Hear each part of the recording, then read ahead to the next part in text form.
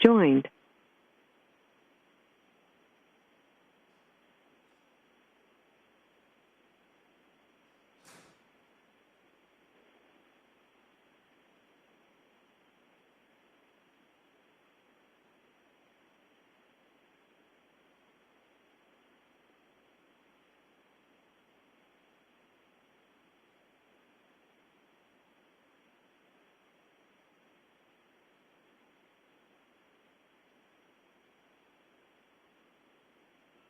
Joined.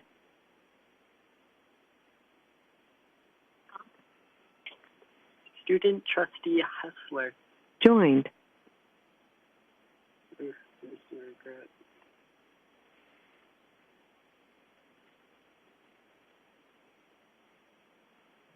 Tracy McKillop. Joined.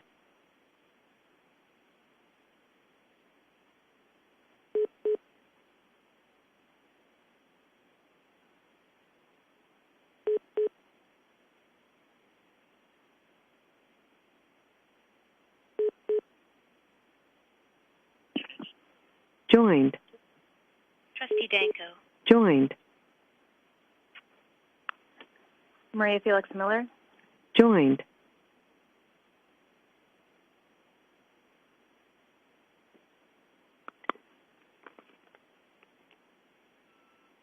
Joined.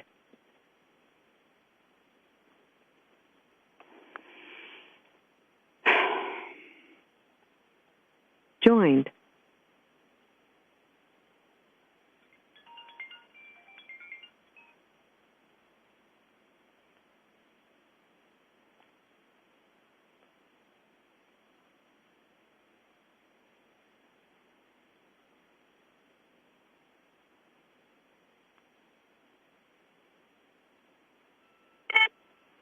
Ray Mulholland. Joined.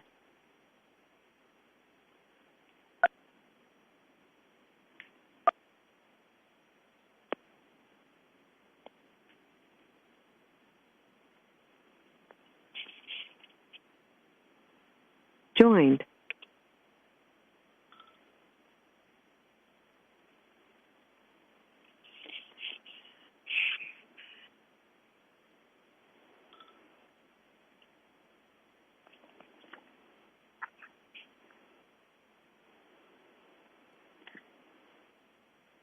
Okay, trustees, one more minute showing on my clock.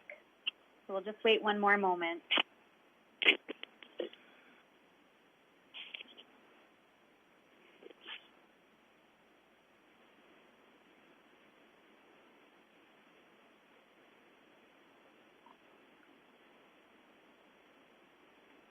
Okay, trustees, this is Chair Johnstone speaking on August 24th for our special board meeting.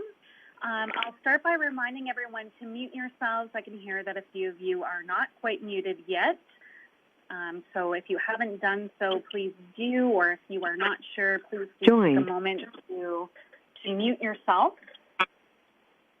With that, I am going to start with going through roll call just to make sure everyone is on the line. So we'll start with Trustee Archer. Present. Trustee Bingham. Present. Trustee Buck. Present. Trustee Danko. Present. Trustee Deep. Present. Trustee Galindo. I am present. Trustee Miller. Present. Thank you. Trustee Mulholland. Present. Trustee Paikin-Miller.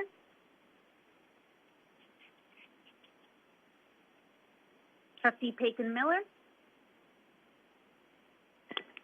I was on mute. I'm here. Thank you. Trustee Tutt. Trustee Tutt. Trustee Tutt, I believe you might be on mute.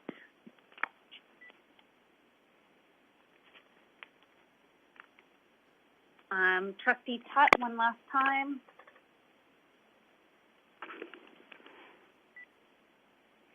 Okay, I'll continue through the list. Do we have student trustee Hessler? Here. Thank you. Trustee Zeggy?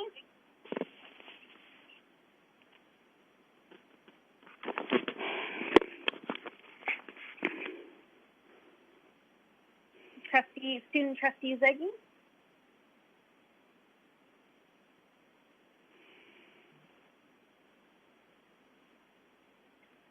Student trustee Zeggy? Okay, we'll continue on, and just to note for the public, Trustee Tutt is having technical difficulties and hopes to be on shortly. Student trustee Zakar? Present. Thank you, and welcome. Okay, so with that, we will now move to call the meeting to order, and I am going to start with the HWDSB land acknowledgement. The Hamilton Wentworth District School Board acknowledges our presence on this ancestral Anishinaabe and Haudenosaunee Confederacy land as determined with the Dish with One Spoon Treaty. The Dish with One Spoon Wampum Belt represents the treaty relationship between the Haudenosaunee Confederacy and Anishinaabe with respect to sharing the land and resources thereon. The intent of this agreement is for all nations sharing this territory to do so responsibly, respectfully, and sustainably in perpetuity. We respect the long-standing relationships with the local Indigenous communities, the Mississaugas of the Credit First Nation, and the Six Nations of the Grand River. With that, we will now pause for the playing of O Canada.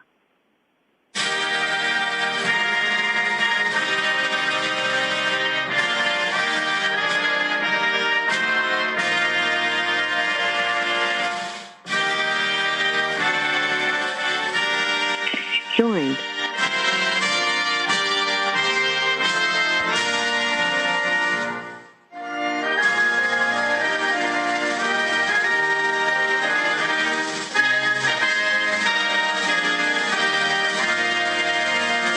Joined.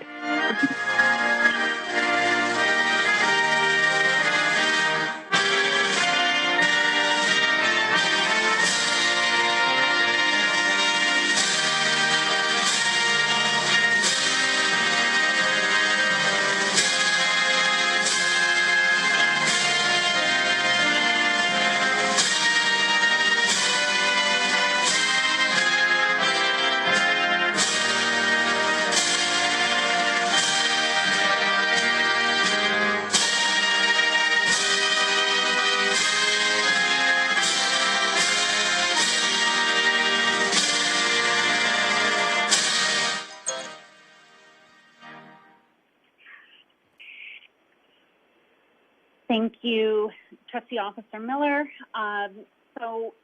We'll turn now, just before we get started on to item A, I would like to take a moment to state that we do have a packed agenda tonight. As such, I'll remind trustees to please stick to our protocol of 5-minute speaking time, so to be prepared for that. And we'll also note to trustees that for item A, I will go through regular speaking order. For item 3, financial update, I will go through reverse speaking order so that we can have a change up with regards to who speaks first. And for item 4, I will resume in regular speaking order. So with that, I will move to item A. It is a delegation. However, we have received it as a written correspondence as we are meeting remotely. So with that, we will treat it as a written correspondence. Trustee Liaison Officer Heather Miller will not be reading it into the minutes, but trustees can read the written submission. And I'll just ask, do we have a motion to, so with that, I'll ask if there's a motion to, I'll ask if there are any questions for clarity that for the delegate that we can follow up with. So I'll just move through the list. Trustee Archer, do you have any questions No questions at this time. Thank you. Trustee Bingham, No questions at this time. Trustee Buck, No questions. Trustee Danko, No questions, thank you. Trustee Dees, No questions, thank you. Trustee Galindo, No questions. Thank you. Trustee Miller, No questions. Thank you. Trustee Mulholland, Trustee Mulholland, Trustee Mulholland. I'll continue to move through. No questions. Oh, thank you, Trustee Mulholland. Trustee Paikin-Miller, No questions, thank you. thank you. Trustee Tutt, No questions. Thank you. Student Trustee Hessler, No.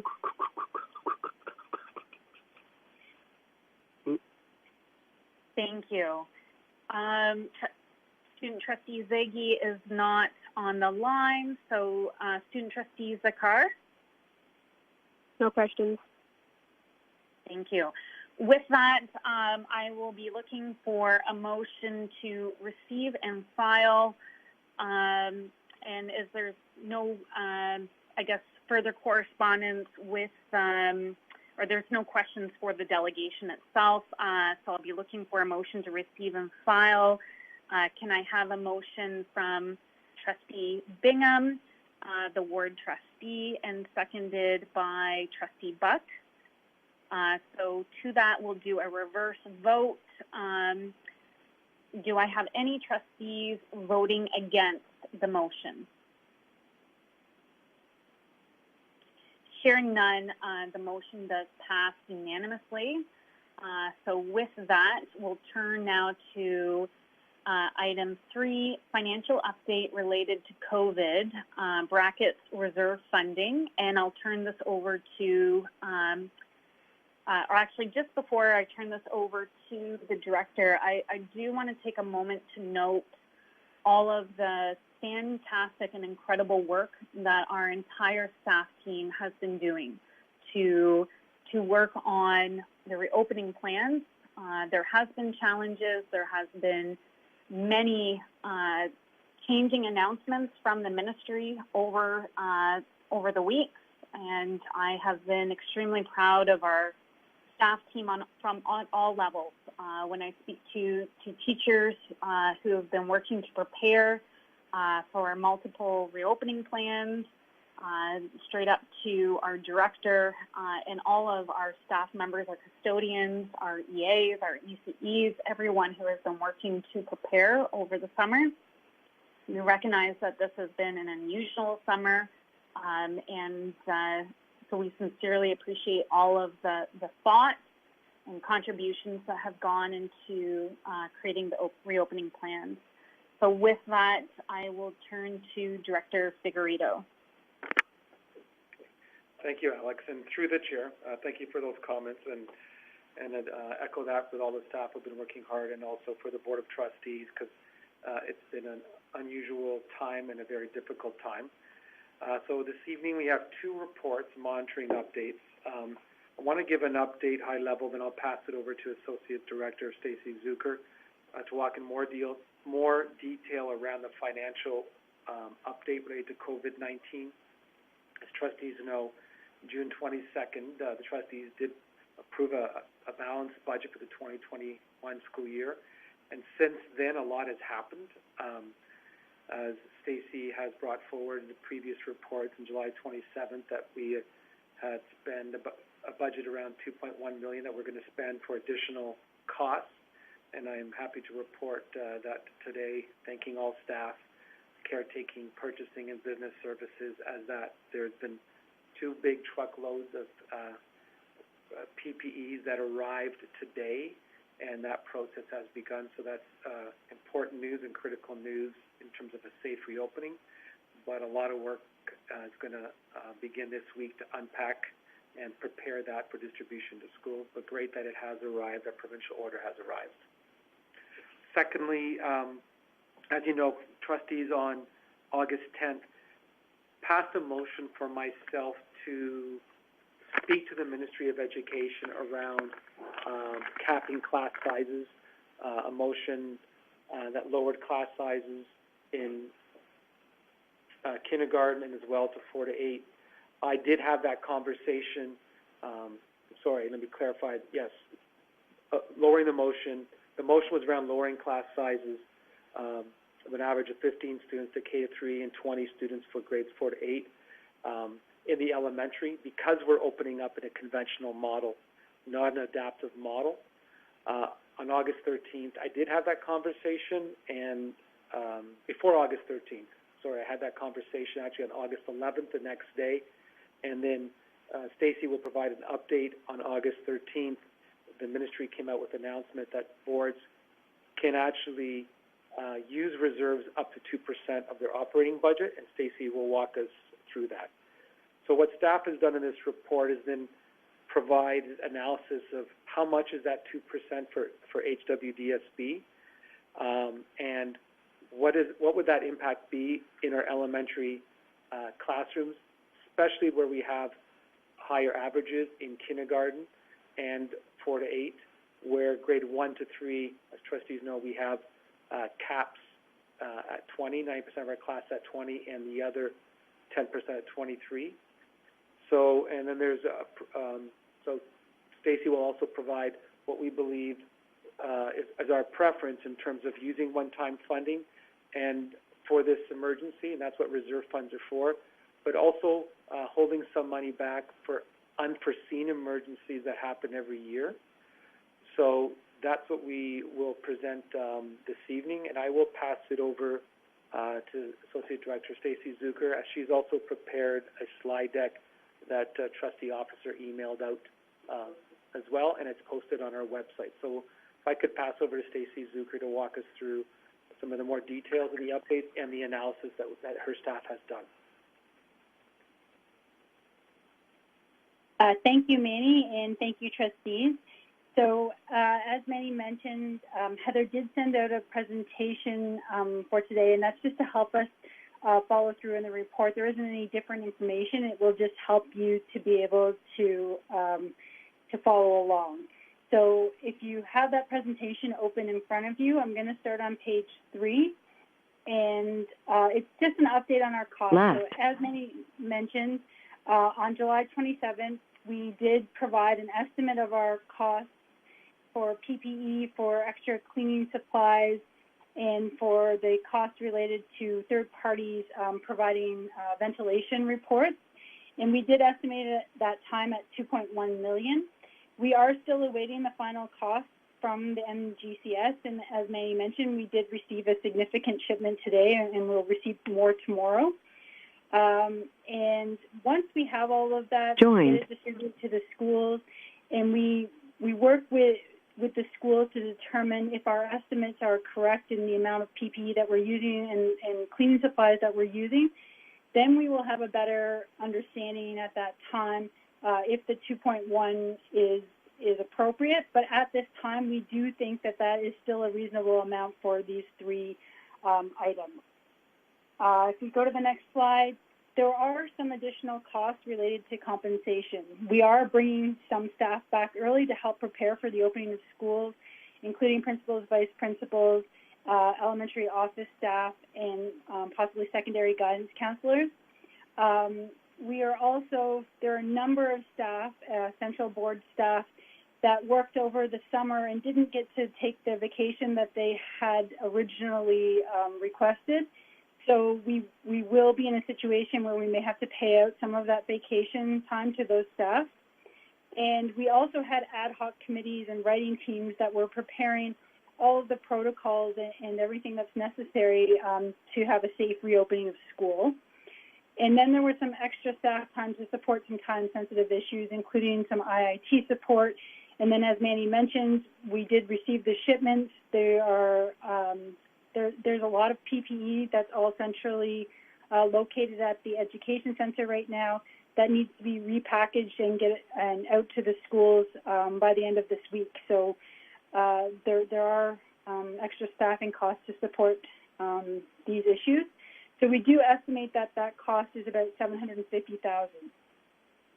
So that cost, even though it relates to next year, we are incurring it right now. And we haven't had our year end yet. Our year end is August 31st. So even though they're 2020-21 related costs, we are incurring them in 2019-20, which means they would be a cost of this year. So just when we're looking at where do we get the funding, that's something important to consider.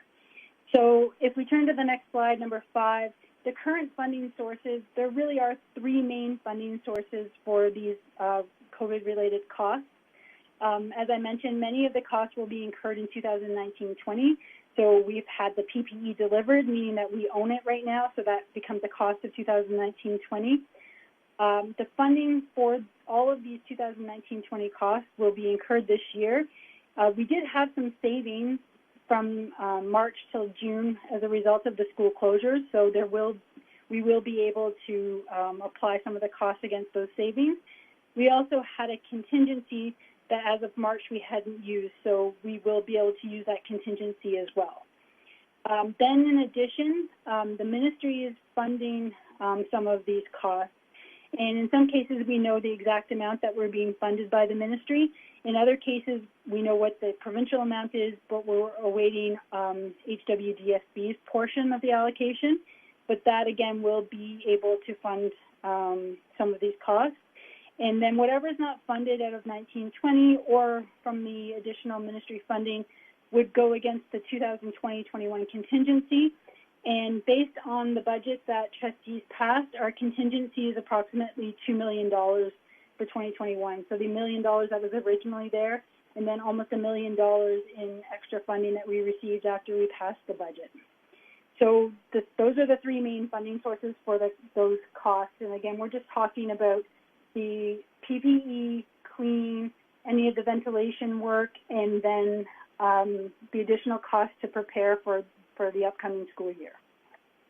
So if we turn to the next slide, as you may recall, the ministry did allocate in its B memo $30 million provincially to help boards to reduce class sizes.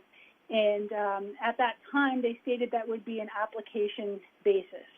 Well, the ministry recognized that there was not a lot of time for boards to prepare business cases and to get them in. So they actually changed to a board-by-board allocation. And of that $30 million, HWDSB will receive just over $933,000. So just over $900,000 to support reducing class sizes and specifically to help implement physical distancing. So the next slide is slide number 7, and we're going to start talking about our reserves. So boards have always had the opportunity to submit a deficit budget up to 1% of its operating revenue. Now, our board has always submitted a balanced budget, and when you submitted a deficit budget, you did have to submit it with a plan to eliminate that deficit within 2 years. So since I've been here for the past 7 years, we've always submitted a balanced budget and haven't had to prepare this plan. But on August 13th, the ministry announced an increase in that amount from 1% to 2%. So what the ministry is saying is that boards can use up to 2% of their operating revenue if they have that amount in reserve. They can submit a deficit budget. So if we look at the next slide, slide 8, the ministry, when they announced the funding of the 933, they also estimated what the reserve balance would be, that the 2% that the board could request use of. And so their estimate was $11,937,277. So basically how it would work is the ministry would still require us to submit a business case to access the reserve. That's a requirement of submitting a deficit budget. We would refile a deficit budget for 2021. So we would have a loss in 2021.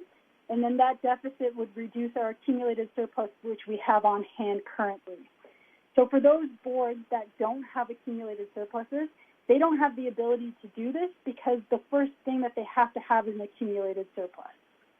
So if we turn to the next slide, and it was attached as an Appendix A in the report, this just outlines the reserves that HWDSB has on hand at the end of last year. So obviously, August 31st, 2020 is coming up. We will prepare our year end at that time, and these numbers will all be updated. But as of August 31st last year, we had an unappropriated surplus. And unappropriated means that the board hasn't identified a specific purpose for the surplus. So it means that it's a reserve that's sitting there that if we have one-time emergencies or if our budget for some reason came in higher than our expenses, this is where it would come from. Then we have about $6.6 million of other operating reserves, and those have been set aside for a specific purpose. So we have, for example, school budgets. They get when schools carry forward their school budgets, this is where it gets set up. Also, sometimes we are saving for a certain expense over a number of years. So when we were getting a new financial information system, for example, we would save over a couple of years or 5 years in order to be able to afford the information system and all the training that goes along with it. So each year that amount would get set up in a reserve, and then we would spend it out of that reserve. So they've been set aside for a specific purpose. And then we have about $17.3 million in capital reserves. And again, this sounds like a lot. $15 million of it relates to the education center or the amortization. So basically, we've already spent this money for the education center, but when we set up a capital asset for accounting purposes, it gets amortized or expensed over 40 years. So if we had set up all the revenue that we had saved in 1 year, but then kept having expenses over the next 40 years, that would create a loss for the board. So instead, we set up a reserve, and every year as we amortize, we put that expense against this reserve so it doesn't have an impact on our operating budget from a year-to-year basis. So in total, we have approximately $34.996 or $35 million in reserves.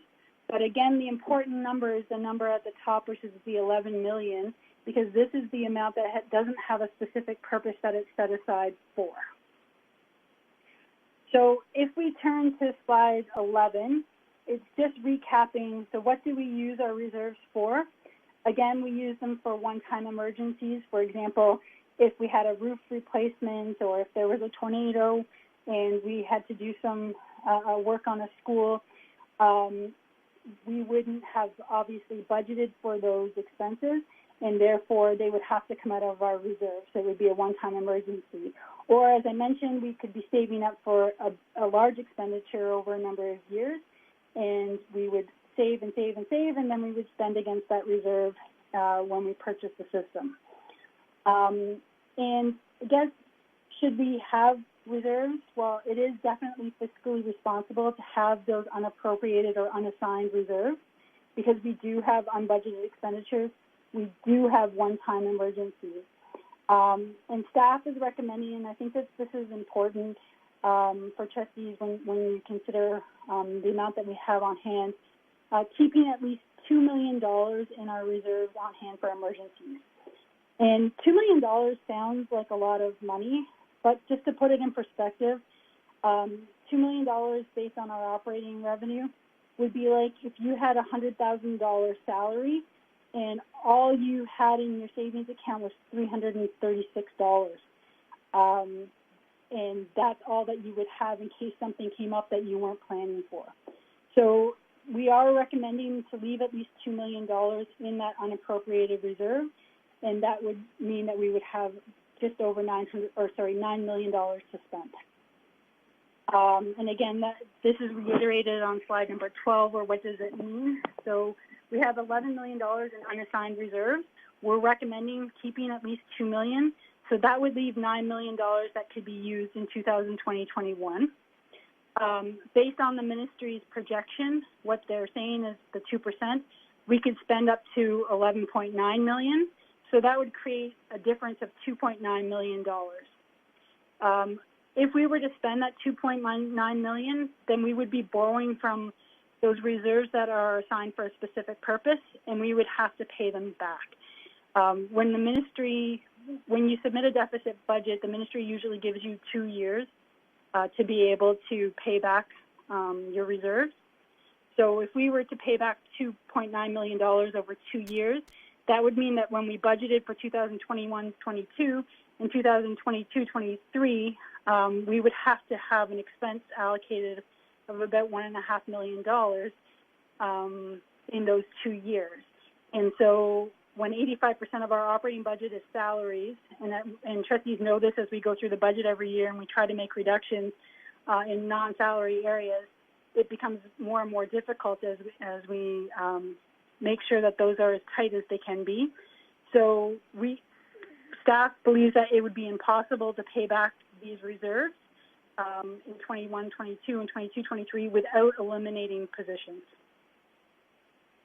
So again, staff is recommending $2 million be kept in the reserves, and staff would recommend not borrowing from our existing reserves as well, our specific reserves. So if we turn to slide 13, this is where we talk about how we could use the reserves. And as the director mentioned, the trustee motion on August 10th was to request funding from the ministry to reduce the class sizes.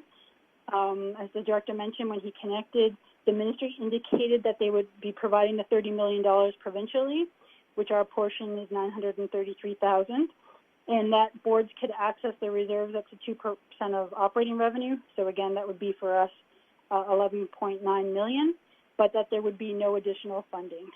So we would not be able to achieve those class sizes.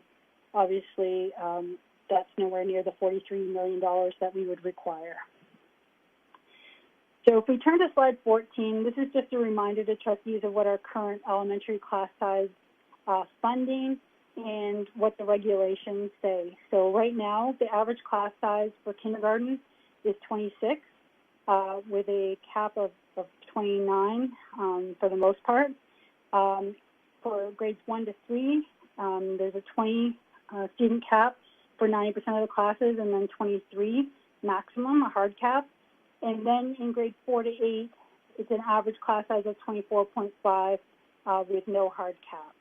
So based on those current class sizes, staff did review all of the class sizes at every single school, so went through the over 1,700 classes and looked at the numbers in each class and really concentrated on kindergarten and grades 4 to 8 because physical distancing is 1 to 3 classrooms at the recommendations. So when we look at kindergarten, the next slide, the average class size currently for kindergarten is 25.7, which makes sense that we're funded at 26, so we would be around that number. We do have 34 schools that have an average class size that is higher than 25.7, and we did review all the schools, and having 47 classes and no more than one class in each school, so we had one class to 47 different schools, we could reduce the average class size to 21.8. And it's important for trustees to recall that this is assuming that 100% of the kindergarten students are returning in person. So we obviously know that that's not the case, and that we will be doing a reorganization before the start of school. So it is likely that the in-person class size can decrease even more, so below the 21.8 with this reorganization and the remote learning. So in order for us to do this, and then on slide 16, we would require 3 things. You need available staff, you need available space, and you need available funding. So the staff, in order to add 47 classes, we would need to add 56.4 teachers because we have to include prep time there, and we would have to add 54 DECEs. So 47 to the classes, plus we do have some classes right now that are staffed at 15 without a DECE, So we could add a DECE and increase those class sizes a little bit to help with the averages. So that would be what we require for staffing for kindergarten. For space, we would need 47 additional classrooms. And again, these are 47 classes in 47 schools. So we do currently have the space in all of those schools to be able to add those classes. Now, it isn't necessarily an empty classroom. It could be a learning commons. And we are not looking right now at extra space in different areas, whether it be renting space or using our existing space, because that would create additional challenges, and obviously there would be a significant cost in just the logistics for transportation. So the next thing would be available space, and we would need to add this cost, and we expect that the staffing of 56.4 teachers and 54 DECEs would cost approximately $7.4 million.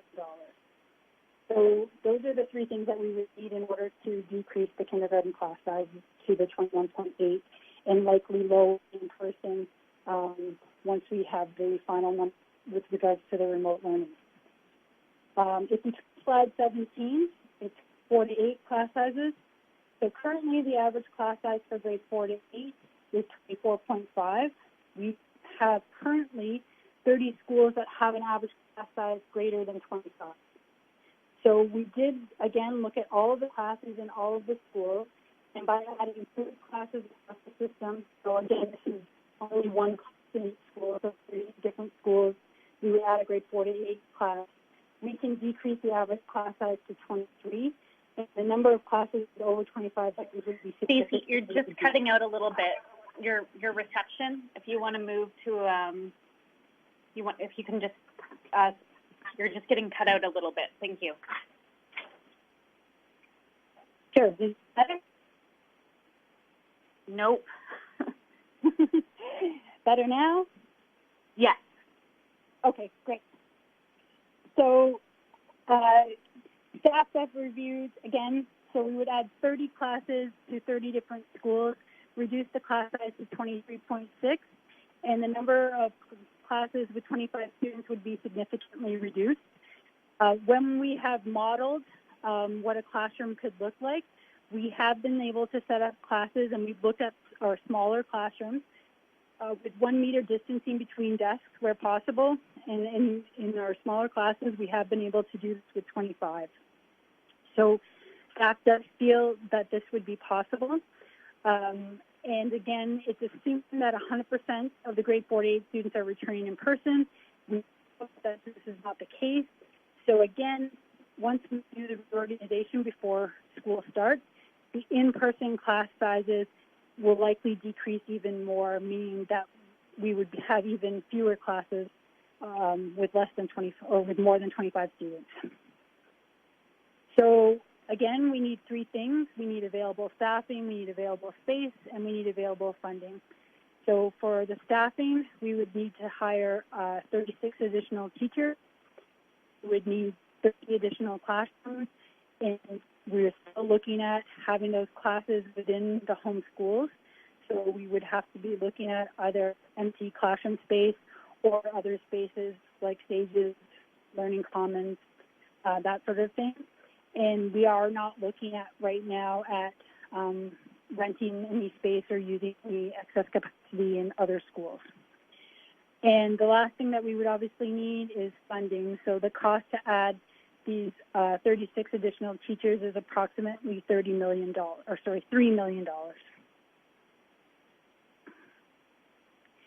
So just to summarize the needs, for elementary class size for the sizes that the board staff has looked at, we would need 86.4 additional elementary teachers. We would need 54 additional DECEs. And if we were to add these, we would use occasional staff as we do our staffing process and the reorganization in August. And then we would be adding permanent once we've determined what's necessary based on reorganization. But again, it's important to remember, because we're using reserves, this is a one-time, one-year increase in staffing, so that it is likely that at the end of this year, so when we're doing the budget for next year, we would be looking at declaring these staff redundant. Slide 20, again, just when we look at available space, we would need 77 additional classrooms, and we would, we have had staff open spaces, so we can accommodate this need in schools, but may require the use of non-classroom spaces like learning commons, research rooms, gymnasiums, that sort of thing. Once the reorganization is complete for the remote learners, it is possible that more classroom space will be opened in schools that currently do not have an empty classroom, but we will have to wait to see, based on reorganization, if that space comes to fruition, and then obviously we would be using that space. But again, we still do not believe that we need to rent any additional space nor transport students away from their home schools. And then available funding. So what we've discussed and proposed here, or not proposed, but looked at, would need about $10.4 million to make these additions.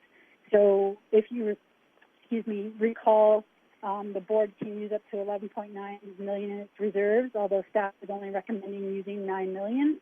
And then the board is receiving $933,000 from the ministry. So in total, the board would have $9.9 million and would require an additional $500,000 to meet the needs that this report is contemplating. But important things to remember, again, we're taking into account that 100%, this report assumes that 100% are coming back in person, which is not the case. And there may be able to be reductions once we figure out how many will be learning remotely. And if that's not the case, then we would have to decrease the number of classrooms added by 4 or 5 classes from what you saw earlier. And staff still believes that that is possible and still will have a significant impact on students and the ability to provide space that would be physically distanced. So I'm going to end there. And again, the important things to remember are those last few slides, that we would need 86 that would be set. Sorry, Stacey, you're just cutting out a little bit. Sorry, Stacey. Can you just repeat that whole last paragraph? Thank you. Sure. Sorry. Can you hear me now? I think so. Okay.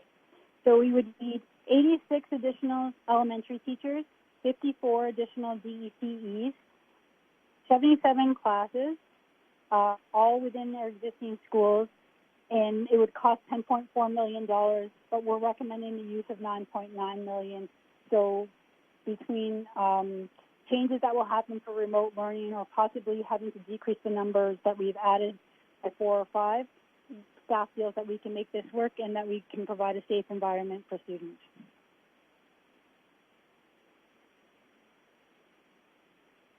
So.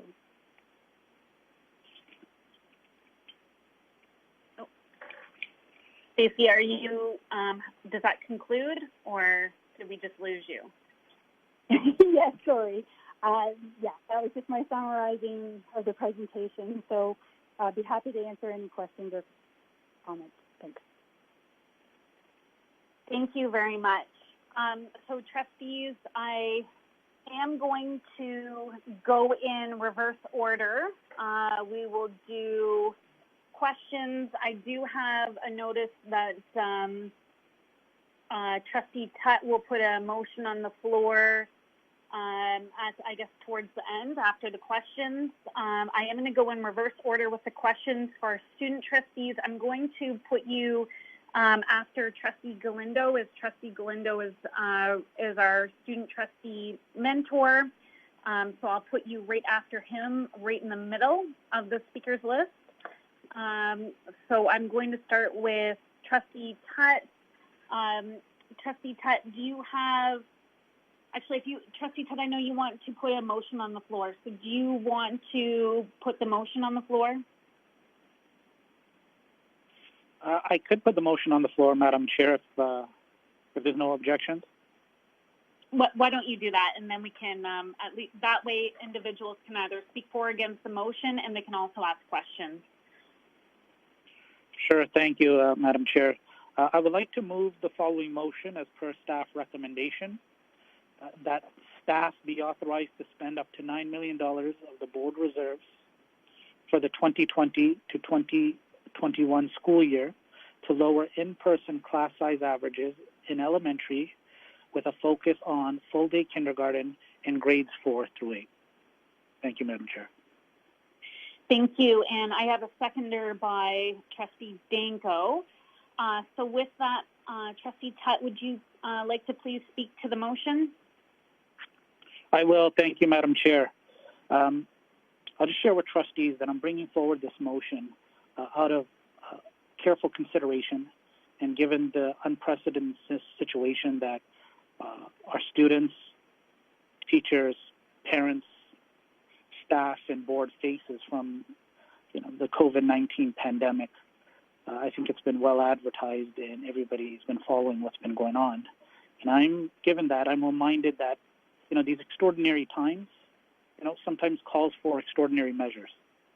And I think it's imperative that during times of uncertainty and unpredictability, and particularly where the health and safety of our school community could be at risk, it's important that we as a board step forward and do everything possible, with the greatest of consideration and flexibility to authorize staff to use any means to ensure the safety of our school board. Trustees will see this, my motion is direct and it's straightforward in its construction, and it allows staff to achieve those goals from the comments that I just spoke to. So I'm hoping trustees will consider joining me in passing this motion and further supporting staff to prepare for a safe school year. Thank you, Madam Chair. Thank you. And just so trustees are aware, or just to reiterate, Trustee Tutt is moving the recommendation of staff. And just to reiterate, the motion is that staff spend up to $9 million of board reserves for the 2020 to 2021 school year to lower in-person class size averages in elementary with a focus on full-day kindergarten in grades 4 to 8. So with that, I'll move to the seconder, Trustee Danko. Thank you, Trustee Johnson. Can I just clarify if I'm just speaking to the motion or am I also asking questions? You can speak to the motion and ask questions. Thank you. So as Trustee Tutt has very clearly articulated, it is a time to lead, and staff have outlined that this is an appropriate time to use our unallocated reserves without compromising future budgets. I know as a board we've been asking questions about class sizes, we've been asking questions about physical distancing, and I see this as an opportunity to lead and to say that we do really put the safety of our students and our staff first, and we will maximize physical distancing as much as possible within the funding that the government has restricted us to by using our unallocated reserves. I also appreciate that the motion specifies that we can use up to $9 million in board reserves, as we've heard that we are not necessarily going to see all of our students come back in person.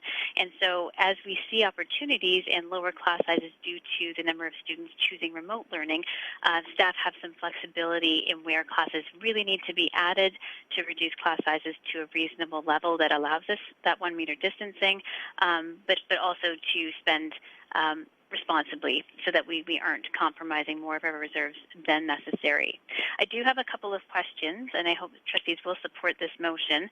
I do want to say I appreciate the work that staff have done so far. It's a very comprehensive review. We heard it was 1,700 classes, and Staff have also done a space inventory. They have modeled our ability to distance desks 1 meter apart. So I really appreciate the work of staff on this, particularly as the turnaround times on these announcements are very short. So I know you've been working around the clock. A couple of questions. When did the ministry change the application process for the amount they'd allocated for addressing class sizes to a board allocation? I see this as good news, but it's challenging timing, and I was just curious when that change happened. I'll move to the director.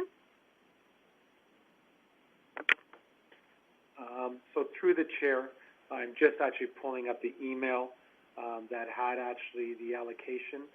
If the chair will give me a moment, I'll actually get the exact date, but it was within the past week, I believe.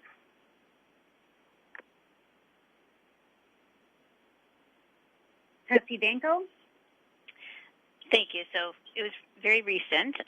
Next question. We have to provide a business case to use our reserve. So given we need to start hiring or putting teachers in positions as soon as possible, what is the expected turnaround time for getting approval from the ministry on our business case? Director? So thank you through the chair. Thanks for the question, Trustee Danko. I'll ask Associate Director Stacey Zucker to give that, because we know ministry staff said that they would support board staff with quick turnaround, because our hope is that we could implement these new positions right during our August staffing reorganization that's occurring in the next 2 weeks. So I'll ask Associate Director Stacey Zucker if she has any further information than what I've provided. Thank you, and through the chair, we do not have a specific turnaround date, although we know that this is what the ministry is recommending. So we would expect it to be supported. The $9 million would be well within our $11.9 million that they've estimated. So staff doesn't anticipate any issues in terms of turnaround of approval. Thank you. Quickly, do we have enough kindergarten and DECE occasional teachers to fill our need, or are we going to be looking for new hires? I'll move to the director. So thank you through the chair. I'll ask Superintendent Jamie Nunn to provide an update. To the previous question, though, Trustee Danko, the ministry memo regarding the allocation was sent to boards on August 14th, which is just over 10 days ago when we received. So it was after our last board meeting that we received that they would be shifting to an allocation. But in terms of to your question, I'll ask Superintendent Jamie Nunn to answer your question around our occasional lists for DECEs and elementary teachers. Thank you, and through the chair, for our occasional elementary teachers, we currently have over 750 occasional teachers on our list at this time. We are further adding another 180 elementary teachers to that list. So staff are confident that we would be able to fulfill these additional elementary teaching roles. In regards to our occasional DECE group, we currently have 130 occasional staff, and we're further interviewing an additional 60 occasional DECEs to further add to this group. So like our elementary teachers, we are confident that we would be able to offer these positions to staff. That is fantastic news. And my last question, do we have enough funding or do we have funding concerns about our remote classrooms and the teachers that will be required for those classrooms, or does it all work out when we establish our classes both in person and remote?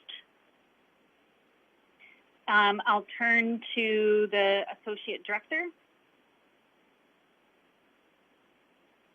Thank you, and through the chair, from a perspective of class size, we would assume that we would continue to follow the collective agreements and the regulations, and so we don't anticipate any issues there with regards to achieving average class size.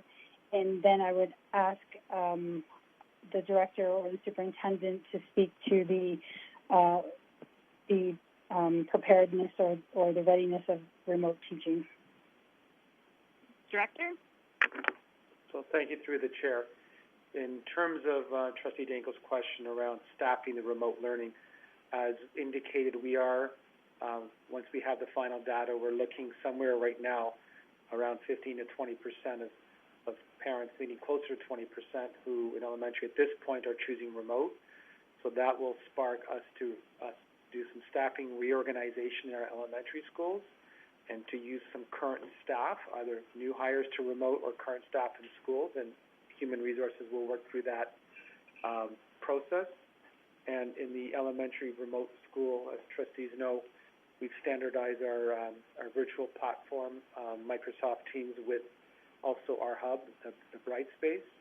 So more information will be coming on August 31st from Learning Services around our training and our expectations, but also aligned with the ministry's new PPM on synchronous learning. But in terms of the ability to staff, this additional funding will definitely help not only lower class sizes, but help us staff for our remote learning as well.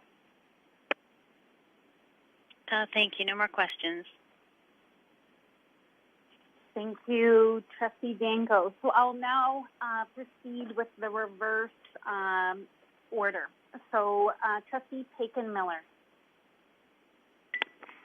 if you can just clear, Trustee Paikin-Miller, you can either speak to the motion, either for or against, or you can ask questions with regards to staff's report on funding.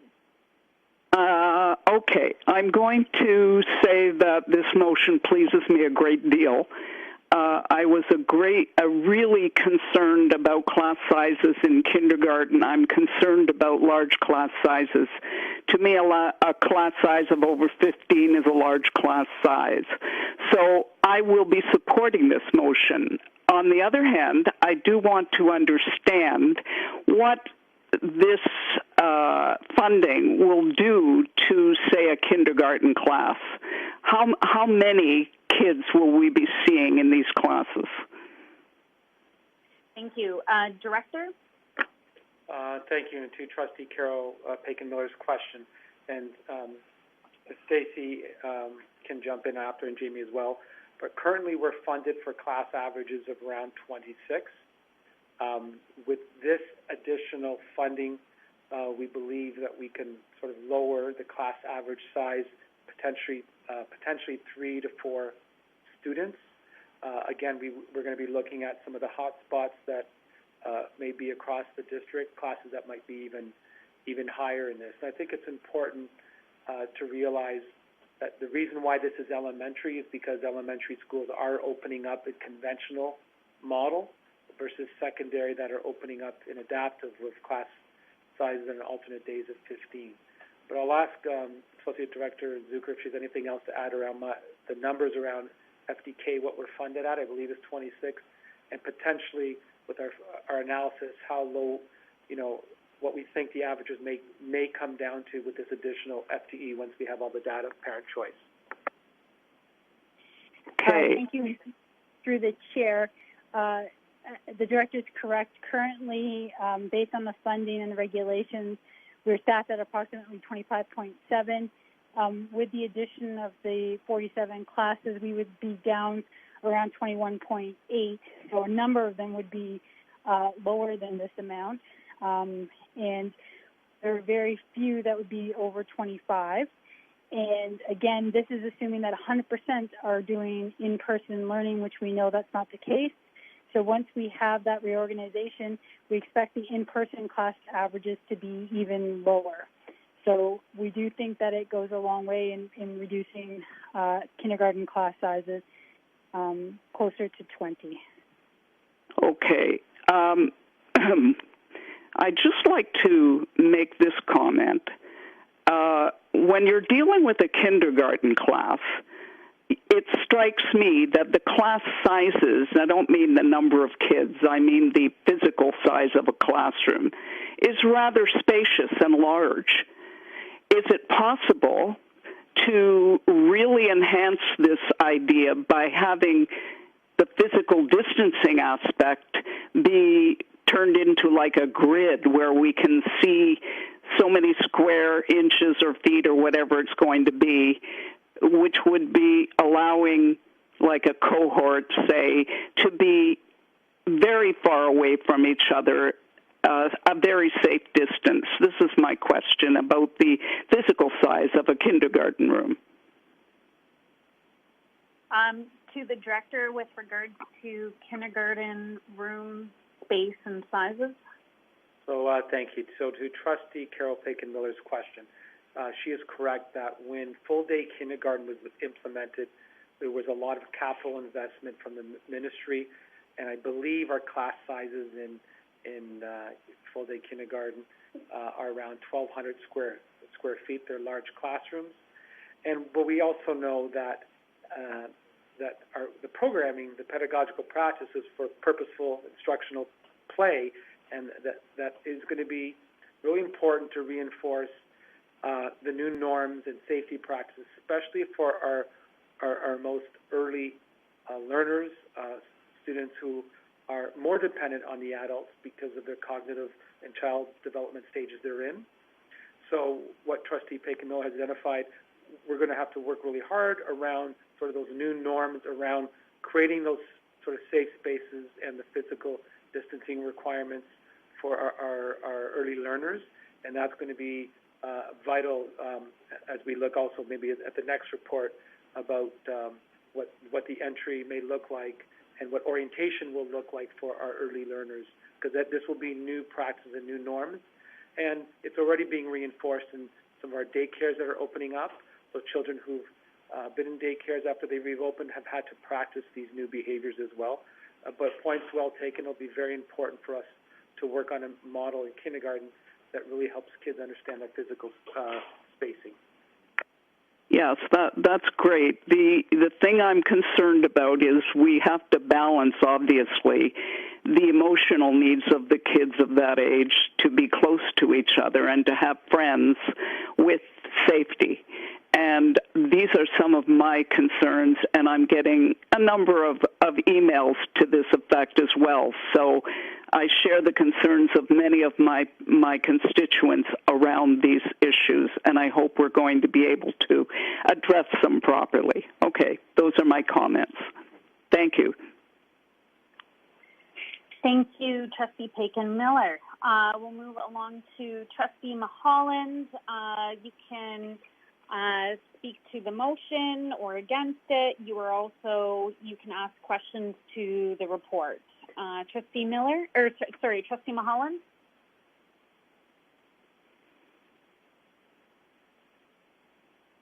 Trustee Mulholland? You got me? Yes, we do. Thank you. Please. Yes, we can hear you. Thank you, Madam Chair. As far as the motion goes, I will reluctantly support the motion. My comment would be, if the provincial government of today want to call the shots, they should be paying the full freight. Thank you. Thank you, Trustee Mulholland. Trustee Miller, I will now turn to you. You can either speak for or against the motion. You can also ask questions to the report. Trustee Miller? Hi, thank you. I want to make the comment that I agree wholeheartedly with Trustee Mulholland's comments. Our reserve funding is not where I wanted to see our access to the funds to make this plan work, but unfortunately that's the plan we have in front of us. In regards to the motion itself, I will be supporting it. However, I wonder, and I will ask a question around clarifying. One of the concerns that I have there is I wonder whether or not this motion should actually be in the amount of $9.5 million. Associate Director Zucker clarified that if we only had access to $9 million of the reserves, it would leave us about $500,000 short. obviously understanding that that's based on the assumption that 100% of our students would be in person. I'm very concerned, and I would like clarification from staff that regardless of what percentage of our families choose remote, that our plan as we see it outlined tonight will be implemented as it's described here. I'm concerned that if we see a significant amount of families choosing remote for a variety of reasons, their own personal choices, I would be very disappointed to see that this table has allocated and addressed a very public and a very real concern for lower class sizes, and that in the reorganization that the numbers would stay the same even with a significant percentage of folks staying, or rather students staying home. So could I guess, get clarification specifically that our reorganization at the end of August is going to adhere to this plan of these classes regardless of what our remote numbers look like? Yeah, so I'll turn to the director. Director, if you can speak both to the question around finances and the question around how reorg, how it will look in terms of reducing class sizes. Yes, so thank you through the chair, and thank you, Trustee Felix Miller, for the question. So I'll let Associate Director Zucker speak about your question around the extra $500,000, but I'll just be clear around the motion as I'm understanding, and it's clear that if passed, is around reducing class sizes for the in-person classes. So this would be students who and parents who make the choice to come to the physical school versus the remote school. So these additional staff connected to this money would be for that. We have to adhere to our collective agreements in terms of our class size averages in kindergarten, our caps in 1 to 3, and our class size averages in 4 to 8. However, this extra money will allow us to mitigate what's an important factor, which is physical distancing during the pandemic. It could mean that some of the remote classes might be slightly higher to get our averages lower, but our goal for this is to put these additional staff in the physical classrooms and schools to lower the numbers to ensure physical distancing, and that's our commitment if the motion's passed tonight. In terms of the second part, I'll ask Associate Director Zucker to speak about that $500,000 question that Trustee Miller had. Thank you, and through the chair.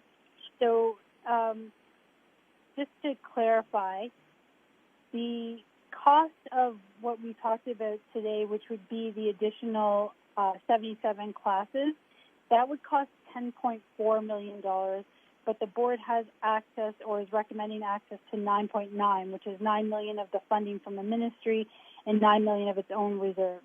So basically that's the difference, is the 10.4 versus the 9.9, and that we would fall $500,000 short of adding 77 classes. But staff feel that this is reasonable because, again, we're assuming that 100% right now, the numbers that you see before you assume 100% will be choosing in-person class or in-person, and we know that's not the case. So once we have the information with regards to the reorganization, we'll be able to look at exactly where to spend the $9.9 million and feel that all of the things that we talked about today, including physical distancing and reducing class sizes below 25, would still be able to happen with up to the $9.9 million. Trustee Miller? Thank you. I guess my concern is parents still have until tomorrow at noon to let us know ultimately what their decision is. We also have new registrants or, families moving into areas who might be requesting in-person learning, and I'm concerned that I don't want to make any assumptions based on our remote numbers until they're firm, and considering that our deadline hasn't closed and parents may be listening, community members may be listening currently, maybe actually waiting to see what this the reduced class size plan was going to look and feel like. And if they like what they're hearing tonight, they might feel more confident in enrolling their child in person. And I so deeply respect the work that's in front of us tonight, and I want to make sure as a trustee that the work that staff has presented tonight and that we're discussing has the ability to be the work as it is described as we're seeing it in front of us tonight. So I'm just wondering if perhaps we should maybe err on the side of slightly more reserve, assuming obviously that if we don't use them, we don't use them. But what would be the process if, one, our numbers are higher and we need access? Is there another way to revisit this at a later board meeting, or would we be stuck with the 9 million cap, and then ultimately the plan does not get to be implemented the way that it's described? So I'll turn to the director to the question on Trustee Miller's question on if staff need to return back to trustees, what is that process, and when would that process be triggered if the plan would not look, if it, I guess, is all indicated that it would not look like as it is described currently. Director? Well, thank you through the chair. There are two critical times in our staffing and reorganization. One, which is happening in the next 2 weeks, in terms of we would be reorganizing our schools and staffing based on parent choice. And reminder that the default for our students who are with us, if parents haven't chosen, will be face-to-face. And there's more communication that's gone out this evening. And if parents are having trouble with the parent portal, there's an alternative quick method to state their case. We would be providing an update to trustees in September to Finance and Facilities. But then there's another opportunity, which we do on an annual basis, which is our year-end September leading into early October reorganization. That happens every year. We typically don't reorganize our schools in August, as trustees know. So by October 13th is another date where parents who might want to make a shift can make a shift. So in September, we will give an update to trustees at Finance Facilities in terms of what were our numbers, how were these additional staff used, what was the impact on full-day kindergarten and grade 4 to 8 averages, and if we're seeing any other hotspots, we can return for further discussion in September prior to our early October reorganization again. Okay, thank you so much. And just one final point for clarification, and if it's not, Chair, if it's not the appropriate spot for it, please just let me know, and then I can bring it up later. But I am very concerned around. I know for the health of this plan and for the safest possible start in September, and also just the mental health of all staff who have been working so diligently throughout the summer. I know that we need our hard, firm numbers in person for elementary, but I've connected with some folks from various schools, and I'm very concerned at the equity issue around a hard deadline for in-person. So one, I'd like clarification in case I'm incorrect, but I was told today that if families, sometimes we have families who register in person the last week right before school because they've moved into the area. They may or may not have internet access because they're in the middle of moving homes. They might have home security issues, a plethora of issues. So I'm just wondering, I would hate to feel as though we're penalizing any family for not being in their catchment before any deadline that they were not aware of. So I'm wondering if if I could get some clarity, and again, if it's not the appropriate time during this meeting right now, then we can bring that up later. But I'm wondering what we're doing with families who normally, kind of come in. We do have families who come in very, very late in the year and let us know. So will there be allocations for those families if they are choosing in person? So I'll turn, Director, there is a connection with regards to the time, but do you want to, in this report, Director, do you want this question asked in this report or the next report 4 in the update? Yeah, so thank you through the chair. I think more information will be coming in the next report around transitions, staggered start, and questions around new registrations and how we're processing them. I think once the report is provided, other trustees might have other questions as well, if that's okay to defer to the next report. Yes. Sure, thank you so much. Yeah, that's fine. Thank you. All right, I have no more questions. All right, thank you. Trustee Galindo. Thank you, Madam You're Chair. welcome to ask questions, speak to the motion or against the motion, so you have those 3 items to choose from. Thank you. Trustee Galindo. Thank you, Madam Chair, for the clarification. I'd like to start off by stating that parents have been reaching out all month with a lot of questions. Granted, I haven't been able to respond to all of them as of yet. It's been tough to keep up. But they're also very thankful for the work that's taking place behind the scenes. They're very mindful of that, and they're very thankful to staff for all of that hard work. So I do want to start by bringing that forward. The COVID-19 pandemic has forced many people, families, and community organizations to dig into their savings and reserves. It looks like that's what we'll need to do here as well as a school board. To me, it's a no-brainer. We cannot put a cost on the safety of our students and staff, and we could very well be saving lives at the end of the day. So for that reason, I support Trustee Tutt's motion, and I'm thankful to the trustee for bringing that forward. It is unfortunate that the funding didn't come directly from the Ministry of Education. I think we'll certainly feel the negative impacts of that decision on our local education in the future. But with many things during this term, we'll deal with that when we cross that bridge. I do have a few questions for staff. My first one is with regards to the motion that's on the table. Will that motion allow staff to use reserve funds for expenses not related to decreasing class sizes, such as PPE? Director. So thank you through the chair.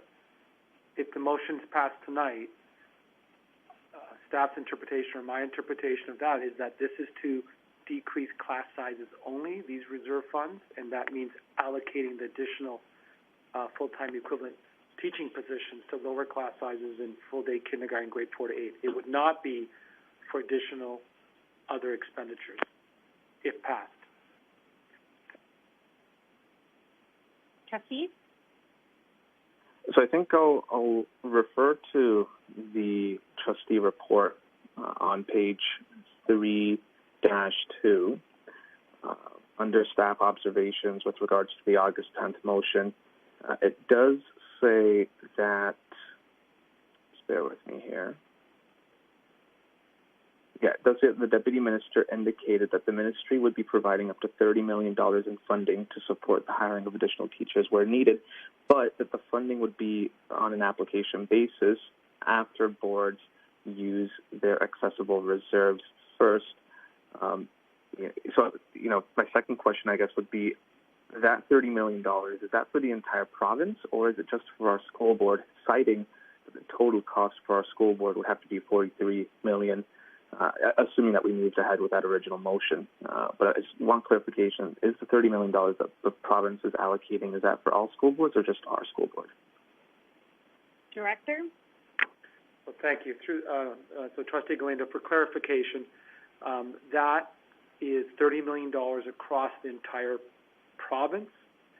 And when the motion was passed last time, I was directed to speak to the ministry. And to meet that class size caps that were in the motion, assuming 15% of our students would choose remote, and we estimate about $43 million to lower those caps.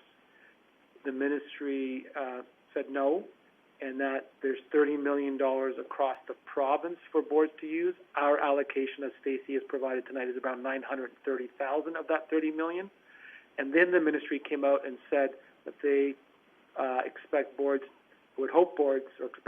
to use their reserves, and that their reserve amount is now shifted from 1% to 2%, and then that's why we're here this evening indicating how much that means for HWDSB. So in summary, $30 million is for the entire province, and our allocation is about $930,000 of that. Trustee Galindo? So with that in mind, through the chair, I wonder, do we as a school board have enough funds to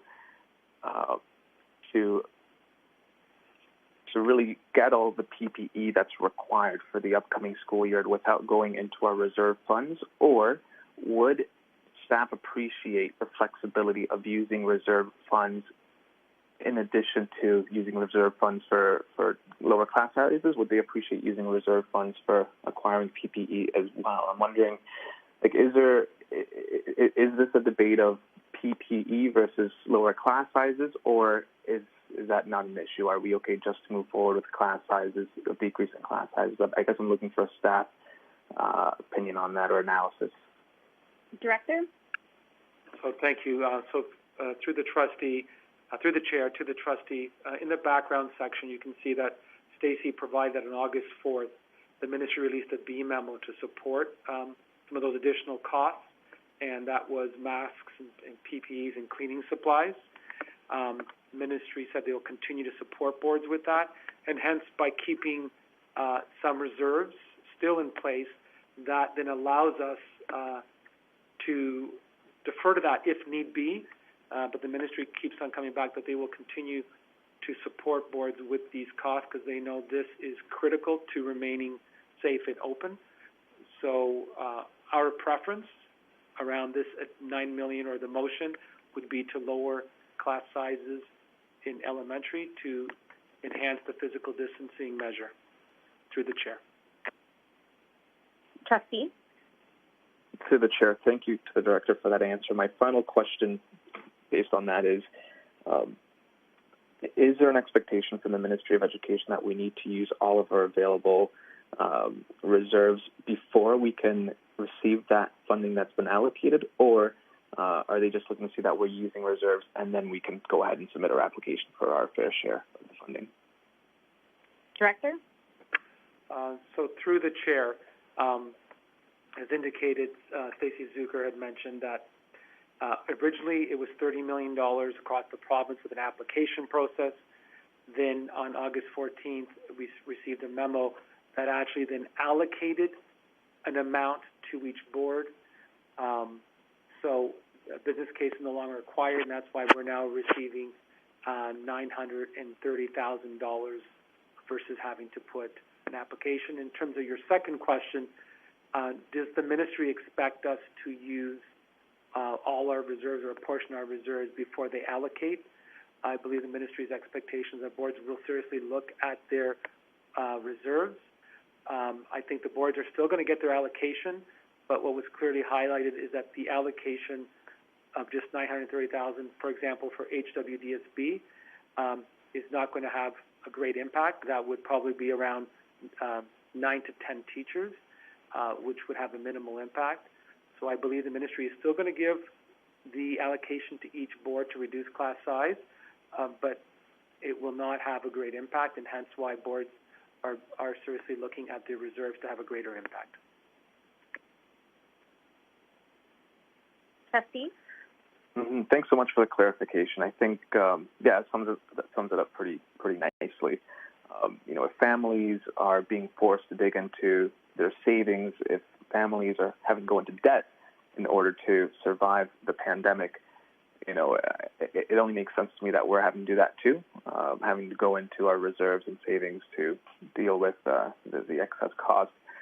Like I said, unfortunate that the funding didn't come directly from the ministry, but the safety of our students and staff comes first, and that to me comes above any cost. So thank you.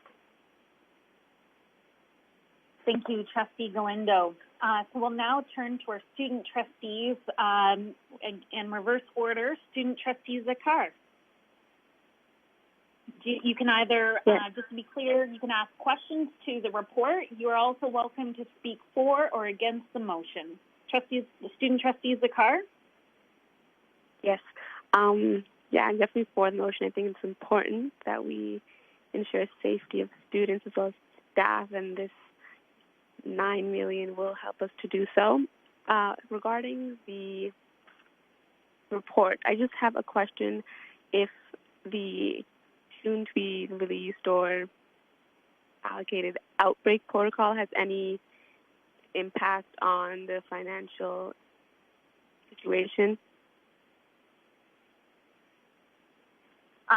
So I'll turn to the director. So thank you, student trustee. Excellent question. We are still awaiting the provincial breakout management protocol. What we know that we're expecting that by Wednesday this week, and what will be key for that is just the time to train our school leaders and then our school staff on the PA day. We have received to date, as of Sunday, the ministry did send us some PA day training materials for that first day. But this money won't, if it's spent on class size, won't have an impact on the breakout management. But I think it's also important to note that we have had conversations with our local public health, with both boards, late last week, and our local public health will be hiring those additional nurses to support contact tracing, reducing risk. Approximately 18 to 20 would be coming to the boards in Hamilton, and so this money being spent here, if approved tonight, does not have an impact on that, because public health units will be receiving that additional money from the Ministry of Health to hire those additional staff. We've had our first conversation around those roles last week, and that is what will be critical and key, is training for us, and then the public health nurses hired to support us with that additional contact tracing and outbreak management if one does occur in one of our schools. Through the chair. Thank you. Student Trustee Zakar, do you have any further questions? No further questions. Thank you, though. Thank you. So I don't believe Student Trustee Zaghi has joined us yet, so I will move along to Student Trustee Hessler. Student Trustee, you are welcome to speak for or against the report. You're also welcome to ask questions from the report. Student Trustee?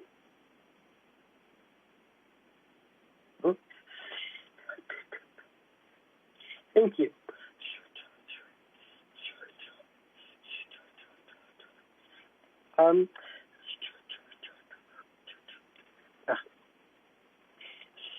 Thank you. Through the chair,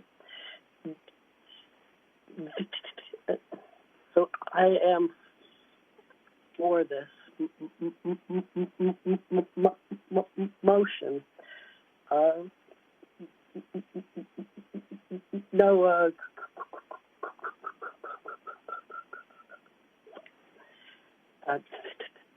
that's all.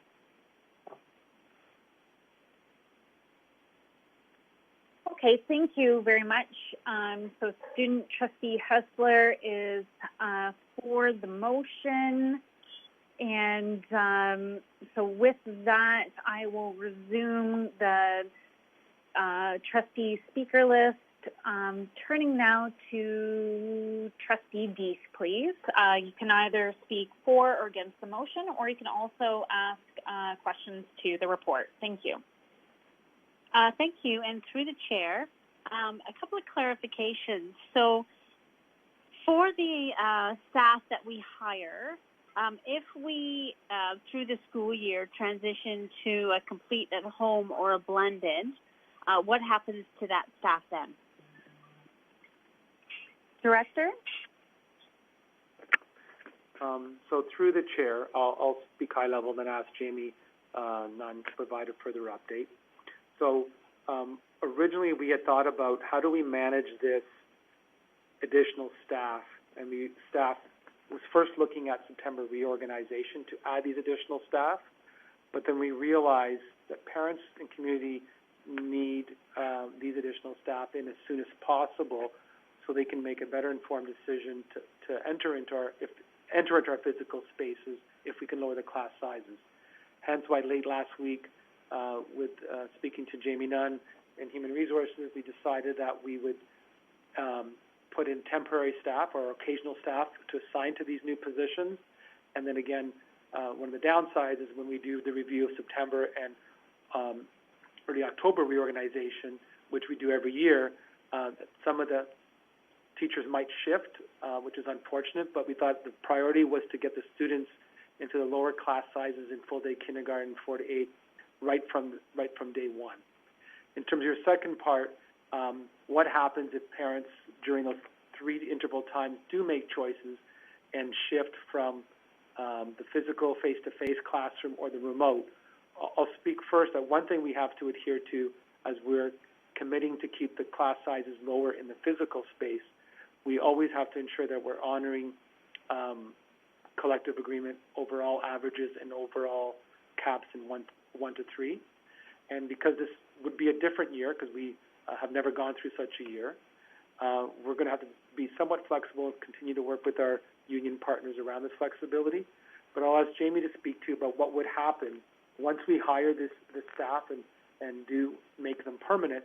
Then they are guaranteed a position for the remainder of the 2021 school year. But I'll ask Jamie to speak about that process. Thank you. And through the chair, I'll break it between the 2 steps of reorganization. So this week we'll receive the results from the parent portal, and staff will begin to add and reorganize classes based on the information that we've received. And we'll further add staff as per the trustee motion if it's passed this evening. And we would add those staff into our school organizations for the start of the new school year. Then those staff would be added as temporary or occasional staff at this point. Then in our second, or what we're defining as our step 2 reorganization, which is our traditional reorganization we do in every year, we would take into consideration what are our actual class sizes in both remote learning and our physical classrooms, and we will make further adjustments based on class sizes. We may have to open a few classes within the first 2 weeks of September. Again, we would open those classes with occasional staff. And then in step 2 reorganization, we would take a look at our entire class sizes across all of our classes, including remote learning, and then we would hire permanent staff based on those classes. Within the taking into consideration the additional staff that trustees have added this evening. In doing so, we recognize we are starting with occasional staff to begin, as we have a number of staff who may not have a full-time entitlement to the board, and in honoring our collective agreement, we would first expand our elementary staff and offer them the opportunity for an expansion as part of the second reorganization. But staff would then remain beyond that step 2 reorganization at the end of September, October. Staff would then be permanent for the rest of the year. Perfect. Thank you. That was my question, I guess, in regards to if by some wonderful miracle that everything went back and we went back to proper full time, that no matter what, no matter what the scenario, that these staff that are hired for this situation to increase social distancing would remain with us until the end of the 2021 year. So thank you for that clarification. My other first comment, and then is thank you for staff for all the work that they've put into this in breaking down the funds. And I know that our staff are extremely fiscally responsible. As per Trustee Miller, Maria Felix Miller, my question, I guess, is around the same thing with the $500,000, because it seems that I know the hope is that this is based on 100%, and 100% will be returning. So, but my concern is, and as we've seen in the past, sometimes we ask or money is requested, and then it comes up that we actually need the additional funds. So I'm wondering whether you're talking about 4 or 5 classes being reduced or not reduced, I guess, if we don't add the extra $500,000. So I'm wondering whether an amendment, because I believe it's up to $9 million. So if we increased it up to 9.5, because from what I'm hearing, it likely won't be that. It'll be less if we have more students staying home. And I'm just wondering about that impact if we make an amendment that increases that up to 9.5. To the chair. Thank you. So I would, I'll turn to the mover of the motion, Trustee Tutt, with regards to a amendment to 9.5. Trustee Tutt.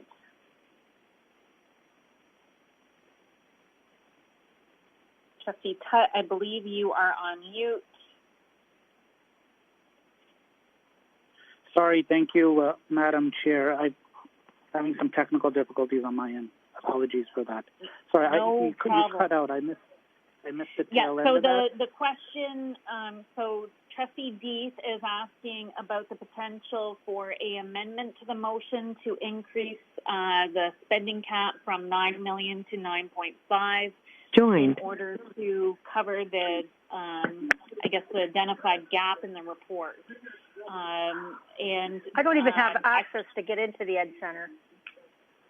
Oh, hello. I can hear someone's not on mute. So with that, Trustee Dees, do you want to restate your question, and then the mover, Trustee Tutt, can respond? Trustee Dees, can you restate?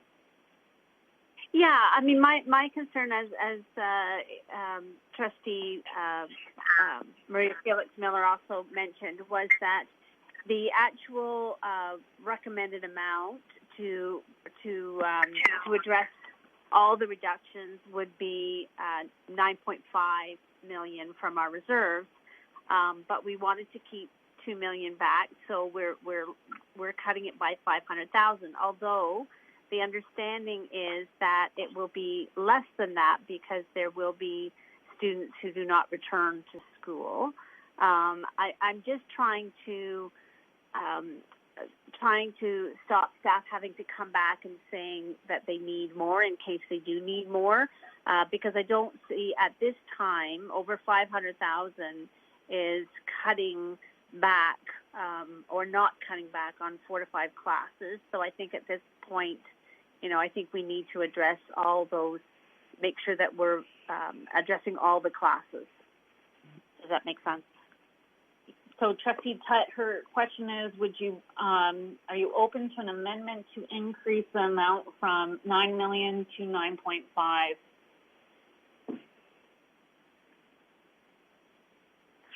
Hi, thank you. So maybe we heard different things. I didn't hear any gap from Associate Director Zucker's report. So, I mean, based on their numbers, and what I heard from them, they seem to support that amount. So that's good enough for me, unless somebody can actually explain to me whether there's a gap or not. I don't see the need or whether the increase addresses anything. As the remote numbers, if I remember correctly, and Associate Director Zucker could maybe correct me, but their assumption is based on about a 15 to 20% assumption based on their data. So it seems like their projections are pretty clear at this point. Okay, so I'll turn to Associate Director Zucker. Thank you, and through the chair. So the $10.4 million, again, total, was assuming that we were 100% back in person. We do expect 15 to 20% to choose remote learning based on the information that's come back so far.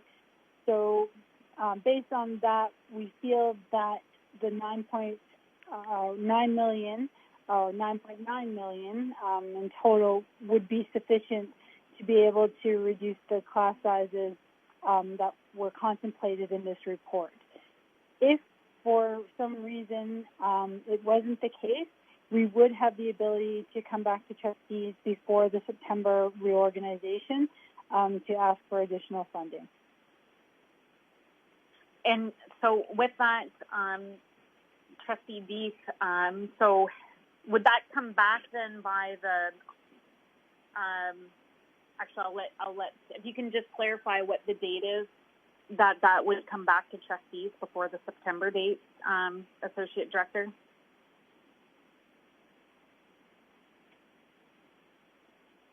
So would that be the August 31st meeting?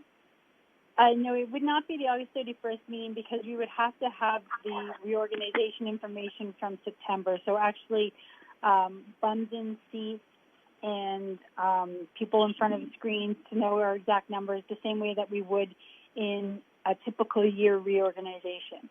Once we have those numbers and we're able to calculate the class sizes and we're able to see if there are any gaps that we need to address, then through Finance and Facilities or through a special board meeting, we would be able to bring that back to trustees sometime after the reorganization or the count date, but before we have to finalize the reorganization. So it may be a meeting that would need to be added, or it may be able to be part of the regular Finance and Facilities meeting schedule. Trustee Deeth? Okay, so just so everybody and Trustee Tutt is on page 22 of the presentation, the PowerPoint presentation. It says where if the board were to use $9 million of the reserves, which would give us a total of 9.9. The second point is the board would require up to another $500,000 to add all the positions contemplated in this report. And the third point is, conversely, the number of classrooms added would have to decrease by four to five classes to stay within the funding. So what I'm asking or what I'm hearing is I want to make sure that if we go ahead with this, that 4 to 5 classes are not decreased. So if we approve the $9 million, and it does get to the point where you come back and say that we do need more money to make sure that all the positions are filled within this report, and that we don't have to decrease any positions, then I'm fine with that. But I just want to make sure that staff don't go ahead and staff based on the fact that if we had another 500,000, we could add another 4 to 5 classes. Does that make sense? Yeah. So Penny, I think, sorry, Trustee Deeth, I think that you've heard the trustees' comments. It would, at this point, I guess, Trustee Officer Miller, if you can just clarify if someone's looking to make an amendment to the motion, would there need to be approval by the mover, or how would that, if you can just provide clarity with regards to governance?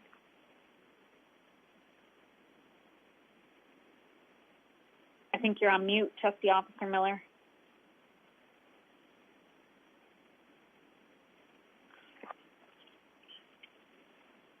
Oh, Trustee Officer Miller, are you?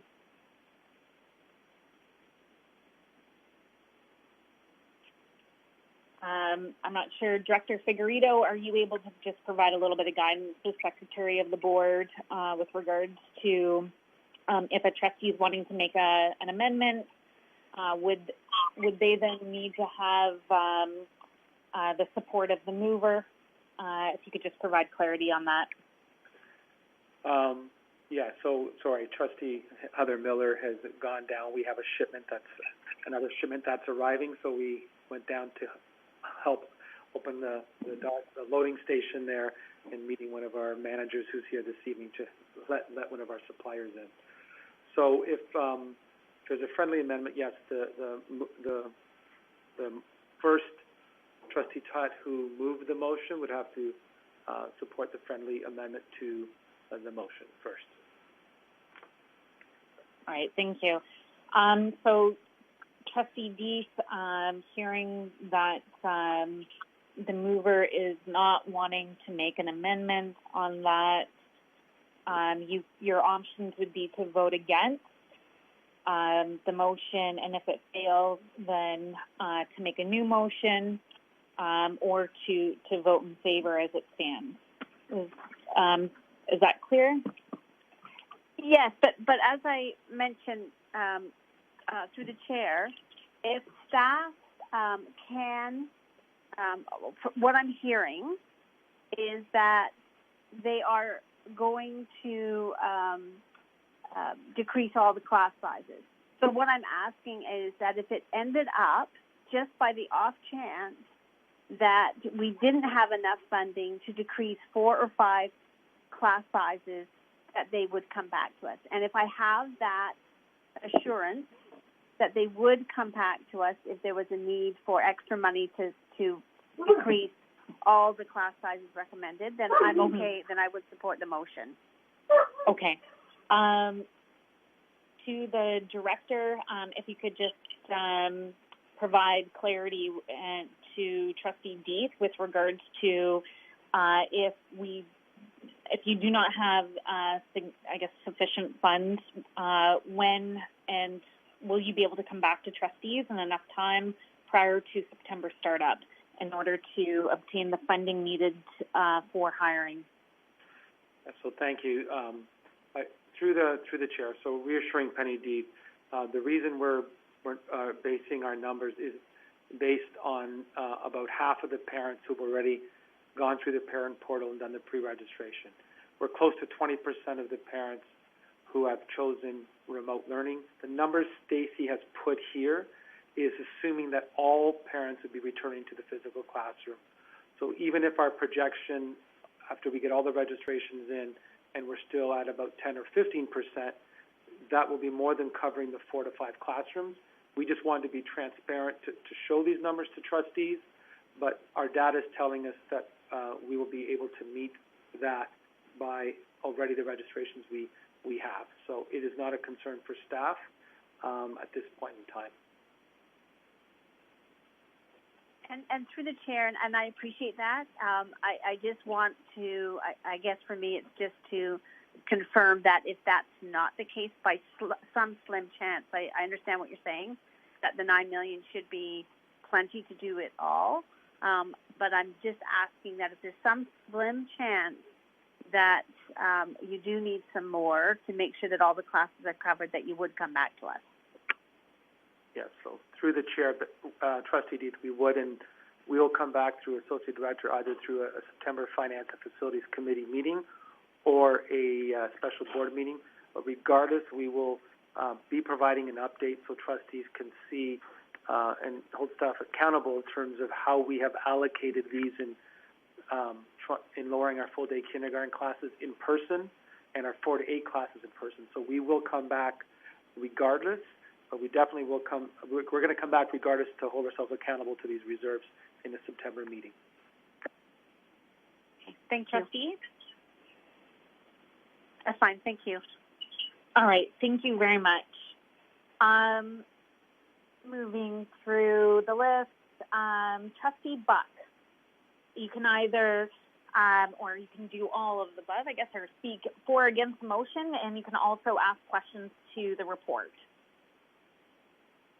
Thank you, Madam Chair. I'll speak maybe first to our last meeting just 2 weeks ago, where we acknowledged as a board that we were going to need more funding to offer the best possible return to school just next month. The minister, regrettably, did not acknowledge that we have a very real need and has created an inequitable, unsafe situation in Ontario. We are woefully underfunded from that the amount that the director brought to us 2 weeks ago, so that we could really fill the gaps and provide that safer return to school. It really is a tragedy that Minister Lecce is putting boards in this position to use our reserves that are meant to serve a different purpose. So we are forced, our hand has been forced. They did not take our return to school seriously in light of the COVID environment that we find ourselves in. And I'm disappointed in their decision to inadequately fund our board and all Ontario school boards. While I'm grateful that we are not left with while I'm grateful that we are not without options, I do lament that this puts us in an inadequate position to cope with emergencies should they arise this year by using our reserves for our September startup or our return to school. I will ask a few questions. Starting first with staffing, I wonder, would a staggered start to the school year in any way be beneficial to the hiring of staff, or do we have some kind of a deadline before the start of the school year as the calendar that trustees approved a little while back has outlined? Could I just get a little bit of clarity around that? Director? So through the chair, we'll be speaking a bit more on the next report around a staggered entry. I think what's important is it's so important to have students assigned to their classroom teacher by September 8th, even if we're going to stagger our entry. And we'll discuss more of that in the model in the next report, because we need that outreach to go from our educators and staff to homes. And we'll speak more about why that'll be important. So we really think it's vital that on paper, each student knows who they're assigned to by September 8th. Thank you very much, Mr. Director Figueredo. Now, if we were unable to acquire optimal staff, I assume that we have many boards across Ontario that will be looking to increase their staff numbers this month and even into September. So what happens if we aren't able to acquire enough staff to fill these positions that we're looking at? What becomes the criteria for priority for where those teachers we were able to acquire will go? So, for example, would it be kindergarten classrooms whose dimensions or physical dimensions are actually quite small? What are we looking at in that regard? Director? So through the chair, as you can see in slide 19, Stacey has put that we need about 86.4 additional elementary teachers and 54 additional DECEs. Jamie will again provide the update of how many people we have in our occasional staff and the process, but our human resources over the years, or last few years, have really been very proactive on a cycle of keeping our occasional hiring pools active. And so we are very confident. I'll ask Jamie just to give that update again, because we don't see any concern with filling that number. Jamie, please. Thank you. And through the chair, we currently have over 750 occasional elementary teachers on our roster. In addition, this summer, we have offered an additional 180 contracts to increase our pool to just under 950 occasional elementary teachers. In regards to our DECEs, we currently have about 130 occasional DECEs, and we have further interviews scheduled in addition to job offers that we've sent out. So this list will only grow as well in the next couple of weeks. Thank you guys so much for that clarity. Yep.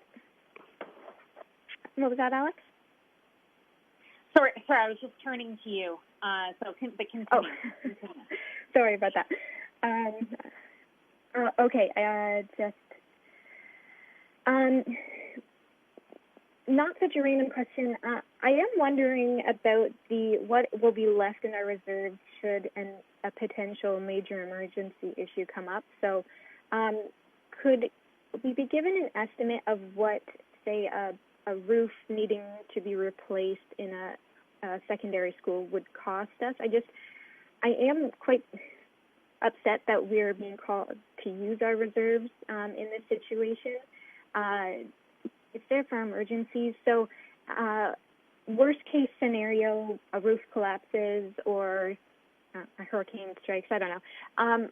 Is that $2 million going to be enough for that type of a project? To the director? So thank you through the chair. And before I pass to Associate Director Zucker to answer that question, I'll just say, because of the trustees' commitment over the last 5 years around our school renewal and capital plan, our schools are in a much better position than they would have been in 5 years with all the capital work we're doing. But I think it's an important question that Trustee Beck is also asking in terms of there are sometimes natural disasters or things that we can't predict. So I'll pass to Associate Director Zucker to give some examples. If we hold $2 million in reserves, how far could that go? Example, like a roof. And then secondly, what happens if you do exhaust your reserves? What's the next step in terms of for those? What would be a next step in how we would access funds to deal with it if we did exhaust our reserves would be the next question I'll ask Associate Director Zucker to share. Thank you. Thank you, and through the chair. So something like a replacement of a secondary roof would be approximately $1 million if we had to do that right away. And the first place we would go to would be our contingency and our reserves. If we didn't have contingency or reserves on hand to be able to do this, then we would have to start looking at our capital funding and some of the projects that were planned for this year, and those would likely have to be delayed.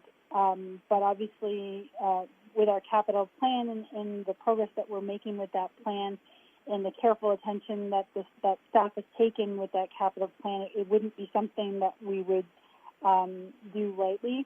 So something like a roof would be approximately $1 million. So as you can see, $2 million, again, it sounds like a lot of money. It wouldn't go very far, but we would have alternatives if we landed ourselves in a situation where we had depleted our reserves. Trustee Buck? No further questions. Thank you so much for those answers. Thank you. Trustee Bingham? Yes. Speaking to the motion, I'm very happy the way that it is, up to the $9 million. I really feel that the other $500,000 would be better to stay in the reserves in case something did happen. The staff can always come to us to ask for additional funds if it was absolutely necessary. So I'm definitely voting. I would vote directly for the motion the way it is. I do want to say thank you so much to the staff for absolutely everything that they have accomplished. It has been the umpteenth time they've had to change a plan over the past 6 months. It seems every week that the ministry is changing something on us, and it just needs to calm down enough to be able to settle things and get our students back either into class or into doing remote learning. It's coming up quickly, and we need to settle a huge amount of things. And I know that there's a lot of staff who did not get time off this year to be able to do some things. And I just thank you for everything. And there are many, many Alex families who say that. There are many families who are sending in emails who are very appreciative of what you're doing as well. At this point, the majority of the questions have been asked. I'm very, very happy with what is presented to us tonight as well. And I won't have any further questions because they've pretty much been asked. Thank you. Thank you, Trustee Bingham. It's Vice Chair Danko just stepping in as chair while Trustee Johnstone figures out her technical issues. Moving along to Trustee Kathy Archer. Any questions, or would you like to speak to the motion? Yes, I would. Thank you. I will support the motion. As of now, we have many students and parents waiting, are expecting to have lower numbers in the classroom, so I suspect tomorrow will be a busy day for registration. I'm still getting parents, even now, getting emails saying they can't get through to the portal. I don't know if this is a concern or a question, but schools have been closed since March, the end of March till now. I had assumed staff would start back to school or back in the schools this week to answer phones. During the report, I did understand that staff would be returning next week. With pay, is this overtime pay? I had understood that staff would have been paid during this 5 months closure, and I'm just confused about the pay. Thank you. I'll turn the chair back over to... Okay, thank you. If you can, there's two questions. One about the concern that the registration will be busy, and maybe we can have an update on the parent portal and the alternative method that's available. And another question about staff. Are they back this week to answer calls in schools, and would that be with full pay? How does that work with the delay or the gap that we've had with schools being closed? So, Director? Thank you. So thank you through the chair. We'll give an update in the next report around the parent portal update, but in terms of Trustee Archer's question, yes, schools have been closed. So this week we have asked our principals and vice principals to return and to begin supporting. We have also, starting tomorrow for 3 days this week, our elementary schools, our OCTU staff are 10-month employees. So that's our office administrators. They, as per their contract, typically come back the week before school starts, but we've asked them to come back and help out 3 days this week. So many of them will either be in the school or working remotely too, because they can access the phone calls, etc., and will be helping with the parent portal registrations tomorrow as well. So they've come in, and we're also in secondary having further conversations with our guidance counselors and student services to come in a little earlier as well to help with timetabling, etc. Typically, those are staff who would be in the week before school starts, but this year they're coming in earlier.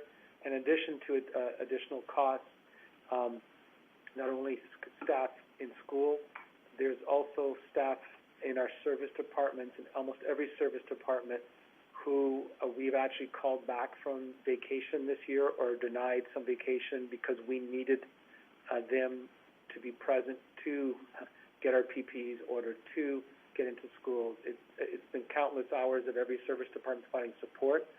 So under the Employment Standard Act and to honor their terms and conditions, there's additional what I call COVID-19 costs to pay people because we needed them over the summer to be ready for September. In terms of, we'll provide a further update in the next report through Associate Director Peter Sovereign, and we'll give a further update around the parent portal. But you'll start seeing staff in schools. In addition, our QP staff have also been in our schools most of the summer and trying to honor some of their vacation time as they're helping us with setup as well. I hope that answers the question through the chair. Trustee? Thank you. That answers my question. So the parents that are listening tonight will hopefully maybe get some answers tomorrow. Thank you. Thank you. So I have myself last, and I'm going to start with speaking towards the motion, and I do want to highlight the history of where we've come through until today. So we look back to June, and when the minister announced that we would have or floated the idea of cohorts, 15 class size averages for both secondary and elementary, and that was what parents had heard. And suddenly, and in July, we heard that there would be a full return for elementary and a cohorted return for our secondary students. Parents had questions. They wanted to know what the difference was, what had changed. What parents did see was continued higher rates of COVID in our city compared to rural areas of Ontario. And with that, we began to hear from our parents the need to lower class sizes. There was concerns expressed to us over our kindergarten class sizes that were up past 29. There was concerns around grades 4 to 8, where there is no cap but a class size average. And with that, our trustees shared those concerns with the ministry. Shortly after HWDSB, we followed suit and expressed an urgent need for a one-time emergency fund for smaller class sizes. But instead, the government turned around and said that we should use our reserves. So what I'm going to say is that it does appear that COVID is here to stay for 2020-21 school year, that it is disappointing that the ministry is not recognizing the need for lower class sizes, especially in our urban areas like Hamilton, where we have higher rates of community COVID. That being said, with the ministry's direction that we can utilize our reserve funds, I express no hesitation here. That reserve funds are made for rainy days, and I have to say that the flood is here. And that now is the time to absolutely utilize our reserve funds. And in order to ensure that we do have lower class sizes, I also will say that we will continue to express to the ministry the need to properly fund our schools to ensure that we have lower class sizes, that this shouldn't be incumbent upon individual boards who each have differing reserve budgets and differing needs, that there should be a model across the province that expressly states when class sizes should be lowered. And that should be based off science that is easy to understand by ourselves and by our community members, as I feel that we all have a right to know why there was a sudden change between June and July, and why our high school students continue to be cohorted while our elementary students are not, and to understand what that difference is through a scientific explanation so that our communities can follow and better understand alongside us. With that, I do have a number of questions. My first question for staff is, can you, help me to understand, in some of our communities where we have higher needs or perhaps higher rates of COVID, would we be working with public health to identify those hot spots and to provide, work to ensure lower class sizes in those areas, or how we would, similar to what HWDSB had done in their, motion last week. Is there any work that's being done with public health to identify higher risk neighborhoods? Director? So thank you through the chair. Just one point of clarification, because I know that just in terms of language, I know you meant that our secondary students will be in adaptive mode and our elementary are not, but both models will still be cohorted, whether they're in the secondary adaptive or elementary. Students will be cohorted in both models. I just wanted to clarify that. The second piece is an important question. I'm going to turn to Sharon Stefanian, superintendent, who's been dealing with public health, but my meeting I was with last week, the new resources that will be coming in, and once we have the breakout management protocol, will be to have a family of school model and to allocate the public health nurses in areas where we're seeing potentially higher cases in the community. But I'll ask Superintendent Stefanian to speak about the early conversations around the role of the new public health nurses in our school board.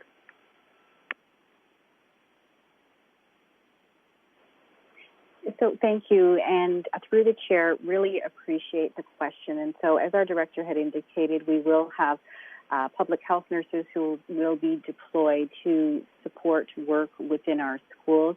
We're very hopeful that those individuals will be in place for the start of the school year. In addition to that, we have been discussing with public health the data that they have been gathering over the previous 6 months with respect to COVID. And in this case, talking specifically about the data that is relevant for the Hamilton community. So we are looking at setting up a schedule of, I'm going to say probably once a week meetings where together the school boards within our community, the 4 school boards together with public health, will be meeting to review what I'm going to refer to as their data sets around trends connected to where we are seeing COVID in the community and what potentially public health may be able to advise us around based upon those trends. In addition to that, public health is doing regular data gathering on a cycle of, I believe it's about 2 weeks, looking at trends with respect to COVID across the world, again, in order to help inform what it is we need to be doing locally. So while we have been working very closely on protocols and procedures, we are mobilizing to begin to do planning around how we can respond to community-based needs in terms of the data that we are seeing. Thank you. My other question is with regards to the return dates. So I'm wondering if staff will be surveying prior to October, January, March to find out how many parents are planning to return either from remote to in class or the reverse. Are we planning to survey ahead of time? So through the chair. To the director? Yeah, through the chair, I'll ask Associate Director Peter Silver to speak about this. I'll speak high level that once the students are in school, it's going to be very important to having these local conversations at a school level, not only with the classroom teacher, and our school principals to understand if parents are going to request a shift from either physical to remote learning or remote to physical. But I'll ask Associate Director Peter Silver to elaborate on that. Thank you, and through the chair, the dates that we've put in the report are the dates for the return, and in order to operationalize this, we will provide all parents and schools with the information around when we need the information in terms of the decision by. We're using this time period right now to gain a really strong sense of what is the shortest window possible that we can allow families to have in order for us to still be able to operationally make that shift. So we are learning through this process, and we want to have that window be as tight as possible, but we will inform everyone of the date by which they need to notify us and how that will be done if they are shifting from one mode to the other. Thank you. I guess building on that question is if we are noticing trends, significant trends of movement, say going from remote to in-person, what would we be doing to ensure small class sizes? What would be the action that staff would be taking at that time? Director? So thank you. Through the chair, can you clarify at what time are you referring to, please? So if we notice that there is going to be a large, so currently we have approximately 20% of our students have already indicated that, or are indicating that they will be, I guess, enrolling in remote education. If there is a significant trend, say in October or January and March, where students are looking to move from remote back into in-class, how would we continue to ensure small class sizes are maintained? Thank you for the clarification. Through the chair, and I'll ask the Superintendent Jamie Nunn to add to this, but we're going to have to work very closely with our union partners as well, because if there is a shift of the current teacher allocations we have, we'll have to be reviewing in terms of teachers' assignments. Typically, when teachers are assigned, they are assigned for the entire year. But we know we're going to have these conversations if there's shifts, and especially if our goal is to assign all these positions in end of August, so we have the lower class sizes. I'll ask Superintendent Nunn if you could sort of build on that piece, because this is new territory we'll be heading into. Thank you, and through the chair, the directors captured it accurately. Our plan, we would work closely with our union partners and take a look at what possible timelines and what are some possibilities that we could do if we see, for example, in January, a shift in students returning from remote learning to a physical environment. As we know, that would have impact on class size. We would enter in some conversation with our unions about what we could possibly do. The board would need to bring forward some proposals. And just to ensure that, I guess what I want to ensure is that data is being collected proactively, so that we're not, I guess, stacking students into classes and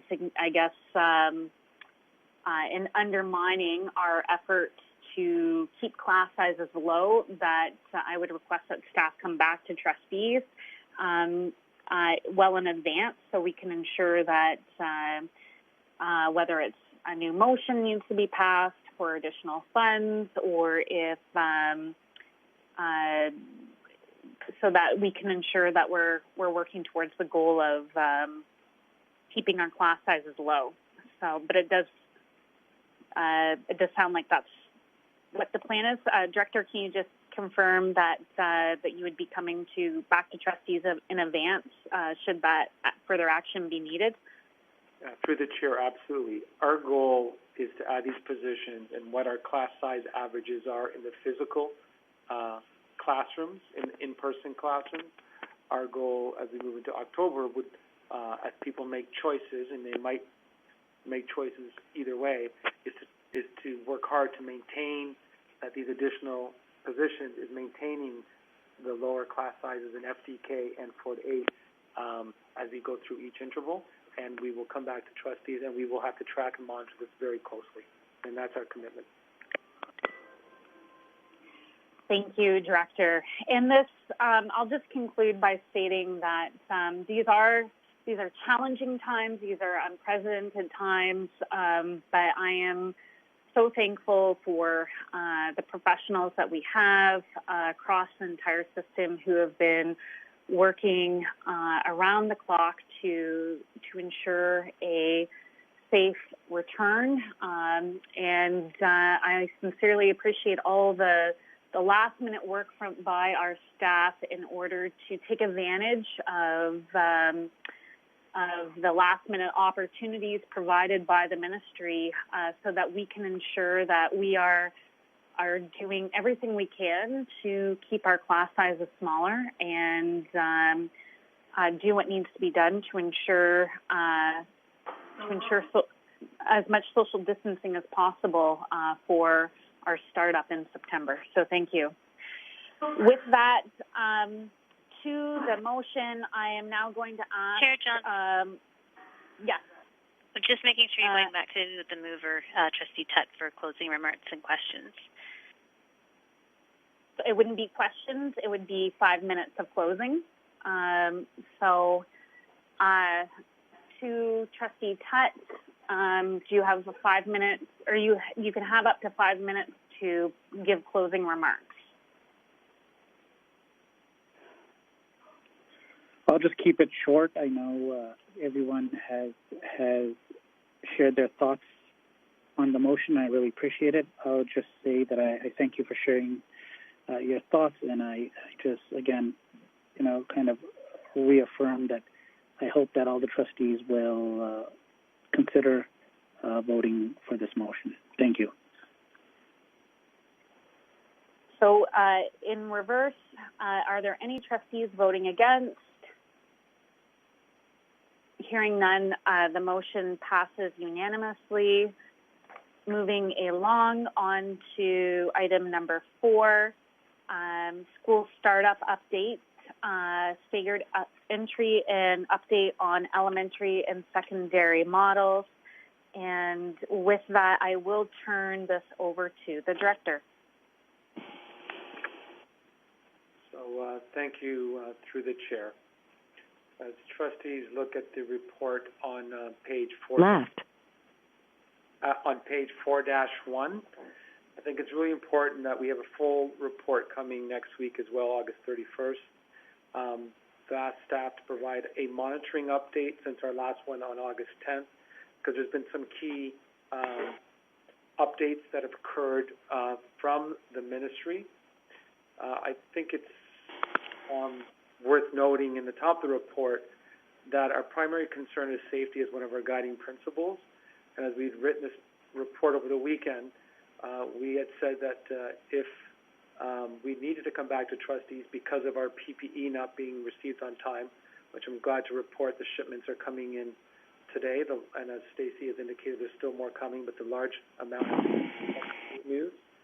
And another is always around the breakout management protocol, which we are told will be coming by Wednesday from the ministry, and that is also a key piece. Any one of those are delayed beyond this, I would be coming back and communicating to the community if we felt we needed to delay. That's not what we're discussing today. We will, though, be discussing a potential update to our models that actually reflect a staggered start. And why? On August 14th, and then later communicated by a memo from the ministry on August 18th, they indicated that boards could consider at a local level to stagger the entry. Originally, it was for 1 week. Then on August 18th, they extended that for 2 weeks for boards to spend time supporting students and staff in learning new routines for health and safety reasons. And we know that September startup is always an important period of time to establish new routines in school, but this is unprecedented to establish such new routines with COVID-19 and safety.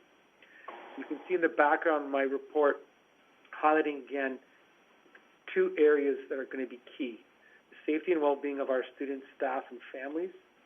So any way we can support students gradually re-entering and to support students who may have anxiety and mental health challenges will be key.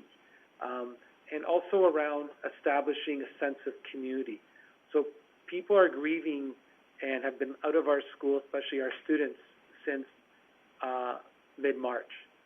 And what they're going to be returning to is a different physical space, different visuals of signs, different configurations in classroom environments, new protocols around hand sanitization, physical distancing, having nutrition breaks staggered, that they may or may not be with the friends they are accustomed to being with, and in addition, the requirement of masks from grade 4 to 12 and the optional masks for grade 1 to K to 3. This is all new, so building a new sense of community with these new routines is going to be vital. So I wanted to highlight that. So what we're bringing an update tonight is around what staff is recommending to operationalize a staggered entry now that the ministry has provided this opportunity as of August 18th, and what those two staggered entry models would look like for elementary, which the province indicated that students would be returning to full conventional model, and then what that staggered entry would look like for our secondary schools, who we're one of 24 boards returning in an adaptive model, roughly around 15 kids on alternate day with a blended approach of some face-to-face mode. So on that point, I will pass over to Peter Sovereign, Associate Director, who will walk us through the updates, but I just wanted to set the context of why this report, a summary of this version is coming today, because we think it's critical that the staggered entry model be communicated to our families as soon as possible.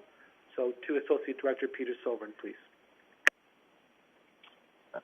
Thank you, Director, for the context setting and for the background. I will ask trustees to move to page 4-2, and I'll begin just with the note just above elementary schools, and just by way of reminding trustees that we do have another special board meeting on August the 31st, at which time we will bring update number 4, which will outline all of the various components of our comprehensive plan for the reopening.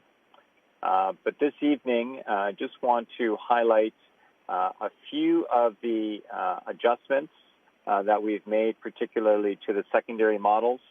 And this is as a result of much of the feedback that we have been hearing. We have been hearing from yourselves, from parents, through trustees, and directly from students, from staff, from our union partners. And we have been considering all of the feedback and incorporating as much as possible into the models. We've been continuing our collaboration with Hamilton Public Health, and again, receiving their feedback and implementing some of the changes. And it has been noted by the director and by many of the speakers this evening. We have been receiving a lot of information from the Ministry of Education throughout the last couple of weeks, which we're also taking into account as we've made the adjustments. And we've also been able to speak directly with many Ministry of Education representatives, have been very helpful in terms of providing feedback and further clarity around some of our models. So on 4-2, under elementary schools, I'll begin with an update around the pre-registration process that we've been asking our elementary school families to engage in since August the 17th. As you'll note in the report, and as you're well aware, there have been some challenges with the parent portal that is being used to gather this information.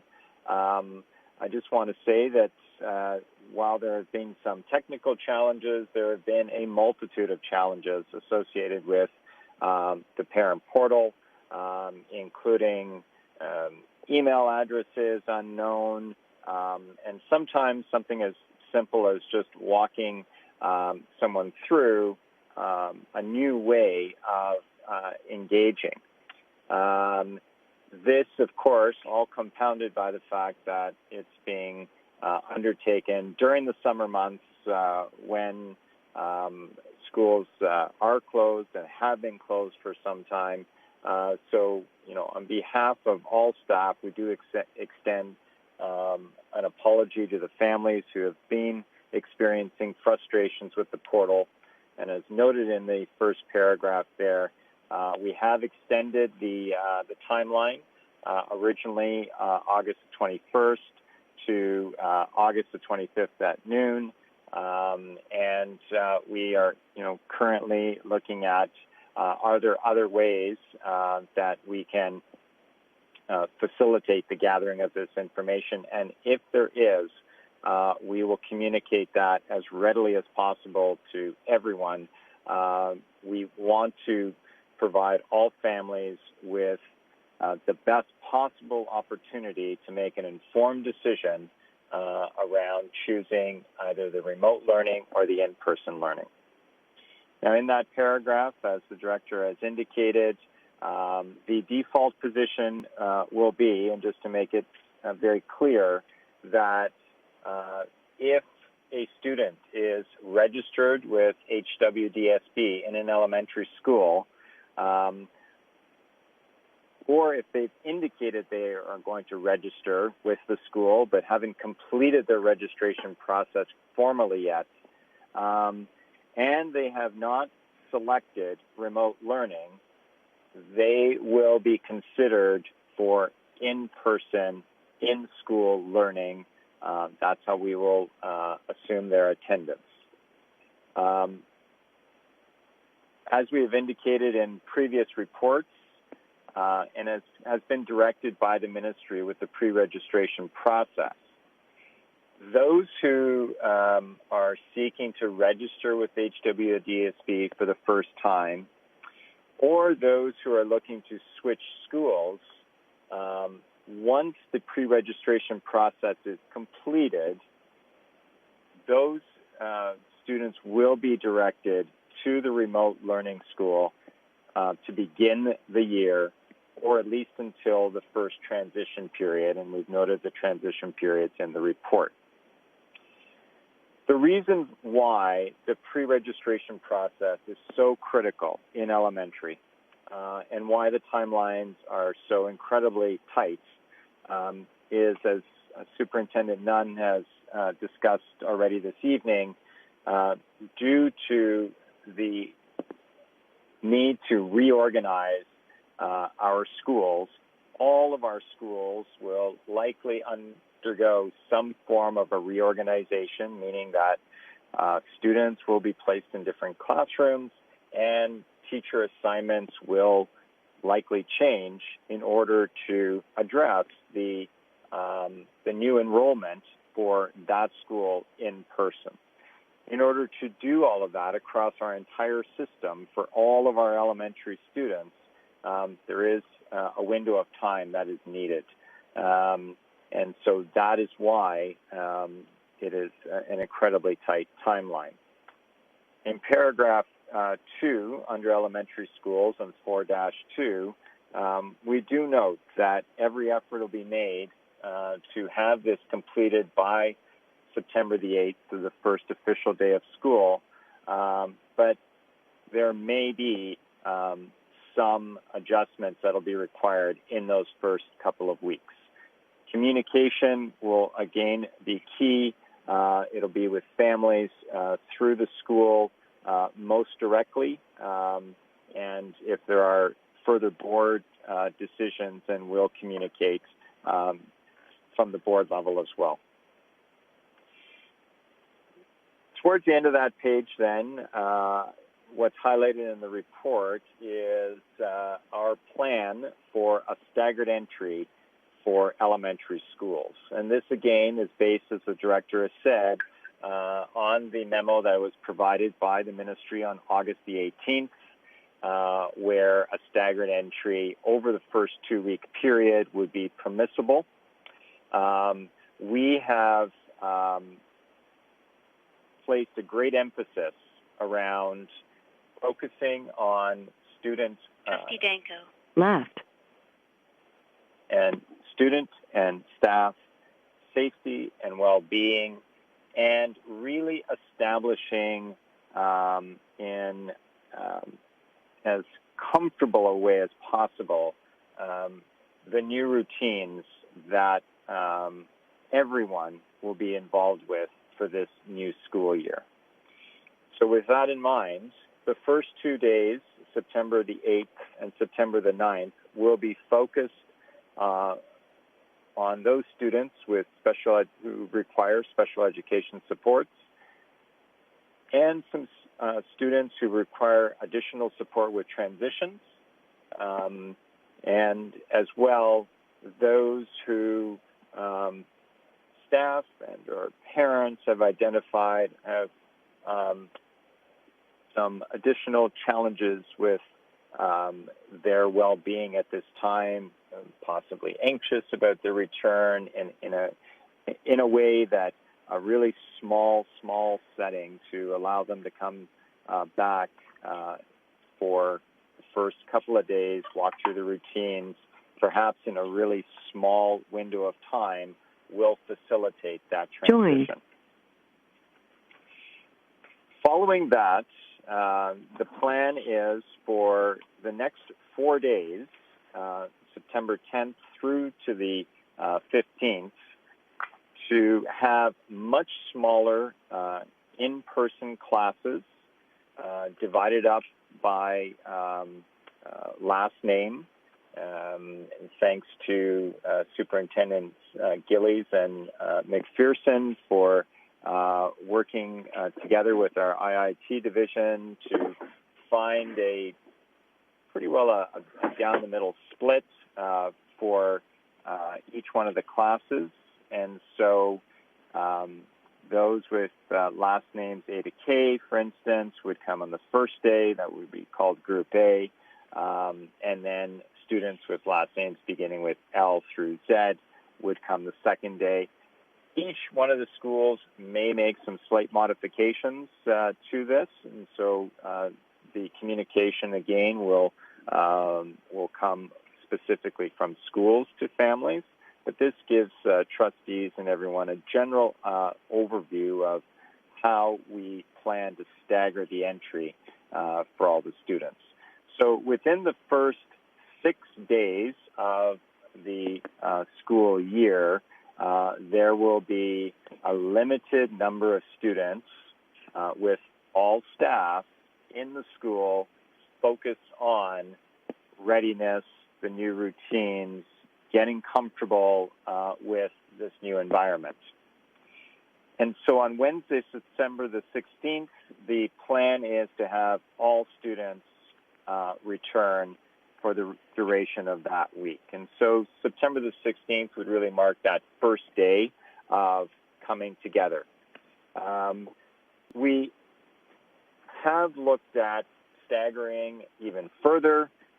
We have gone back and forth, and while there are some strong considerations for extending by a few more days, there are also other considerations around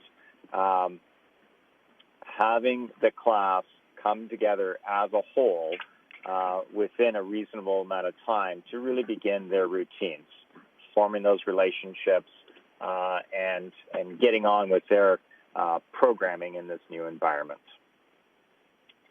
I'm going to move to 4-3, and at the top of 4-3 is just a bit of a sense for trustees around the supports that are going to be in place during those first few days as we stagger the entry, again, for those students who require really significant special education supports with transitions. Newcomers would also be included, as well as, again, others who have identified significant needs. Working together with their schools will be really important to support that transition. There is flexibility within this transition and staggered approach. It is intended to be welcoming for all in a staged way, and we have a lot of confidence in our schools to be able to work with their families and identify those who may need that little bit of extra support, some who will need significantly more support, and others who the staggered transition will be sufficient in terms of easing back into the school year. On that same page, I'm going to move to secondary schools and provide a bit of an update around some of the adjustments we've made to the models, again, based on the feedback that I referred to earlier. And then at the end, I will highlight the staggered approach for secondary. So the first adjustment that has been made is schools with 5-period days. In our previous reports, we had identified the adaptive model for secondary schools for both those who have a 4-period scheduled day and those that have a 5-period scheduled day. After receiving considerable feedback, and I will highlight in particular some very strong feedback from some students in schools that have 5-period days, the committee went back and re-looked at a 5-period day and have come up with an adjustment to the model, and before you is that model. What I will highlight is the fact that with this model now, all schools, whether they're 5-period day schools or 4-period day schools, will have 4 rotations of approximately 22 days for this first semester. I want to thank Superintendents Sue Dunlop and Paul Denemy for their work in leading the secondary committee, the many principals and vice principals, and our colleagues at OSSTF who have worked on achieving this balance for the 5-period day schools. On page 4-4, section B, turnaround days between rotations. This adjustment has been made following feedback from Hamilton Public Health, and I'm very pleased to say that given our public health circumstances at this time in Hamilton, Hamilton Public Health has indicated that what previously had been strongly recommended around a 5-school day buffer period or turnaround period in between our rotations. So when you had different cohorts of students coming together, that 5-day turnaround period is not needed at this time. And so as a result of that, each rotation will be 22 days of in school, and over the course of the semester, it does mean an additional 19 in-person instructional days. And so in the charts, you will see the revised start and end dates for the rotations that are in person, the number of instructional days for each one, and just to really simplify things for a 4-period school and a 5-period day school, while they're all having 4 rotations, the 5-period day school would still maintain their 5 periods, but noting that periods 3 and 4 are student lunch periods. One of those periods is a student lunch period. There may need to be some small modifications to timetables. Schools are aware of that, and they will be working on that with individual students. I will highlight at the bottom of the chart 2 subnotes. One, in-person course.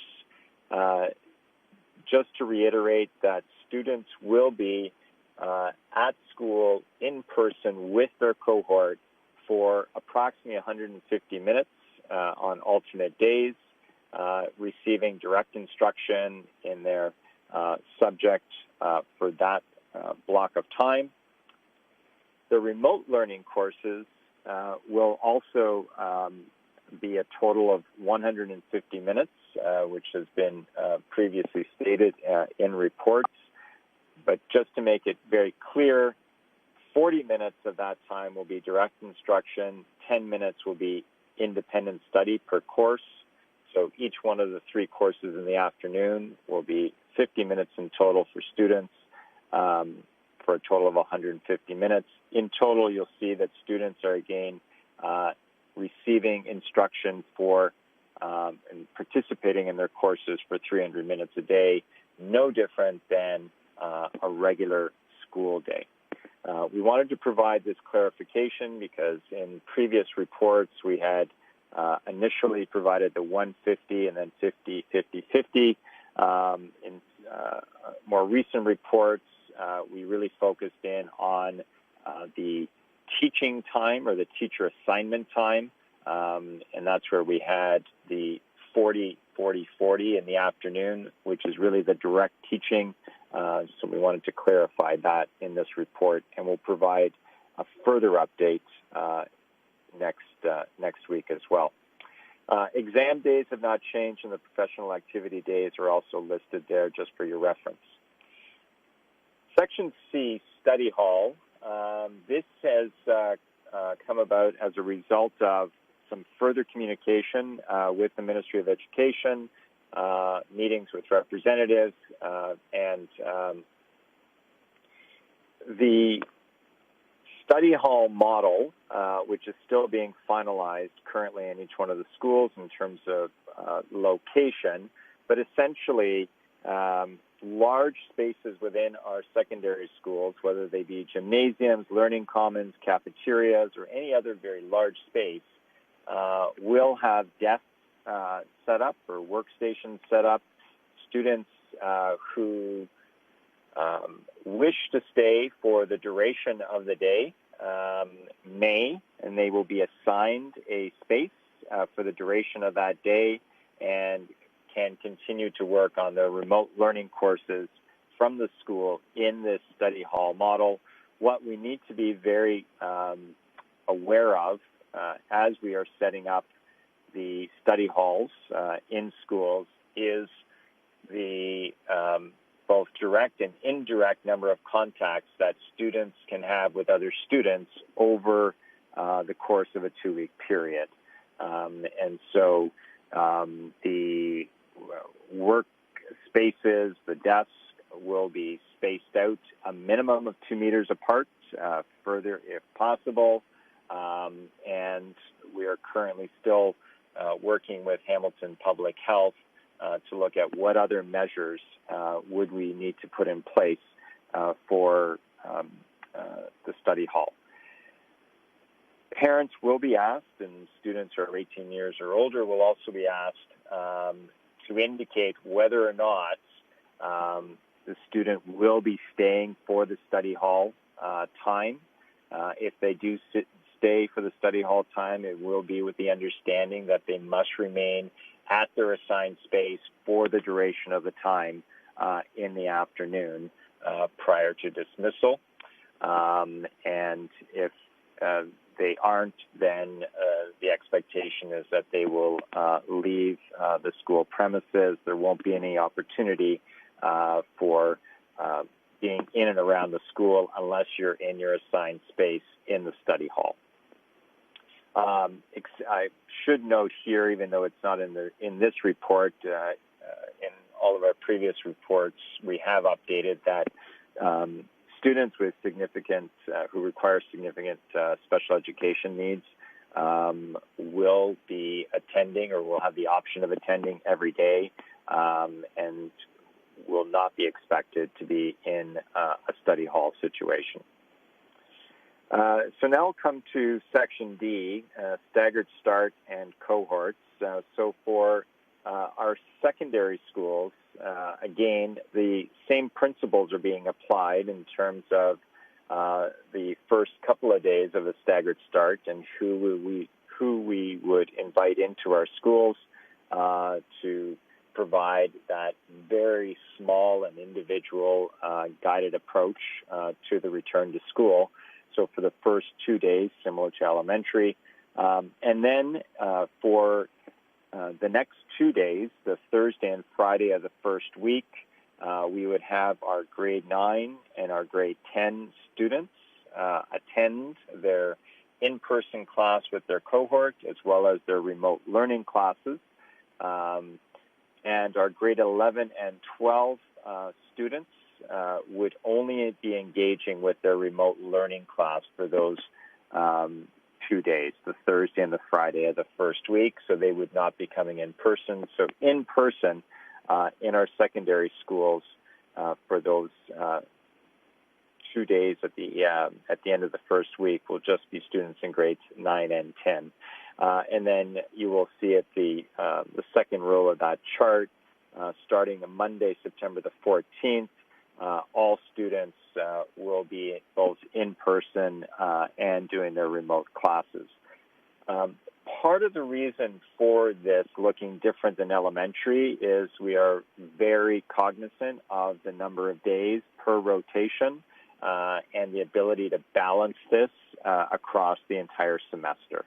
And we feel that this does achieve both a gradual entry to the school, but at the same time doesn't change significantly the amount of time that students would spend in their in-person rotation during this first period of time. And again, the paragraph underneath the chart highlights some of the supports that are being provided. And finally, the last paragraph is around student cohort information. In our previous updates, we have been saying that will be available in and around August the 31st. It will be available in the portal, and there is a link and will be made available and is made available on our website in terms of the steps that parents would take and students would take in order to find the information in the parent portal about which cohort they've been assigned to. So with that, I will turn it back to the chair for questions. Thank you, Executive Director or Associate Director. So I will continue with, I guess I'll just state that, a roadmap for trustees. So we'll start with questions to the report.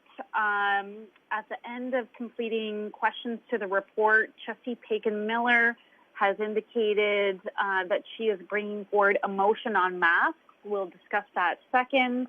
And then third, once that motion passes or fails, I'll then look for a motion to approve the report. And so with that, I'll start with a traditional order, questions to the report, beginning with Trustee Archer. Do you have any questions? No, not at this time, thank you. Thank you. And I'll just mention to our student trustees that that you will come after Trustee Deese and before Trustee Galindo in terms of the speaking order. So just to be prepared that when Trustee Deese speaks, you will then go, as I'm putting you in the middle again. Trustee Bingham, do you have any questions to the report?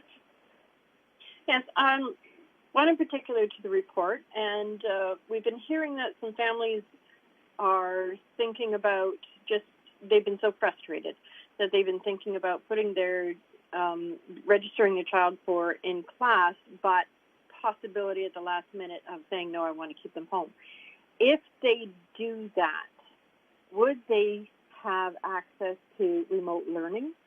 Or are we really looking at a staffing issue here where we know the number that would go into class or how many would be learning remotely? Director?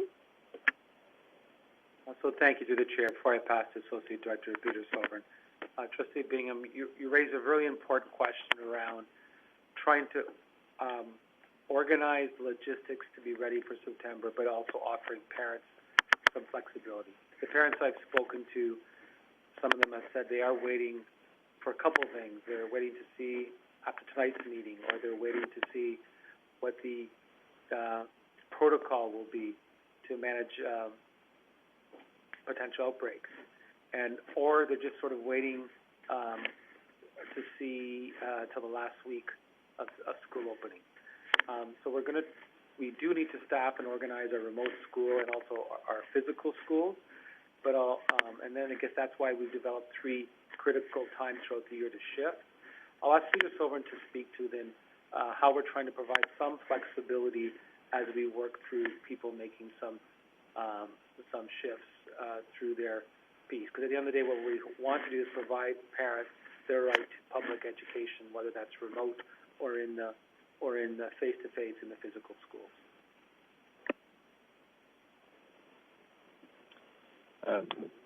Thank you, Director. And through the Chair, I would just echo what the Director has indicated, that while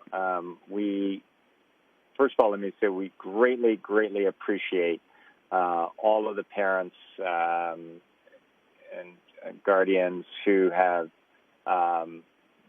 taken the time to go into the parent portal to seek assistance if they couldn't get in to the parent portal, to indicate their preference for remote learning or in person. That greatly assists us in terms of being able to organize both the remote school and to reorganize our existing schools to best meet the needs of all of our students. That said, ultimately we want parents and guardians, caregivers to feel that they're making an informed decision, that they're confident in the approach they're taking, one that they've never had to and nobody's had to do in the past, and we recognize that. So being flexible is going to be critically important. Moving from in-person to remote will certainly be simpler, I will say, with a bit of caution, because we won't have to consider the physical distancing for the in-person, which is one of the reasons, again, it's been immensely helpful to have a sense of how many students will be in the building. But as the Associate Director Zucker pointed out in her earlier presentation, what was before trustees was a model assuming that students would all be coming in person. And so with that, the reduction in the class sizes that would be achieved is going to be even more significant given those who will be in remote learning. So flexibility, continuing to reach out. We do have, as the Director indicated earlier, staff who will be in our elementary schools starting tomorrow, and being able to support with emails and calls. So we are working very diligently with our communications and community engagement office, with our IIT division, to find every possible way that we can to have parents access either the portal itself or an alternative to indicate what their choice is.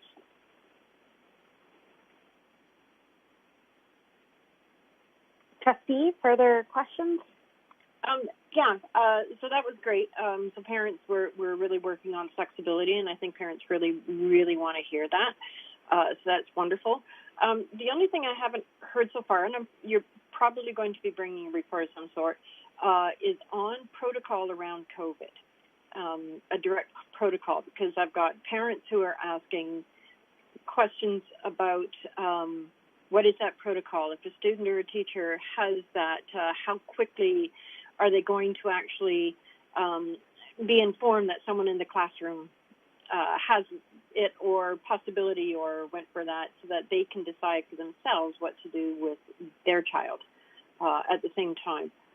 So there's a lot of the scary issue of what is that protocol that's going to happen, so that everybody can be on alert for what they need to do, and how fast would that get to parents.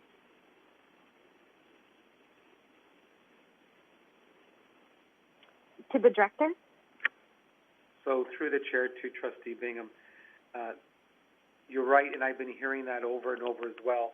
As recent as today at the conversation with the minister, the chair and myself were informed that in the next few days, and we were told by Wednesday, that the outbreak management protocol by the province will be available to school boards. Next week at the August 31st board meeting, we'll bring an update. But in the interim, we have been working with public health on developing a draft protocol, but we want to make sure that it's a complete alignment. So we hope to have that by Wednesday and then communicate it as soon as possible, but it will be part of our August 31st, next week's report, because we think that's a key piece of it, and also training of our administrators this week, we hope, and our entire community to be aware. That's a key element of people making it sort of their final decision, is what I've been told by many people in the community. I'll just ask if Sharon Stefanian can provide just a very brief summary of the conversations we have been having, but I think I've captured it because all public health units are awaiting that, as well as school boards, and we've been informed, again, I'll say it, that midweek we are to receive it from the ministry. So I'll ask if Superintendent Stefanian has anything further to add. So thank you to the Director, and through the Chair, yes, we've had conversations with public health. We are, once we receive the information from the Ministry, looking at a protocol that will be the same for all 4 boards within our community, so public, Catholic, French public, and French Catholic. There will be a very clear approach to communication with families. We will absolutely be taking our lead from public health if, in fact, there is a positive case of COVID in any of our schools. And the commitment from public health is that within 24 hours, if there is a need for a family to be aware for contact tracing purposes, for testing purposes, they will be contact traced and informed within 24 hours. So all of those pieces, everything from what happens if a child is sick at school to what happens for families whose children were in the classroom, all of that will be clearly delineated once we have the guidance document from the province. Trustee? Okay, perfect. That's exactly what I thought. We're again waiting on the ministry. So it will come down to the wire for parents, but they need to be just a little more patient with everything going on. So greatly appreciate all the work that everyone is putting into this. Thank you. Thank you, Trustee Bingham. Moving through the speakers list, Trustee Buck, questions for the report? Yes, thank you, Madam Chair. I have one question around the study hall. Oh, sorry, my apologies. So we're having students indicate that whether or not they're going to be doing the study hall or going home to do the afternoon classes. I wondered if we're going to allow room for flexibility in any way, if it will be a bit more fluid circumstances for families where normally the school day ended at 3, for example, and a parent could make arrangements based on that. Now, since, I'm sorry, I'm not sure why my computer's doing that. But now that we have most of our students likely returning home just before lunch, that can pose some transportation issues. So will there be flexibility for families where their student could sometimes stay for study hall and other times remain on campus? To the Director? So thank you, through the Chair. I'll just clarify the question before I pass to Associate Director Peter Silver.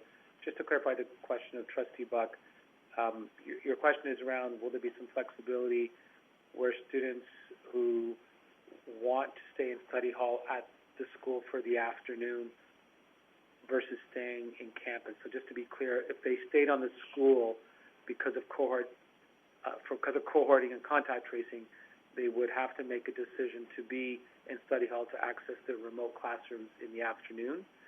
I'm just not too sure what you mean by flexibility, just to stay on campus, because it's going to be very structured in terms of where students must be if they do decide to stay at school, which is study hall. I just want to see clarification if I've captured the question correctly or not. Yeah, sorry, I can just offer a bit more clarity. All my schools, their emails came in all at once, and I got a little bit flustered, so I'm sorry for not articulating the way I would have wanted to. In my mind, I'm kind of picturing a student is in cohort A, and they're there for the morning, and where normally they would be picked up and go home for their afternoon classes to do those virtually. Let's say transportation is an issue that day. Are they able to stay at the school in study hall that afternoon, or will we be very hard on what families have indicated at the start of the school year, one way or the other, that the student will stay for study hall at their school, or if they will go home for those classes? Does that make sense?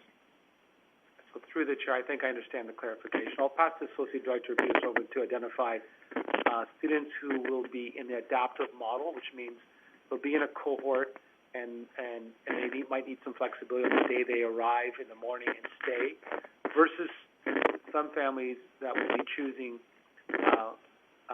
as of August 31st, be going to school. Some students will be choosing full e-learning courses where they'll be doing everything remote, and we're calling it secondary e-learning. But I'll ask Peter to describe what's that flexibility look like for a student, as you described, arrives in the morning. It's their cohort day to do the in-class portion. They're not going home that afternoon, and they want to stay for the afternoon. And that's the example of study hall. I'll ask Peter to elaborate on that and walk through an example. Thank you.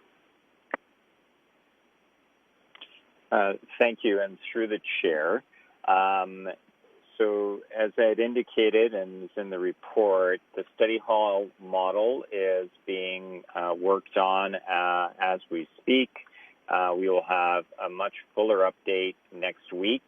Part of the reason is, again, with our colleagues at Hamilton Public Health, we need to ensure that all the proper protocols are in place for the direct and indirect number of contacts that students can have with other students over the course of a 2-week period. That is really critical. And so I'll make the remark that in a unique situation, our schools and our staff in our schools have always found ways to ensure that students feel safe, supported, accepted. If there was a student who, for whatever reason, a circumstance changed and they weren't signed up to be in a study hall for that afternoon, but because of a particular circumstance needed to spend the day, the rest of the day there, very confident that something would be worked out at the school level. That said, it would need to be really an extraordinary circumstance, not because of anything other than the protocols that will be in place will be so stringent. We will need to know, as the director has indicated, who is in the building at all times, where they are seated at all times for the purposes of contact tracing. And in order to ensure that all of the enhanced public health measures are adhered to. So for those reasons, it will be a very strictly controlled process, but always, if there are exceptional circumstances, we will accommodate. So I hope that answers your question, Trustee Buck. It really does. Thank you so much for that clarification. And just understanding why it's important that families indicate whether or not their student will be staying for the afternoon or not, so that we can be keeping track of who's where and when, and do our best for contact tracing if or when an issue were to arise. My one other question is, I had kind of been working under the assumption that teachers would be teaching their online courses in the afternoon in the school. Are teachers also going to be required to go home for the afternoon for their teaching? To the director? I'll ask Peter, just to Associate Director Sovereign, to provide that update around that expectation. Thank you. And through the chair, all staff will be expected to be at their work locations for the duration of their work hours. So teachers and other staff will be at the school at all times. The study halls, and again, we're working through our committee, working together with our union partners on this, but the study halls would be supervised through unassigned time that teachers would have, so not when they're teaching, but when they would be available within the parameters of the collective agreement to provide the supervision. Again, why it's going to be critically important that we know the volume of students that will be in any given school in any given location.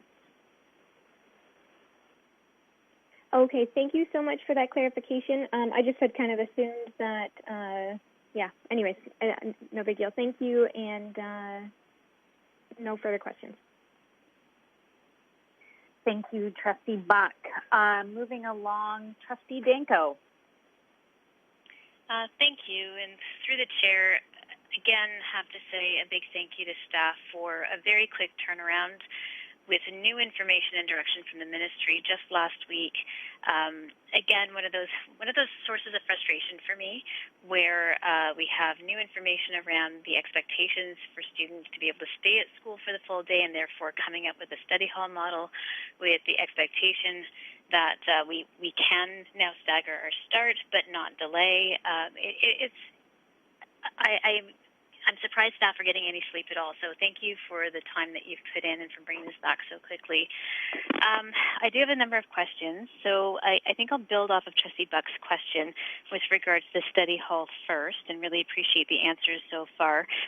One question would be, will we be supporting students with additional technology like headphones or earbuds with microphones if they need it, to allow for them to engage in remote learning in a study hall format where they're not at home and they can't have their speaker on?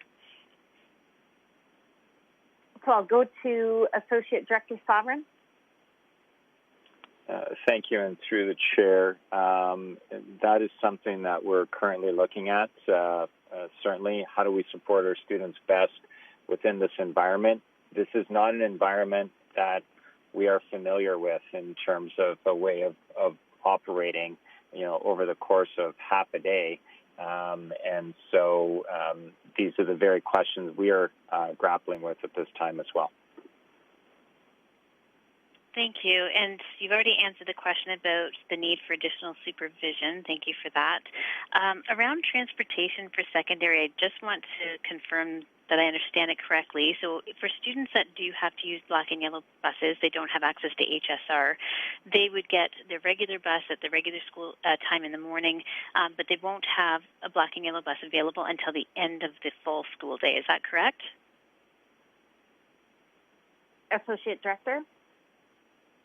Yes, that's correct. I'll ask Associate Director Zucker if she has anything else to add, but this has been examined extensively on whether or not we would be able to provide busing at a different point in time. So I'll pass it over to Associate Director Zucker. Thank you, and through the chair, that is correct. Right when we started looking at all of our different models available, transportation was one of the considerations.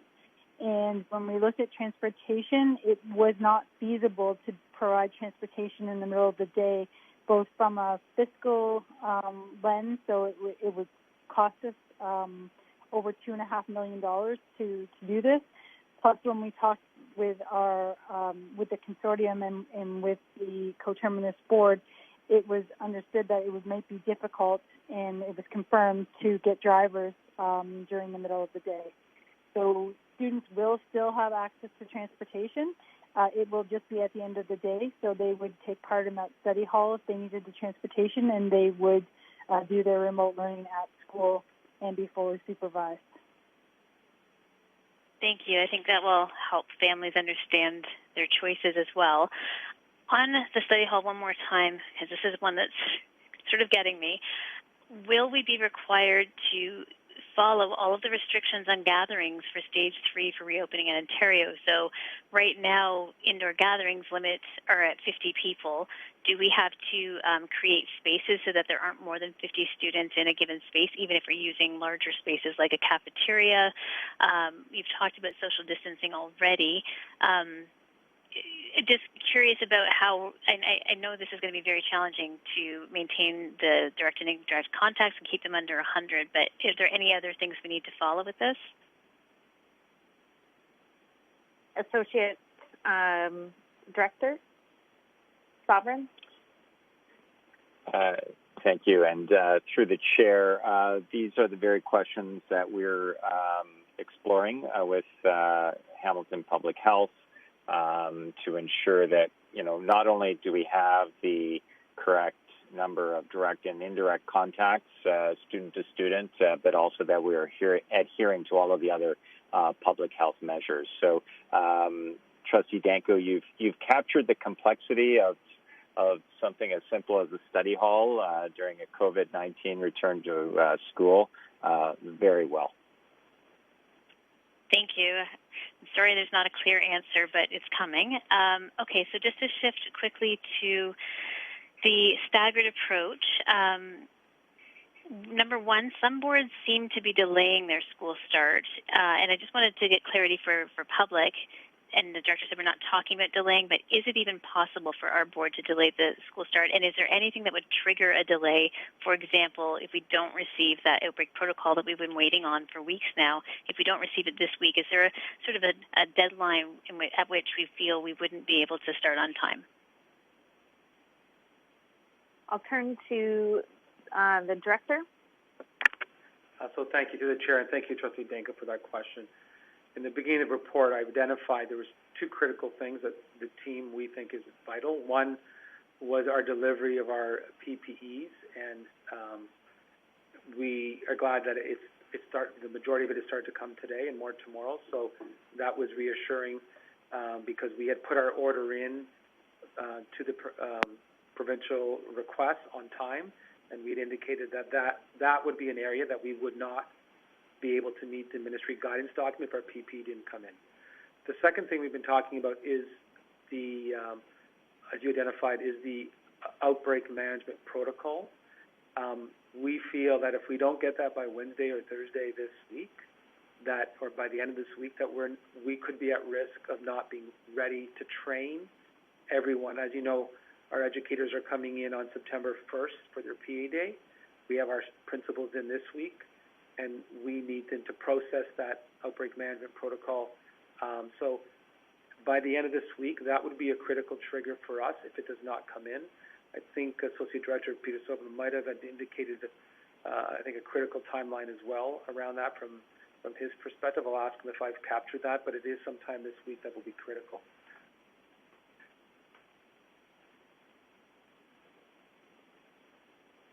So, Peter, if you could add, if I've captured that correct in terms of that protocol.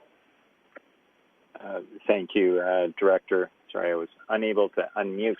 And through the chair, you have captured it. The staggered approach would all be shifted based on any delays. Again, whether it was due to the adequate supply of PPE delivered or the outbreak management protocol. Those are two critical pieces that must be in schools in time, and if they're not achieved, then the staggering would be shifted, and we'll know how long of a delay that is. The PPE once it's unpacked and delivered, and the outbreak management protocol once it's received. Thank you. My last question is just for some clarity around September 8th and 9th.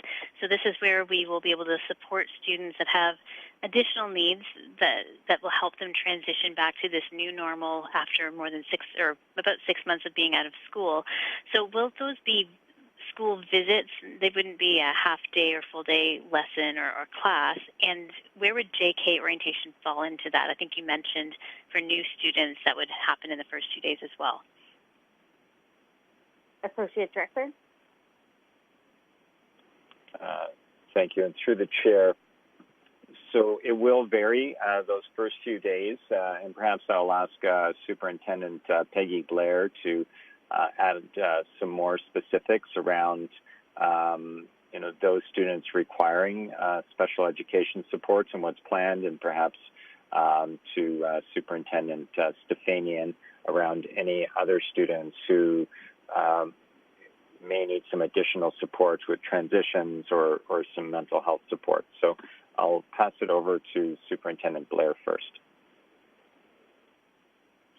Thank you. And through the chair, yes, they will be visits for students that require a transition to see the space in the classroom where they might be, or to walk the hall, for example, to see new signage, etc. So they will be scheduled, and the length of the visit could be anywhere from 15 minutes to half an hour or 45 minutes, depending on the student. But yes, they would be a scheduled visit for that young person to come to the school. Thank you. Trustee? Just where would JK orientation occur in their staggered start? So I'll turn to Associate Director Sovereign.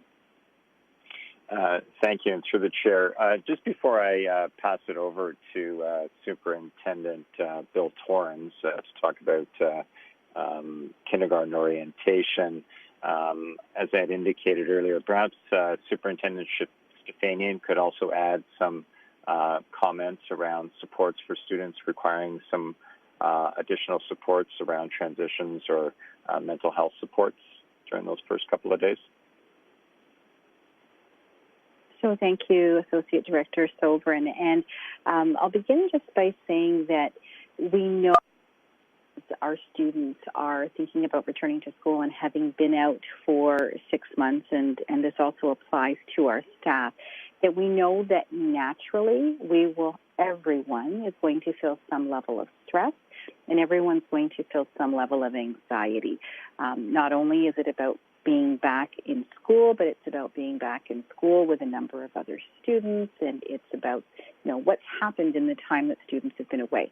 So that stress and that anxiety is completely normal. And I share that because that normal level of stress and anxiety is something that through the lessons that we're preparing, that staff will be using with students, that we're going to work with the students around teaching and learning some new skills and new ways of being together that is going to help to address the regular natural level of stress and anxiety that we would expect to see. And we also want to be cautious that we don't pathologize that regular level of stress and anxiety. That being said, we also know that for some students, there will be an enhanced level of anxiety around the return. And so over the course of the summer, we have continued to have social workers working with students and families, and we have roughly about 80 students who have been on the caseload and receiving check-ins from our social work staff over the course of the summer. So for some of those students, there may be benefits, or there will be benefit in having that opportunity to come into school, to have exposure, to be there with someone who is the trusted, caring adult. We also have students who are currently involved and have been involved in anxiety programs over the summer. And again, for some of those students, that opportunity to come in the building will be very helpful. And of course, in addition to that, having our mental health professionals in our school during those days where we may have students where we're not anticipating that there may be anxiety that is beyond that normal level of anxiety that I spoke about, having them available to be extra hands and to provide support as needed would be benefit as well. So that Trustee Danko has let me know that that completes her question. So I'm going to move on to Trustee Deese. Do you have questions for the report? Thank you, and through the chair. So a couple things, and I'll start with transportation because there's been a lot of confusion around it, and it didn't help that I myself was under the impression that students were going to get bused home after their first class,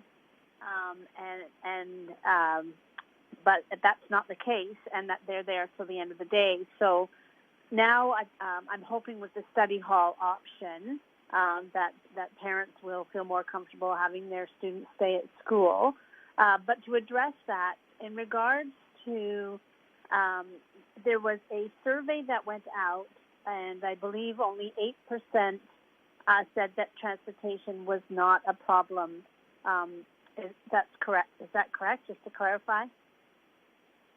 I'll turn to Associate Director Sovereign for a refresher on our June survey with regards to transportation. Yes, thank you, and through the chair. So the survey, the respondents from the survey, 8% indicated that board-provided transportation, should it be absent, would be a barrier to having their child return to school. Joined. So, sorry, I'll just reframe that. So the 8% number was 8% indicated that it would be a barrier to have their child attend school in person if board-provided transportation was not available. Okay, so was there any mention in that survey about midday transportation, and this that this was also in regard to midday transportation, and that students perhaps wouldn't have transportation home midday after their first class, or was that before our model was created? To the Associate Director. Thank you, and through the chair. So the survey, you were correct, Trustee Deese. The survey went out before we provided even the first version of the model. The survey went out to families before the end of the 1920 school year at the end of June. We first presented the models for secondary in mid-July. When we received further guidance from the ministry, and subsequent to that, we have not surveyed families. Okay, so that would be my concern, because what I'm hearing from families in the rural routes is that they have no way of getting their child home after that first class, and I know other boards are sending the buses home after the class or after the school portion of their day. So I know that I understand that we're going to add the information to our website and clarify it with parents. But I'm also wondering now that parents have a better understanding of what the model is, and that students will be dismissed, secondary students will be dismissed after the first period, could we not survey again and see if this is going to be a bigger barrier, or especially around, or if they had the option. And I know we're doing a survey, as you mentioned, in regards to the study hall and how many students are staying for the study hall. So perhaps maybe even based on that information, if the majority of students are staying for the study hall, then obviously transportation is not an issue and keeping it to the end of the day. But if the majority of students need to head home, I'm just wondering if we could perhaps ask this question again, because as I said, my understanding in the rural routes, it is going to be a barrier. Associate Director, Sovereign? Thank you, and through the chair. There are many pieces of information that need to be taken into consideration when it comes to transportation. One important piece of information was that preliminary survey that we did do with families, but I'll ask Associate Director Zucker to speak to the other points when it comes to actually operationalizing transportation at a different point of the day. Thank you, and through the chair, to me, transportation would be a barrier to students returning to school. You're correct, at the time we didn't know what time the transportation would be provided. At the same time, we are still providing transportation, and we're offering students a supervised option when they need to use the transportation.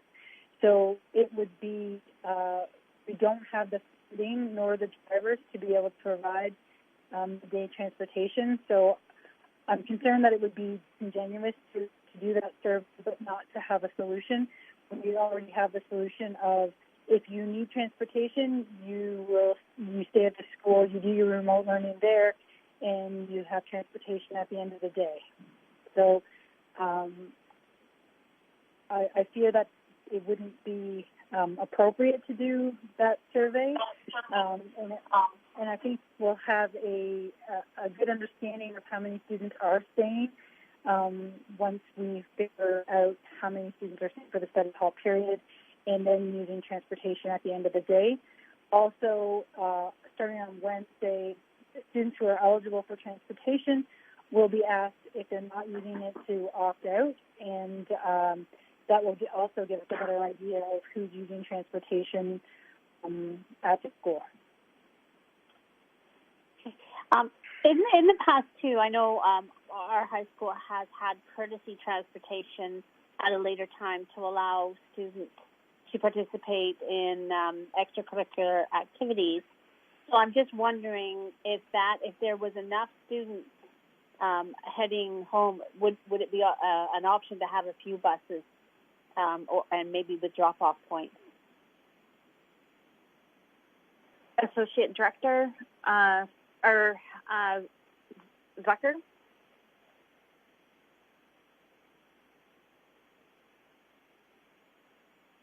Oh, to Stacy? Sorry.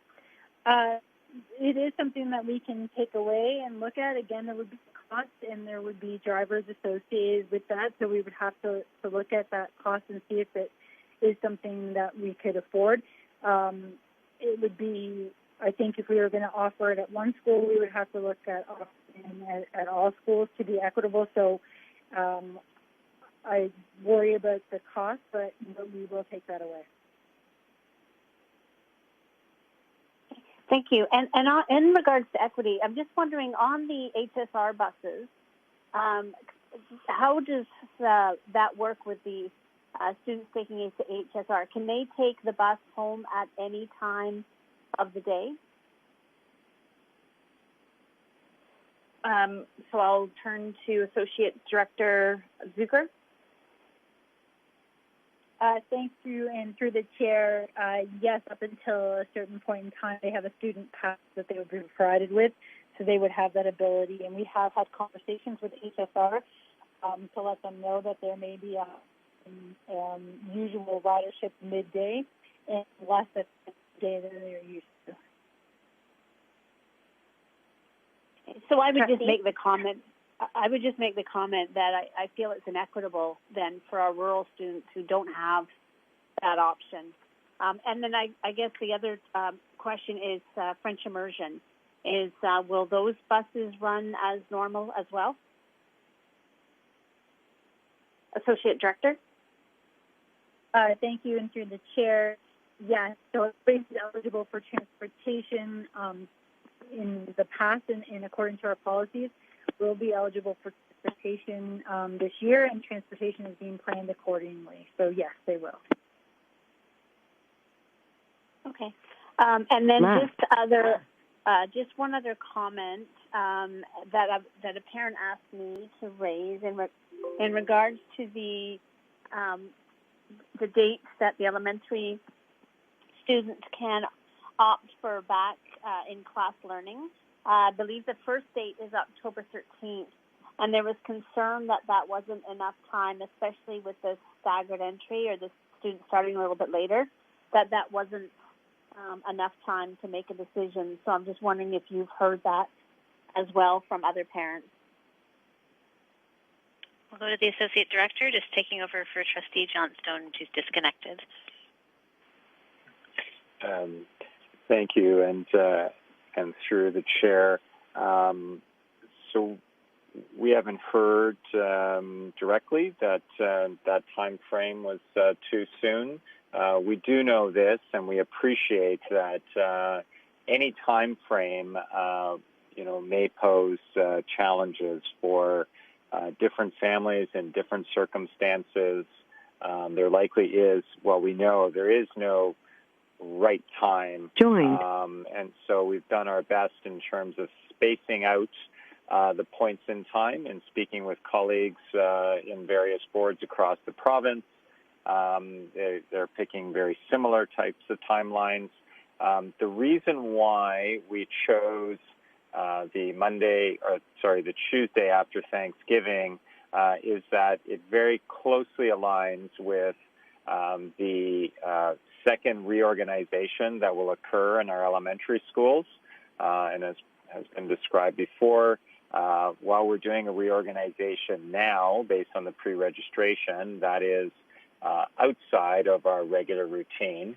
But what is established in our regular routines within our collective agreements is a reorganization of elementary schools at the end of September, beginning of October. So we wanted to align with that time frame when we had a readjustment of classes in terms of the reentry. But appreciating the comments, and again, we're always open to feedback.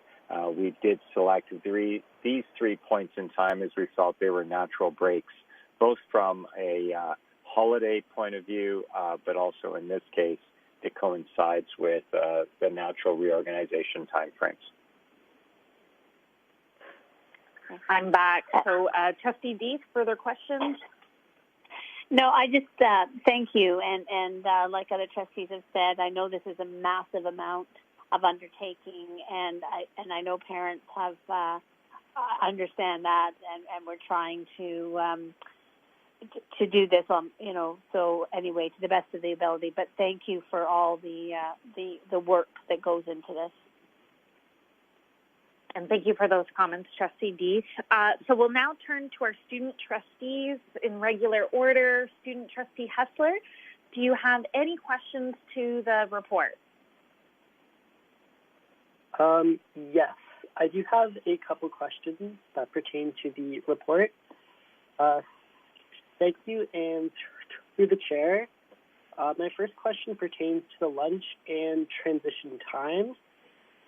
During that time, students are given the option to either stay in their classes and have lunch or to go home and have lunch. Due to that variation, is it possible that there could be an increased risk of kind of cross-contamination amongst cohorts? Thanks for the question. I'll turn to Director Figueredo. Thank you to the student trustee for your question. And what you identified is the complexity of reopening and how important the cohorting is. I'll have Associate Director Peter Sullivan respond to that important piece of cohorting and what, if students do stay, that there's going to be some tight protocols that we've been meeting with public health around students who do stay for lunch and for study hall. So I'll pass over to Associate Director Peter Sullivan. Thank you, Director, and through the Chair, thank you for the question, student trustee. I'm actually going to ask Superintendent Stefanian, who's been working on this tirelessly with our public health colleagues, to comment around the question specific to the cross-contamination, as you put it.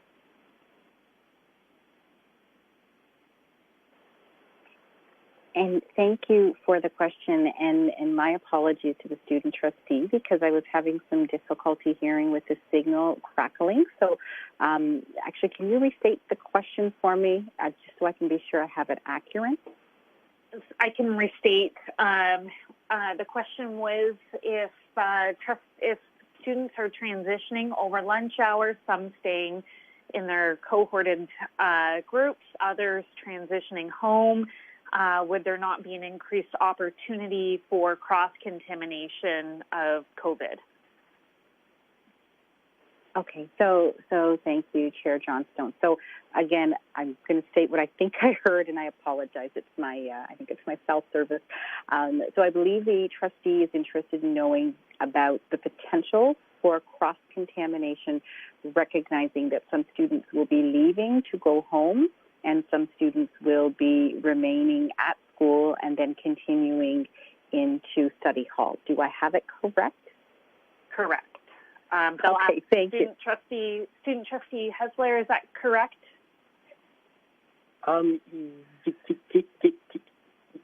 Yeah. It's just also with the opportunity that some students might go home for lunch and then return to their cohort, and then within that time they can interact with people from other cohorts, which is my issue. Okay, I've got it. Thank you. So it is an excellent question. We've had a number of conversations with public health around cohorting and the extent of cohorting and what that looks like, because we know the recommendation certainly was from a perspective for secondary schools that if we are able to keep students in one cohort for their courses, and hence the model that we have put in place, we are minimizing the number of direct and indirect contacts that student has. Now, public health also shared with us the reality that students do not live in the cohorts that they're going to be in when they are with us in the school. So they said we recognize that students are going to be in other cohorts, certainly outside of school, if they work, social circumstances within their lives, which will bring them into other cohorts. So the cohorting approach is one of the strategies that public health recommended to mitigate risk and potential spread of COVID. But you may recall that we have spoken at other meetings about the layering of strategies. So in addition to cohorting, it is the strategy around screening and ensuring that if someone is feeling unwell, they don't come to school. It's the strategy around hand hygiene, washing hands, sanitizing hands, disinfecting. It is about respiratory etiquette, coughing and sneezing into your elbow. So all of those other strategies support the potential spread and mitigate the risk around COVID. When we are looking at the end of the morning period of time and students are leaving, students are going to be assigned to specific doors for entry and for exit, and so the expectation is that students are using those entrances and exits, again, so that we're minimizing the number of students who will be directed in those particular areas. In addition to that, of course, there will be hand sanitizer available in all of the classrooms, and again, encouraging students to be washing hands, sanitizing hands throughout the day and whenever they enter or exit the classroom. So certainly as they're leaving, ensuring that they are doing that as well. If students are remaining in the school and they're having their lunch, that will happen at the desk that they're using in their class in the morning. And again, public health has indicated that that is an appropriate approach. And because it is their desk and their space, there isn't a need to sanitize it because it's not considered to be a shared object. And then, of course, they would be going into a space in the afternoon, which would be their study hall space, and they would be assigned a seat that would continue to be their seat in that space. And that space would be, of course, cleaned between days and between usage. So again, it's looking at all of the different strategies we are putting in place. And I think the other one that I will mention is around indirect and direct contacts combined. The ministry recommendation for secondary school is that students have 100 or fewer direct or indirect contacts when they are in school, and so that is part of the work that we are planning around in terms of looking at students in classes and students who will be involved in study hall. So I apologize, that was a long answer, but I hope it provided a bit of a context. Thank you. Student trustee Hessler, do you have further questions? Yes. Thank you. And through the chair, how will dismissals work for at the end of the day? Is that also kind of reliant on some students only using certain doors? Since the rotational model is built to be very similar to a traditional school one, all students would be ending school at the same time if they chose to stay to the end of it. So what kind of precautions are in place for at the end of the day when students are dismissed? Thank you. And I'll turn to Associate Director Sovereign. Thank you. And through the chair, I'm going to pass this to Superintendent Denemy and or Superintendent Dunlop, as they've been working very closely with our secondary committee to look at some of those very issues. Thank you. And through the chair, entry and exit for all secondary students. We will be utilizing all entry and exits available at our secondary schools. Students will be assigned entry and exit doors based upon the classes, the nearest classroom that they are in. Signage will be available for entry and exit to ensure that we are maintaining social distancing, and also teacher supervision to support entry and exit safely, and reminders that we are constantly staying to the right. So with those measures in place, it will reduce contact. It will be maintaining and ensuring that we are using similar doors and exit processes that follow our public health advice. Further questions, student trustee? Yep.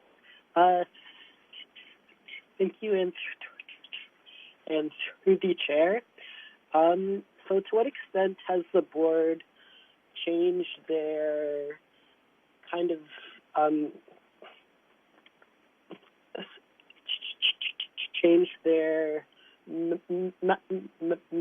method of online learning, just because some students didn't connect with the MS Teams kind of platform? So have there been any changes to online learning to accommodate this, or any changes since online learning was last used? Great question. I'll turn to the director. So thank you to the student trustee through the chair. I think that what will be important to highlight is there's been a recent policy program memorandum, or also known as PPM, around ministry expectations to, direct teaching or synchronous teaching across the province. So that will guide our work. Secondly, you're speaking to around what happened in the spring did not work for all students and all families, and knowing that the experiences varied for those educators who already adopted a blended approach, who were already using digital platforms, to many educators who were learning them and then had to teach with them at the same time, create some challenge for students. I'll ask Associate Director Peter Silver to provide an update of how we're moving forward with our standardized platforms, which is Microsoft Teams, and also our hub, which is the ministry-supported learning management space, referred to as the Bright Space, which we call the hub. But I'll ask Superintendent, again, Associate Director Silver to provide an update, and as we move towards our remote school, about some of the required training we're going to do for our educators as well, or for e-learning in secondary. So to Peter, please. Thank you, Director. And through the chair, I am actually going to hand this off to Superintendent Torrens, who has been overseeing setting up our remote school in elementary and has the oversight for e-learning in secondary, but also all of the professional learning that has been happening and will continue to happen to support all of our educators with the remote learning moving forward. Bill? Thank you, and through the chair, thank you, Student Trustee Hessler, for your question. To start this new academic year, our blended learning space, or our digital platform learning space, is a combination of MS Teams, as you had mentioned, as well as the Hub, we call it. It's the ministry's virtual learning environment, VLE, that we've adapted for our own use. Our staff and students will use this from kindergarten to grade 12, leveraging different components of the two different platforms together to create one virtual or remote classroom, depending on the nature of the learning that's happening. A lot of professional learning has occurred over the summer through summer institutes, and in terms of supporting teachers in adopting using both the Hub and MS Teams. And with the remote elementary school slated to open in just a few weeks, when we have that school staffed, the program department will be supporting those educators by providing several days of orientation, professional development in regards to not only using the platforms, but how to use them effectively in best practices for remote and virtual learning to support the learning of students from kindergarten to grade 8 that we expect in the remote school. One thing I will add as well, we ran a series of summer camps over the summer, as you're aware, summer learning opportunities for ELLs, Camp Power, and a gap closing camp. All of those occurred in using our new blended learning platform, and a tremendous amount of learning occurred through those camps for staff, and we'll be bringing that learning and applying it to both the remote schools, but also to bringing blended learning to elementary school and to continue to do an outstanding job in e-learning in secondary.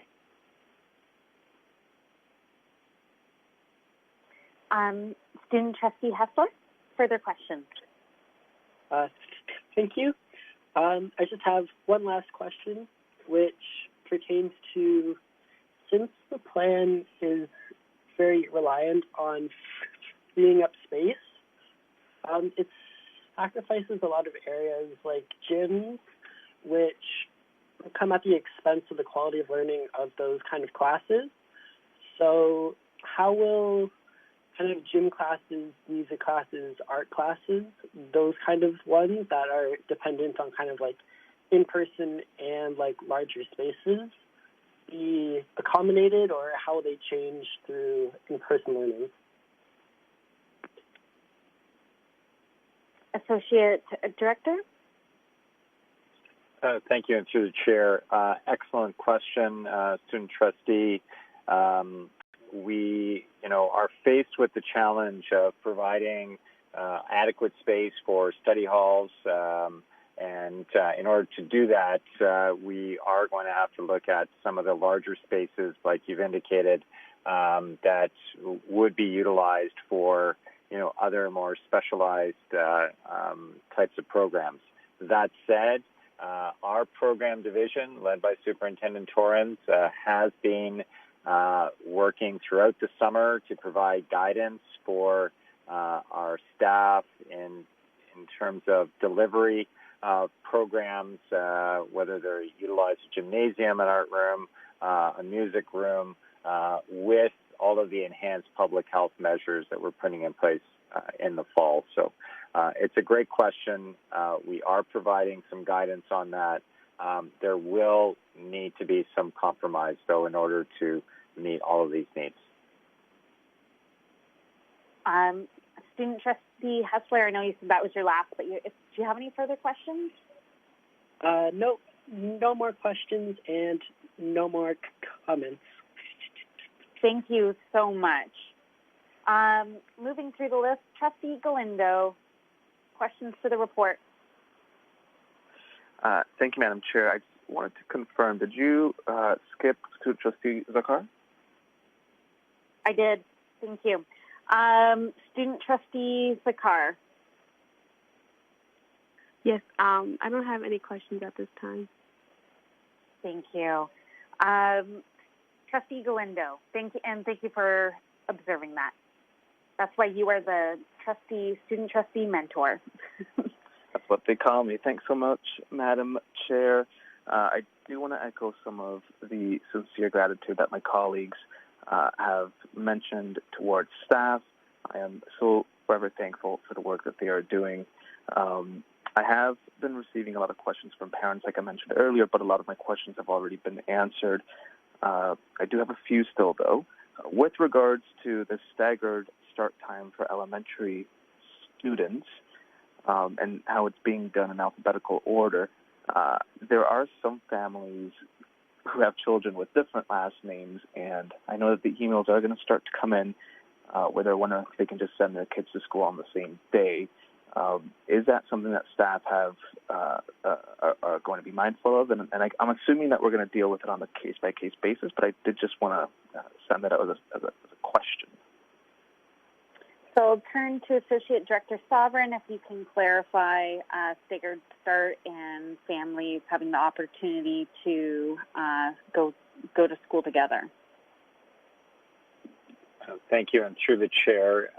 So similar to the way we have put together secondary student cohorts with the assistance of our IIT division, who are most familiar with the software that we use to store all of the student information. We are taking that into account. In the report is an illustration of how we might achieve sort of an even split in classes using last names, but keeping in mind that we don't want to have families send one student one day, another student the next day, if at all possible. So it's a long way of saying we've taken that into consideration. Trustee Galindo? So I'm glad to hear that. Just one more question, actually. With regards to secondary schedules, have they been released? When will they be released? I am starting to get emails about those as well. I'm assuming that parents will be able to access it through the parent portal. Is it August 31st? Is that the date that secondary schedules will be made available? Associate Director Sovereign? Thank you, and through the chair. So August 31st, by August 31st, the goal is to have student timetables and their cohort assignments available through the parent portal. But I will ask Superintendent Denemy, who's been working much closer on this, if there's any further update to that. Sorry, and to the chair, can you just repeat the question?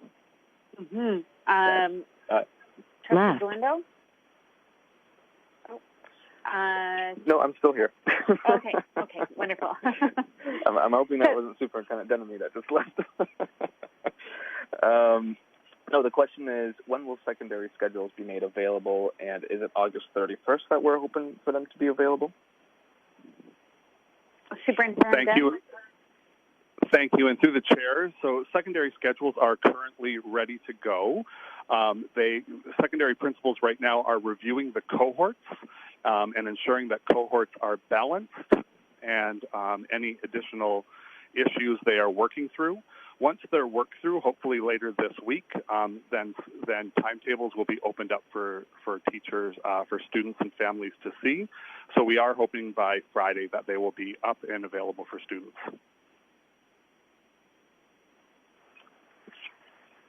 Trustee Galindo, further questions? Just to follow up to that then, if parents or students are reaching out with questions on that matter or similar, are we still sending them to the info at HWDSB.on.ca, or who may they contact? I'll turn back to Superintendent Denemy. Thank you. And through the chair, currently we are working with our guidance staff and principals that are in the buildings that are able to support with timetables or timetable conflicts or concerns that families may have. We are having guidance counselors come in this week, beginning this week for 3 days to support with that. And then also they will be available on the beginning of August 31st at their local schools to support with timetable changes. So emailing info@HWDSB at this point in time for timetable changes is not needed. If they contact their schools and guidance counselors later this week, they will be able to get support. Perfect. Thanks so much. Those are all my questions, Madam Chair. Back to you. Thank you. Trustee Miller. Hi, thank you. So just, I apologize for asking the question again, but I don't believe that we actually got the answer. So in regards to the staggered start for September, understanding that the first 2 days will sort of be earmarked for any new students with special needs, anybody who needs that kind of extra, just a little bit of extra support on the first 2 initial days. If we could get the clarification around the JK orientation, so we know that those students are technically new students as well, and usually they have a scheduled, I think it's about like either a half an hour or an hour long appointment where they come into their full-day kindergarten class, meet their teacher, meet their DECE, get a tour, and it's all very controlled. So could we clarify for families whether or not that will happen as it normally does, or if there will be modifications, or if we're not able to provide it at all within the staggered start model? So Associate Director Sovereign, if you could provide details, please. Thank you. And through the chair, Superintendent Torrance has been waiting patiently to provide this answer, so I'm going to turn it over to him right away. Thank you, Associate Director Sovereign. And through the chair, we will be doing our JK orientation beginning on Thursday, September 10th, and continuing on Friday, September 11th. Our junior kindergarten students will come in alpha groups, as with all other students, so A to K on the Thursday, L to Z on the Friday, with their senior kindergarten peers of the same alpha groups. This is an opportunity for them to begin their first day of school with their older siblings for these, if they have one, or several for these younger students. Also in terms of the orientation and procedures that our FDK or our FDK educators will be putting in place, it also allows for the senior kindergarten students to be role models and leaders for their new younger classmates. So under these circumstances, we will begin that orientation as part of a larger group orientation on that first day of school on September 10th. Okay, so sorry, just to further clarify, will our senior kindergarten students be receiving a full day of instruction while the JKs receive only their time slot, or are they also receiving a full day as their first day? Yeah, thank you for the clarification. Junior kindergarten students will be attending for the full day like their senior kindergarten peers. Okay, wonderful. Thank you. That's exactly what I needed to know.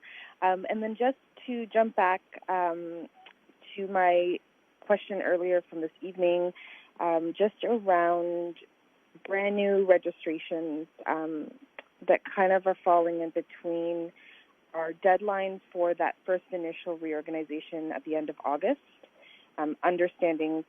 absolutely understanding that staff needs to have some sort of boundary in order to move forward for actually building our classes and knowing exactly what our class sizes will be on day one. But also understanding that there will be families either through, evictions, movement, a new house purchase, any number of various complicated situations.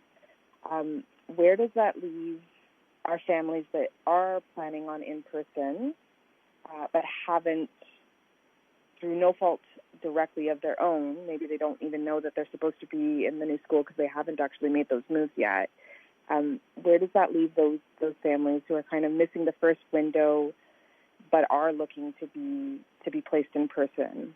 Are we going to catch them with that October 8th reorganization? I thought I heard October 8th, but if I could get some further clarification. To Associate Director Sovereign, if you can talk about the flexibility or what the plans are, especially for our families that Maria has mentioned. Thank you. And through the chair, so to Trustee Miller's question, as we've indicated in our previous reports, we always anticipate that there are unforeseen and some extraordinary circumstances that our schools are very accustomed to dealing with. And so while this would pose an additional challenge, we are always going to be flexible in terms of understanding that these things do come up and they do happen. That said, the real challenge here and the reason why this unprecedented move has been placed with all school boards, including ours, around requiring the pre-registration is that we need to ensure that we're maximizing our space in classes for in-person, that we are, as best as possible, providing that physical distancing as part of our multi-layered approach. And so because of that, having very restricted points in time where we transition to in-person is going to be critical. So we would plan for and work through exceptional, extraordinary circumstances, and we're going to ask that families work through the superintendent's office for those, very similar to the way that we've handled those types of exceptional circumstances for out-of-catchment, for instance, because of the complexity that's involved in terms of ensuring that we have the space within our school. Thank you so much for that. I appreciate that, and I do want to say that I have such a deep respect for the plan in front of us tonight. I know how hard everyone has been working. I'm wondering, within the plan, are we making, or could we make, and I don't know if the answer to this will just be no, but you know how we do at this beginning of the year, we kind of have the understanding that if a class is approaching kind of max capacity where it would require a new class to be made, normally my understanding is that schools do know that they leave a few spots for those, very, very late registrant families who have, let's say, moved into the neighborhood the day before school started or the day that school started, and suddenly need to be placed within their local catchment school. Is there any room in the plan, and I respect every conversation we've had tonight about budget restrictions and staff needs, but is there any room within what we're talking about tonight to leave perhaps even a handful of spots empty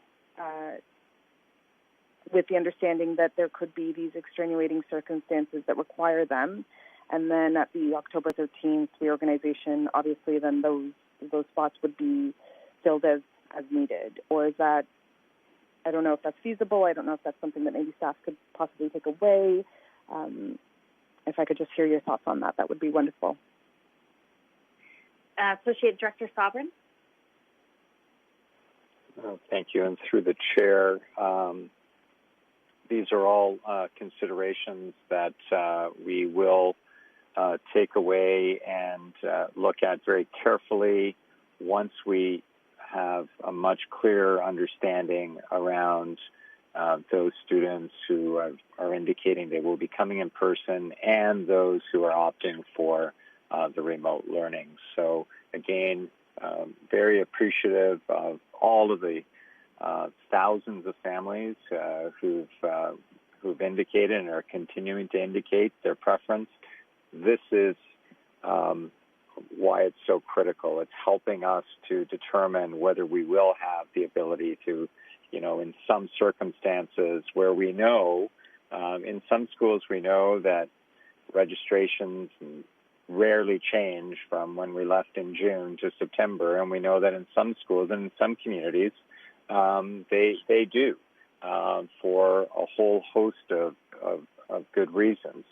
And so having a better understanding of those who are opting for remote learning and those who will be in person will help us determine whether or not we have some of those flex spots in there. So definitely taking it away as a consideration.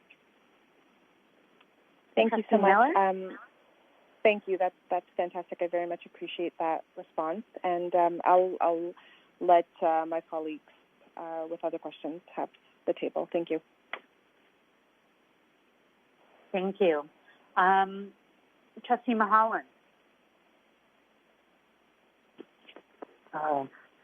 Through the chair, I'd like to thank the staff that provided, put together, and presented today's report. I'm wondering if next Monday night's meeting, is it the hope? No, not hope. Is it the intention that finally all the education partners will finally be provided with the process and the rules that will have to be followed in this very unique school year? Thank you. To the director. Through the chair and to Trustee Mahalan, that's the hope that on Monday, August 31st, that we will have the outbreak protocol this week and then be providing a clear update on that process to trustees and to our community. That is the part of the key part of the next week's report. Trustee Mahalan. Thank you for that. I just concerned that once again the political arena, we take a lot of time discussing, and we take that time away from the staff who's working very diligently to provide a formula for a very difficult position or problem. So thank you, Mr. Director. Thank you, Ray. Trustee Paikin-Miller. Thanks to everybody for all the hard work, but I have no questions at this time. Thank you. Trustee Tutt.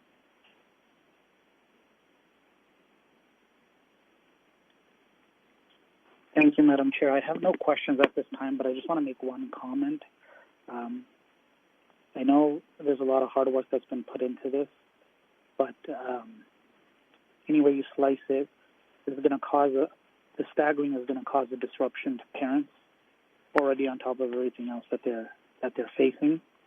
So it's disappointing that the ministry took so long to implement or authorize the boards to do this staggering or to take this staggering approach.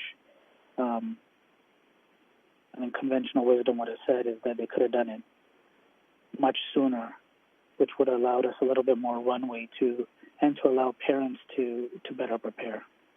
So I'm extremely disappointed in the ministry's approach and the minister's approach with that regard. Those are my comments. Thank you. Thank you, Trustee Tutt.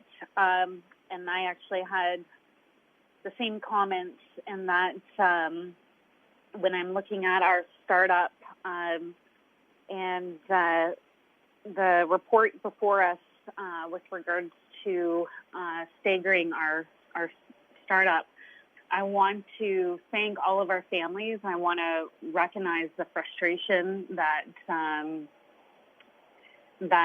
so many of our families have experienced over the summer with that these are frustrations that our staff teams have been experiencing alongside you, and that trustees have been experiencing alongside you. This has been a long summer of planning, and when I look at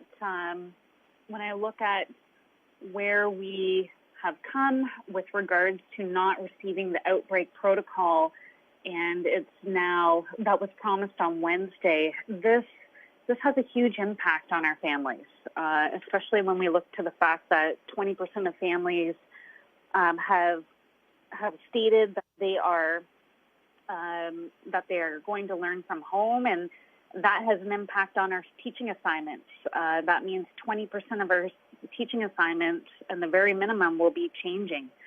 And when we look at what it takes in order for staff to get an outbreak protocol, all the planning that's involved at the site level, all of the training that's involved, and of course the communication to our families who deserve these details. It's been a long and frustrating experience. And when I look to Europe, where I've been watching very closely over the last couple of weeks with their back-to-school startups, there's been a number of challenges. I've seen photos of crowding in the hallways, of the reopening not going as smoothly, and that's why when I look to staff's plan here, it does allow for a smoother transition. It allows for our students and staff to become more familiar with and confident in their new routines, especially our younger ones. And now ensures that all of the details that our families need and deserve, that they are able to receive those. I do have a number of questions, and I'll try to keep them brief.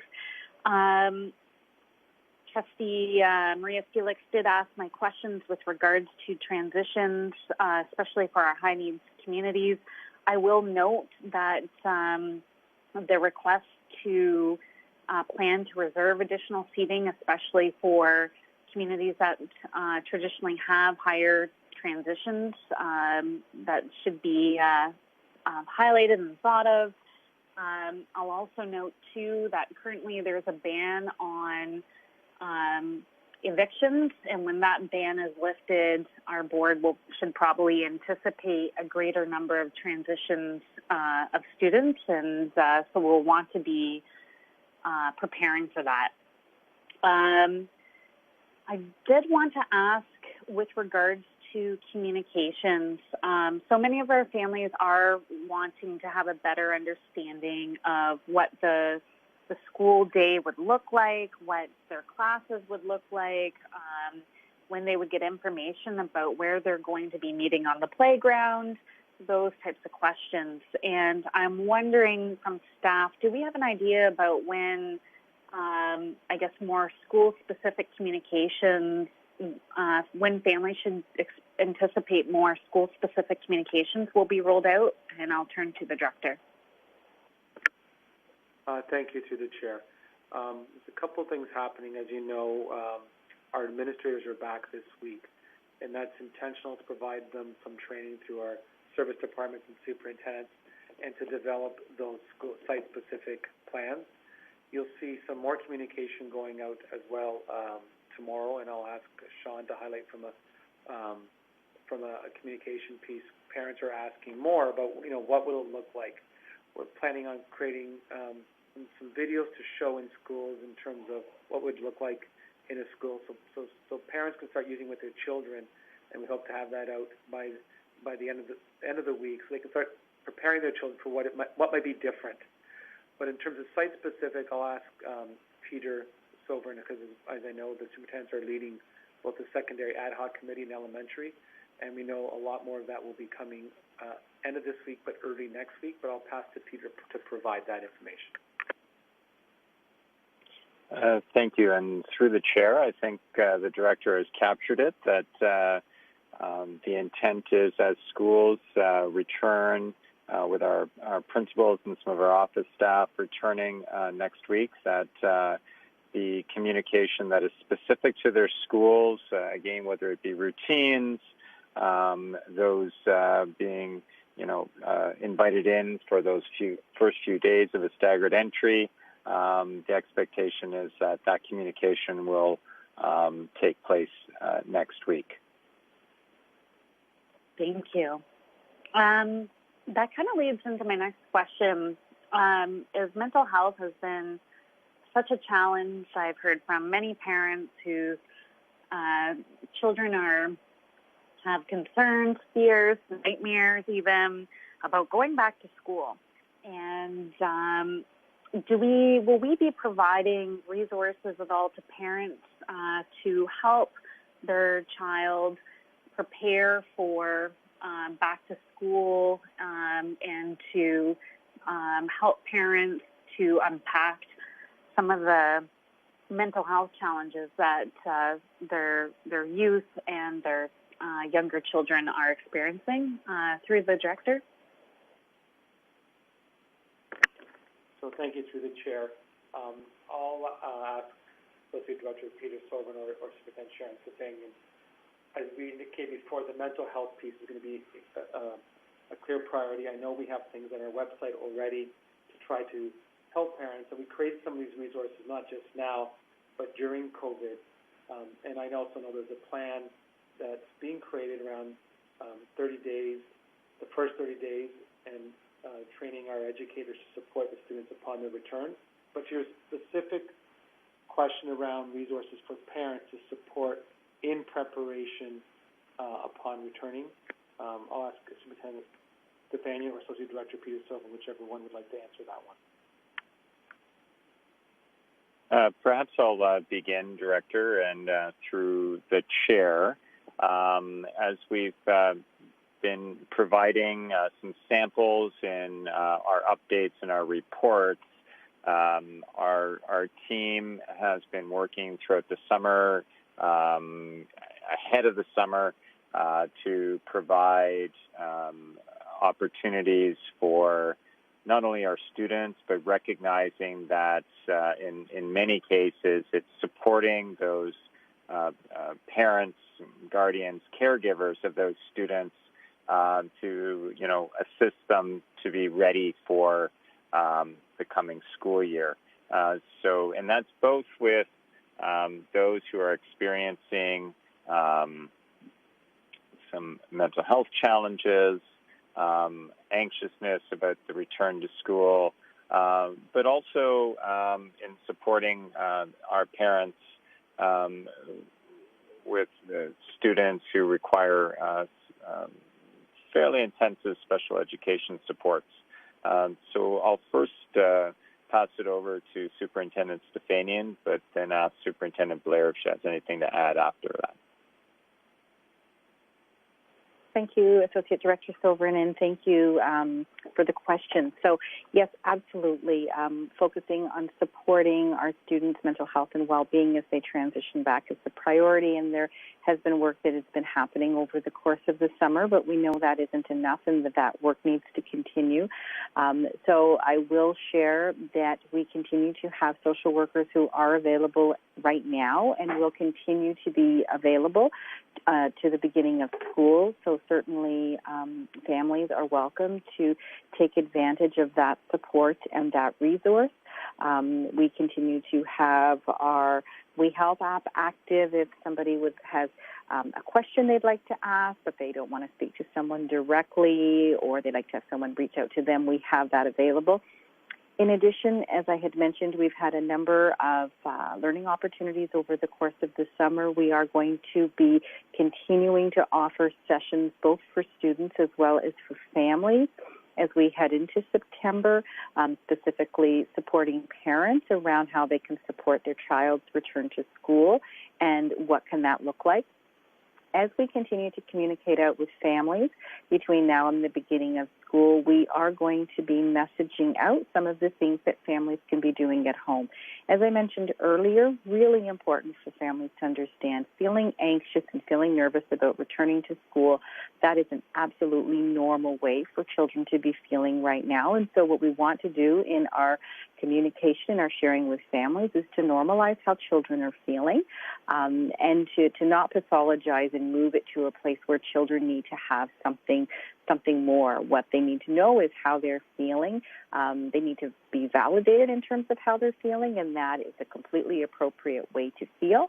And then how can we help them and support them in dealing with and working through that nervousness and that anxiety. So again, part of what we're looking at in terms of communicating with families is looking at how we can expose our families to what our schools will look like on the inside. Let's look at some of the signs that we're going to see that talk about physical distancing or mask wearing, and what are some of the things families can do at home or talk about at home before the school year even begins. So again, there is a familiarity for students when they do come into the school.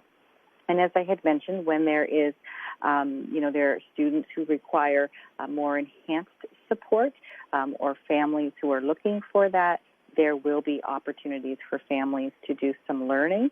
And again, it's also collaboration with community partners if, in fact, what a family needs is something that is beyond what we are able to provide as a board. So it is very much, I would say, a layered approach and looking at some strategies for all, and then becoming more targeted depending upon a student's needs. Thank you very much. I know our families will really appreciate that.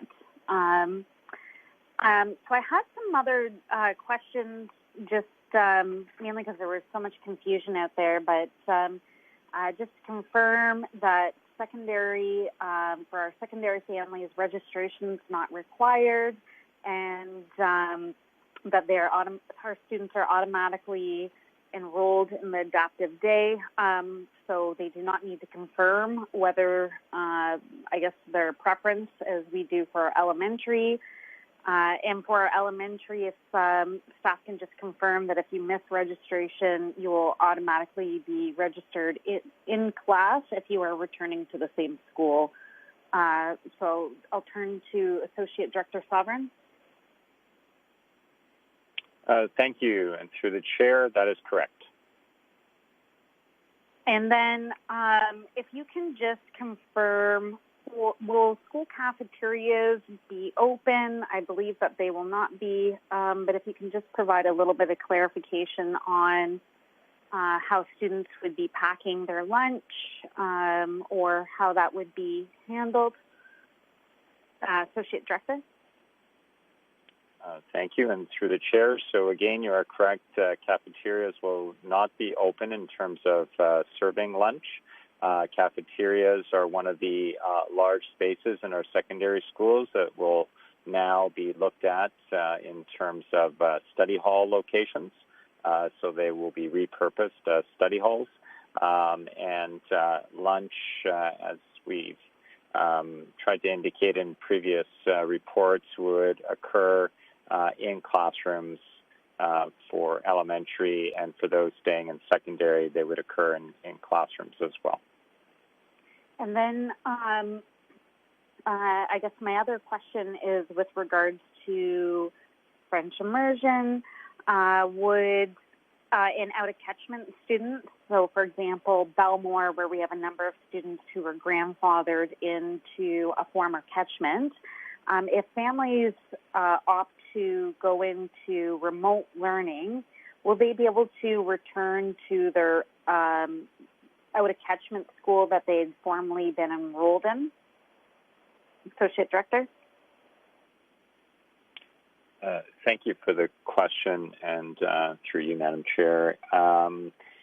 We certainly do not want any student, any family to be disadvantaged by the choice that they're making during this pandemic.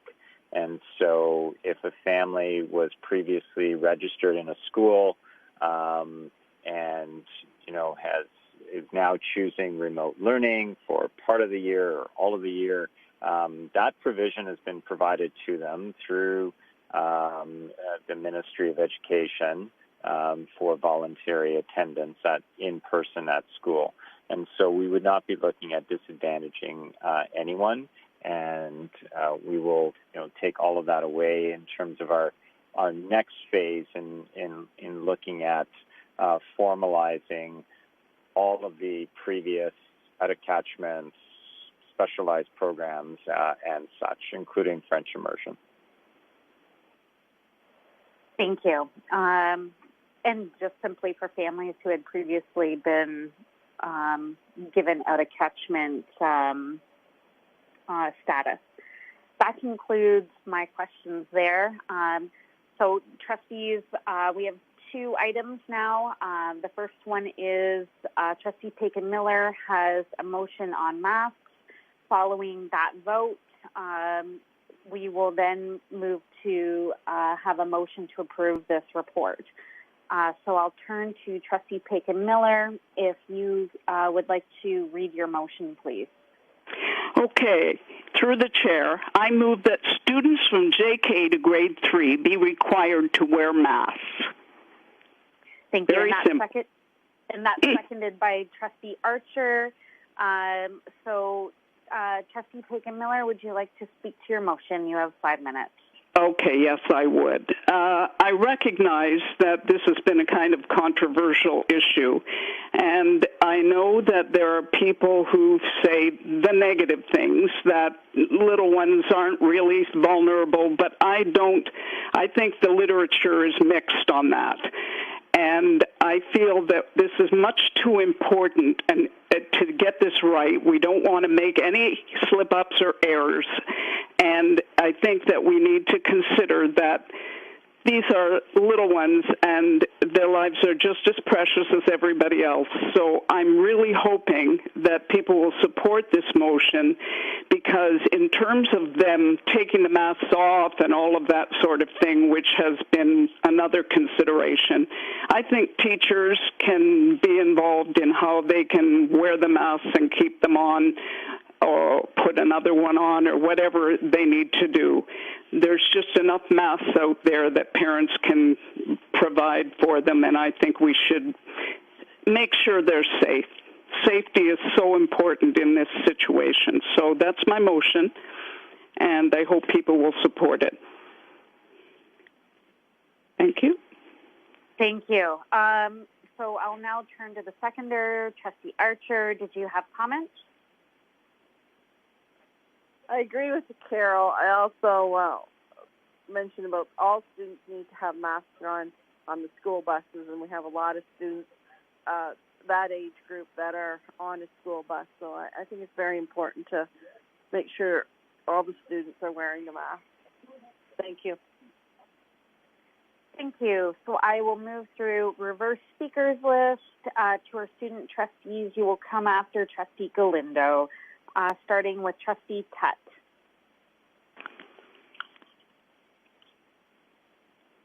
Are we voting at this point? We are speaking either for or against the motion. Okay. And you can also feel free to ask staff questions related to the motion on masks for K to 3. Thank you. Thank you for that, Madam Chair. I'll just add very briefly that I appreciate Trustee Paikin-Miller bringing this forward. I appreciate her comments, and also Trustee Archer's comments as well. I'm full-heartedly in lockstep with their thoughts and their opinions, and I will definitely be supporting this motion. I think it's long overdue, and I think any added layer that we can protect our most vulnerable, we need to do, and make sure that they're protected. So I encourage other trustees to support it as well. Thank you. Thank you, Trustee Tutt. Moving to Trustee Mulholland. The motion's on the floor? Yes, the motion on the floor is to extend masks from K to 3. Hold it. I support the motion. Thank you.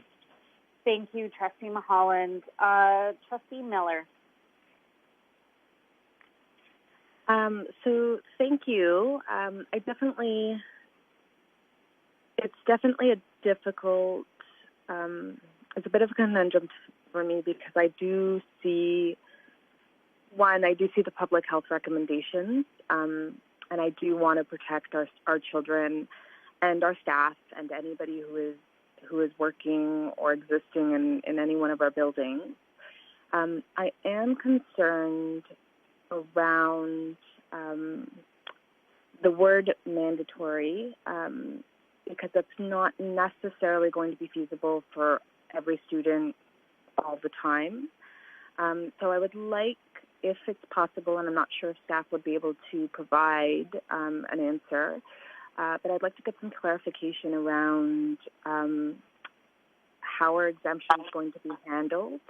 I'm very concerned at the potential for the social implications of fellow peers criticizing a child who cannot wear a mask the whole day.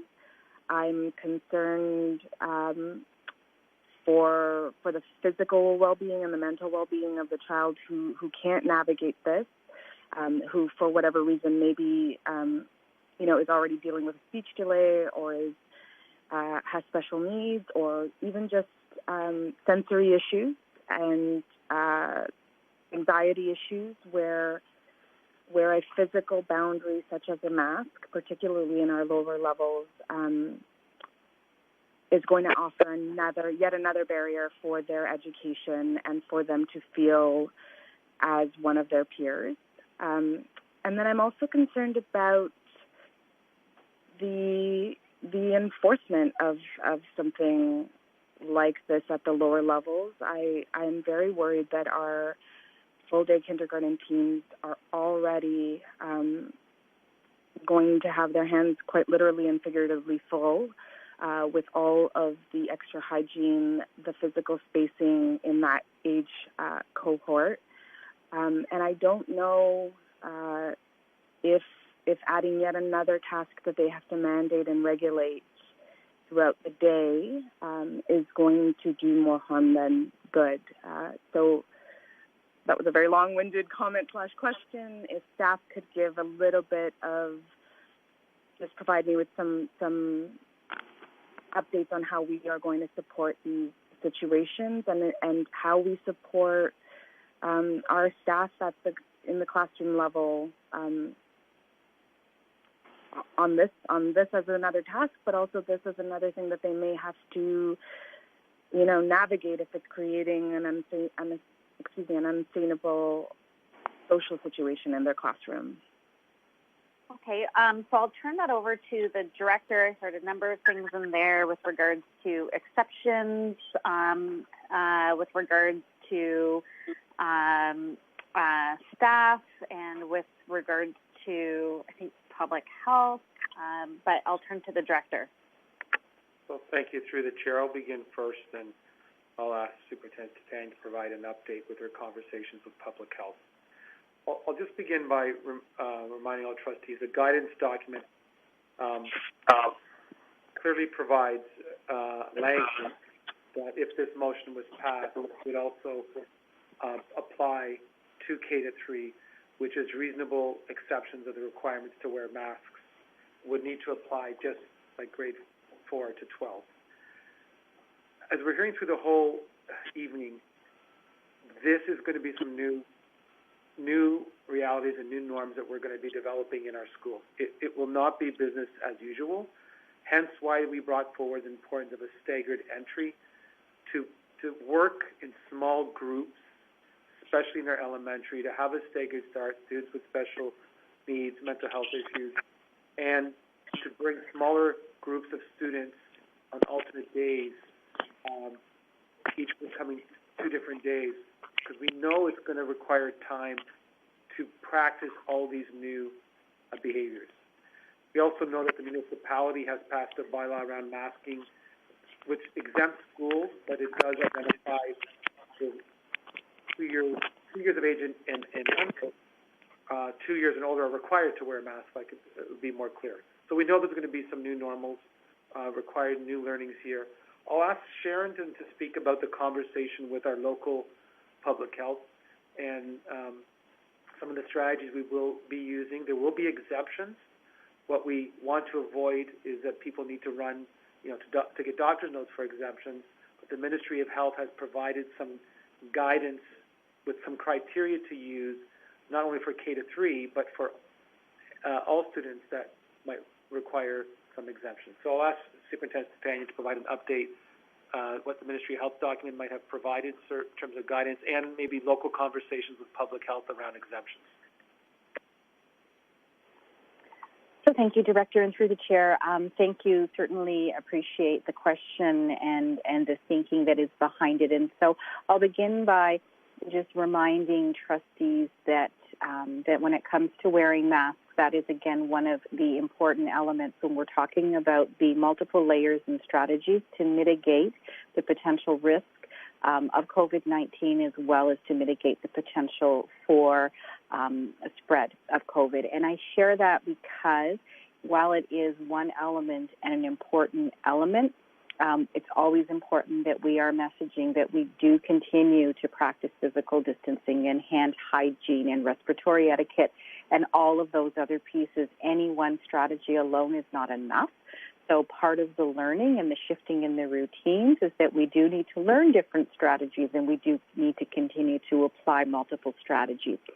So in the work that we have been doing with public health and the protocol that we are in the process of drafting, we do recognize what the trustee has identified in terms of recognizing that there are some individuals who will be able to wear a mask, and then there are other individuals who won't be able to wear a mask. And again, that is part of what we need to be teaching as acceptable and normalized within our environment.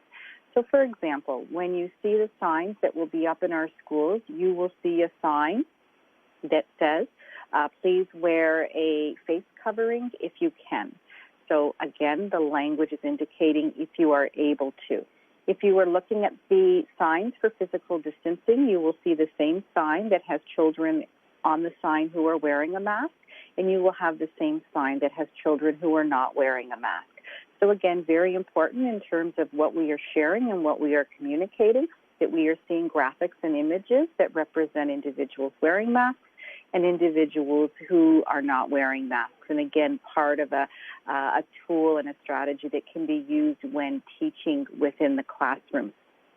As we are looking at accommodations, as our director had indicated, we are looking at our exemption criteria being aligned with what has come forward from Ontario Public Health, and that is providing exceptions for those who have underlying medical, developmental, sensory, or mental health reasons, or if we have someone who is unable to place a mask on or remove a face covering without assistance, those would be the areas in which we would be looking at exceptions.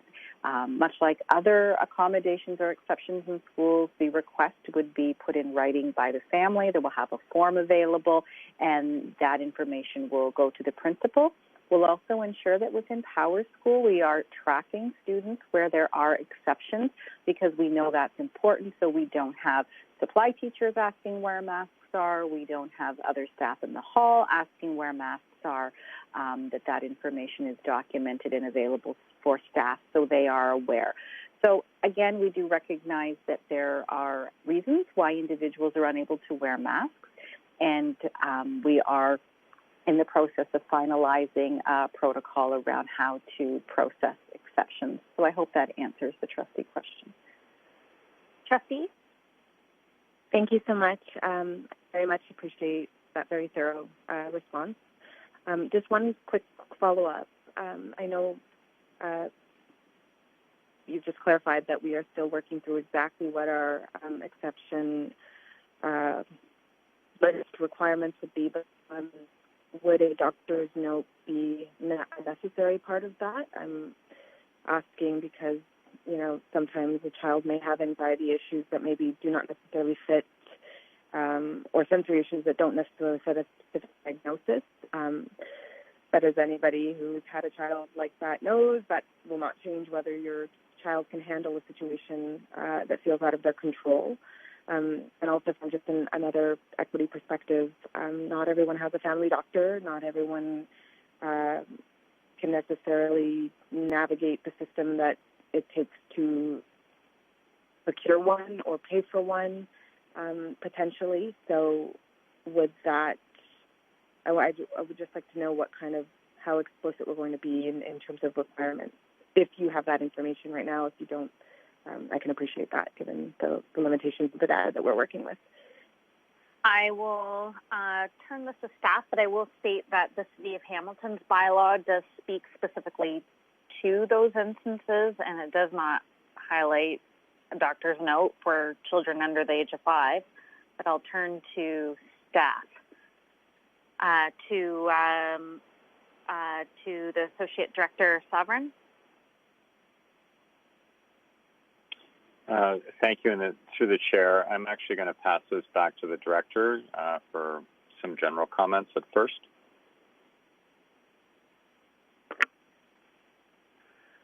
So, through the chair, so clarity at the beginning, conversations we've had with public health. One of the things that they're worried about is that doctors would be inundated, and as Trustee Felix Miller identified, families who may not have doctors. We know at the school level that that we know students who are already registered with us, if they may have some pre-existing physical conditions or anxiety issues, the relationships our staff has with our families will be key in walking through this piece as well.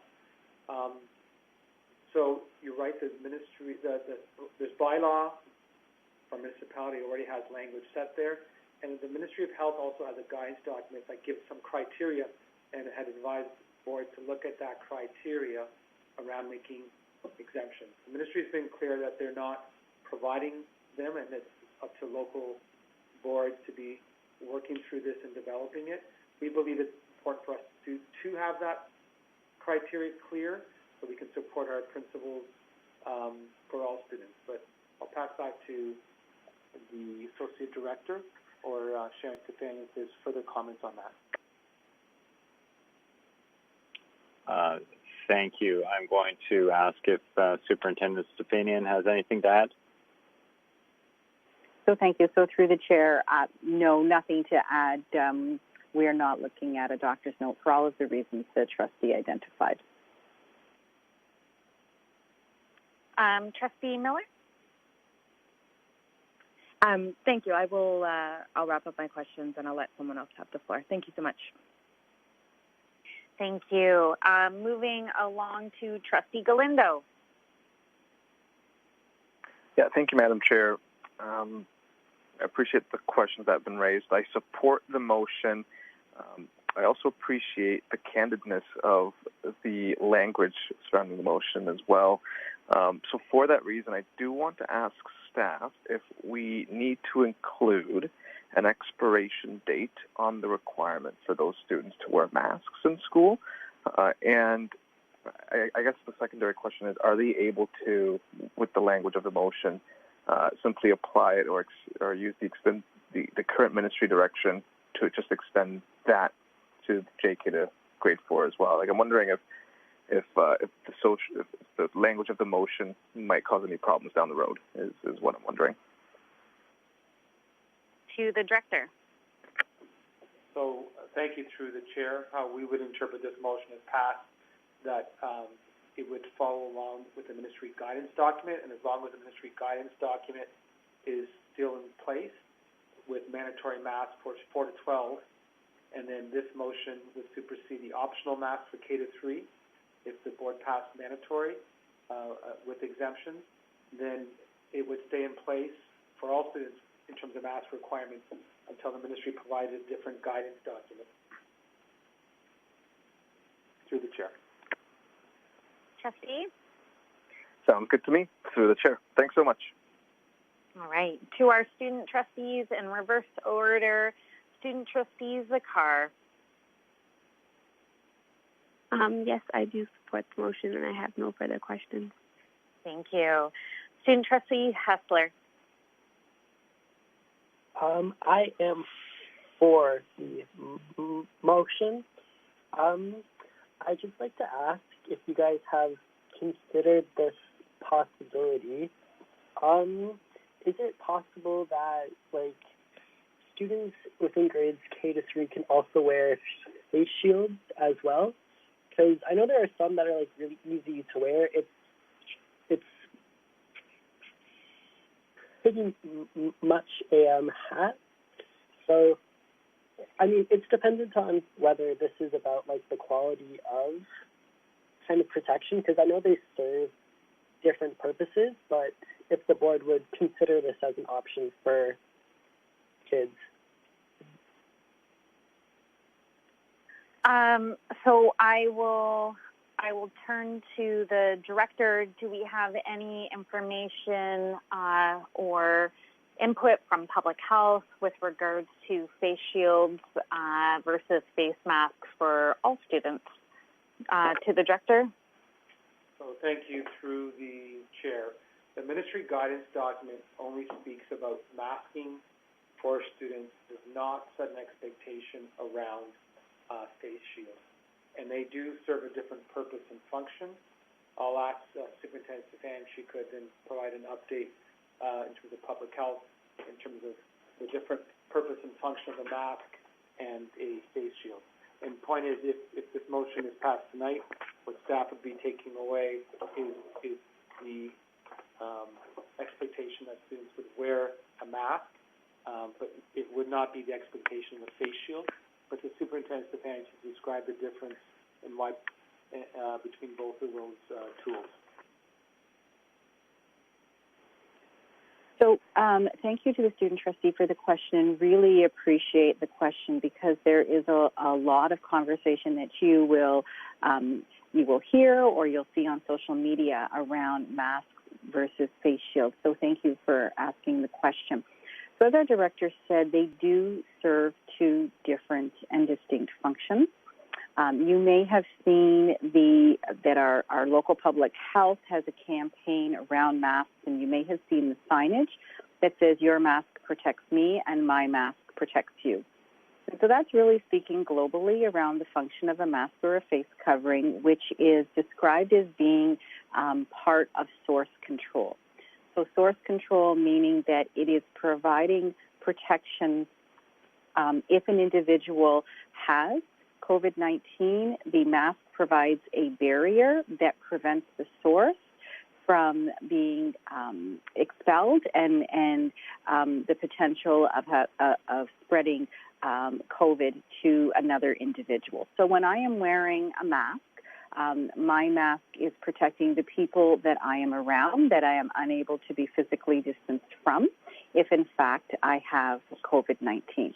Likewise, if the people around me are wearing masks and they're not able to physically distance, their masks are protecting me if they in fact have COVID-19. Now that's a little different from the face shield. So as we're sitting here right now, there has not been any solid research that would suggest that face shields are effective when it comes to source control. So it performs a very different function. Face shields are considered to be effective PPE when we're looking at protecting someone's eyes from the potential of any droplets entering into their eyes. So by wearing a face shield, an individual is protecting themselves in that particular regard, but we know that the source control element is extremely important when we're looking at trying to control the spread of COVID within our broader community. So both important, but different functions. And a face shield on its own would only be providing that protection around respiratory droplets towards eyes. It's really considered eye protection, substitute for goggles, as an example. Student Trustee Hessler, do you have follow-up or other questions? Nope, that's all. Thank you. Great questions. Trustee Deese. Thank you. Hold on a second. Hold on. I need a motion to extend the clock by, we'll go 30 minutes. Trustee Deese, do you move that motion? Yes. Thank you. And I'll have that seconded by Trustee Galindo. Is anyone voting against? Hearing none, the clock is extended until 9:30. Continue, Trustee Deese. Thank you. Could staff just clarify when students would be able to take their masks off, such as outside, eating lunch, and are there any other exceptions? So I'll turn to Associate Director Sovereign.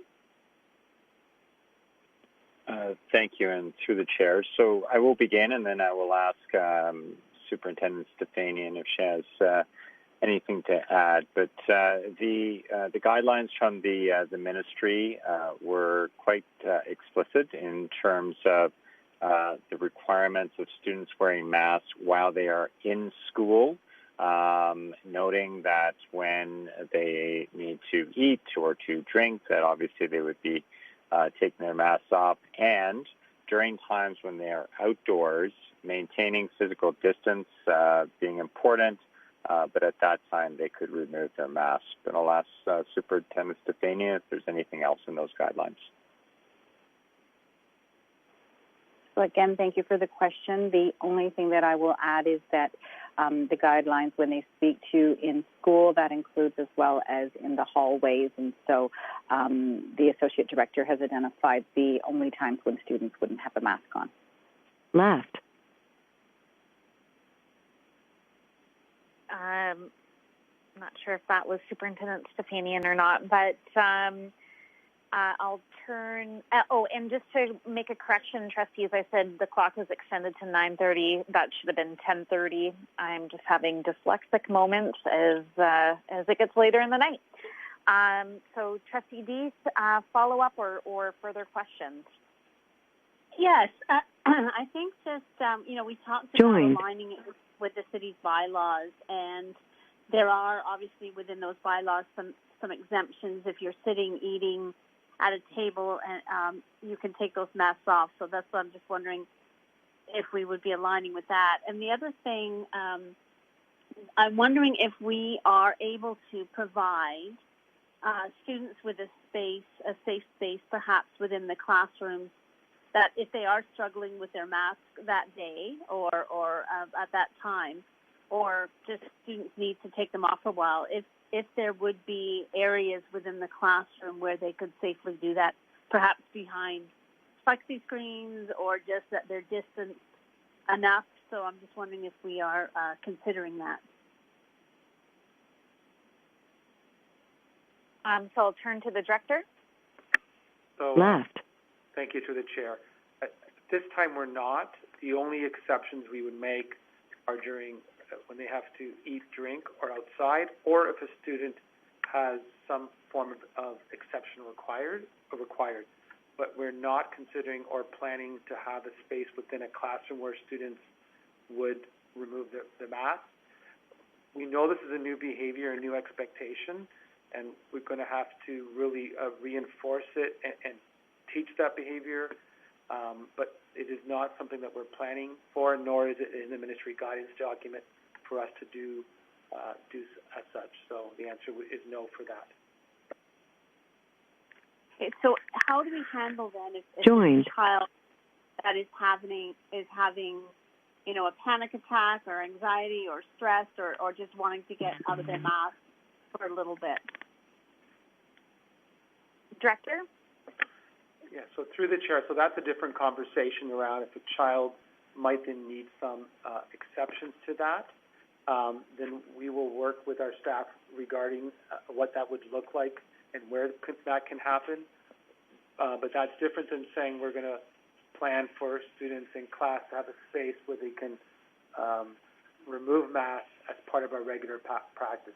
That would fall under students who might require some exemptions to, maybe not wear a mask, or exemptions to have a plan when they do experience anxiety. And hence, why that gradual reentry into school, the staggered approach, is going to be so important in small groups. So we would deal with that under exemptions.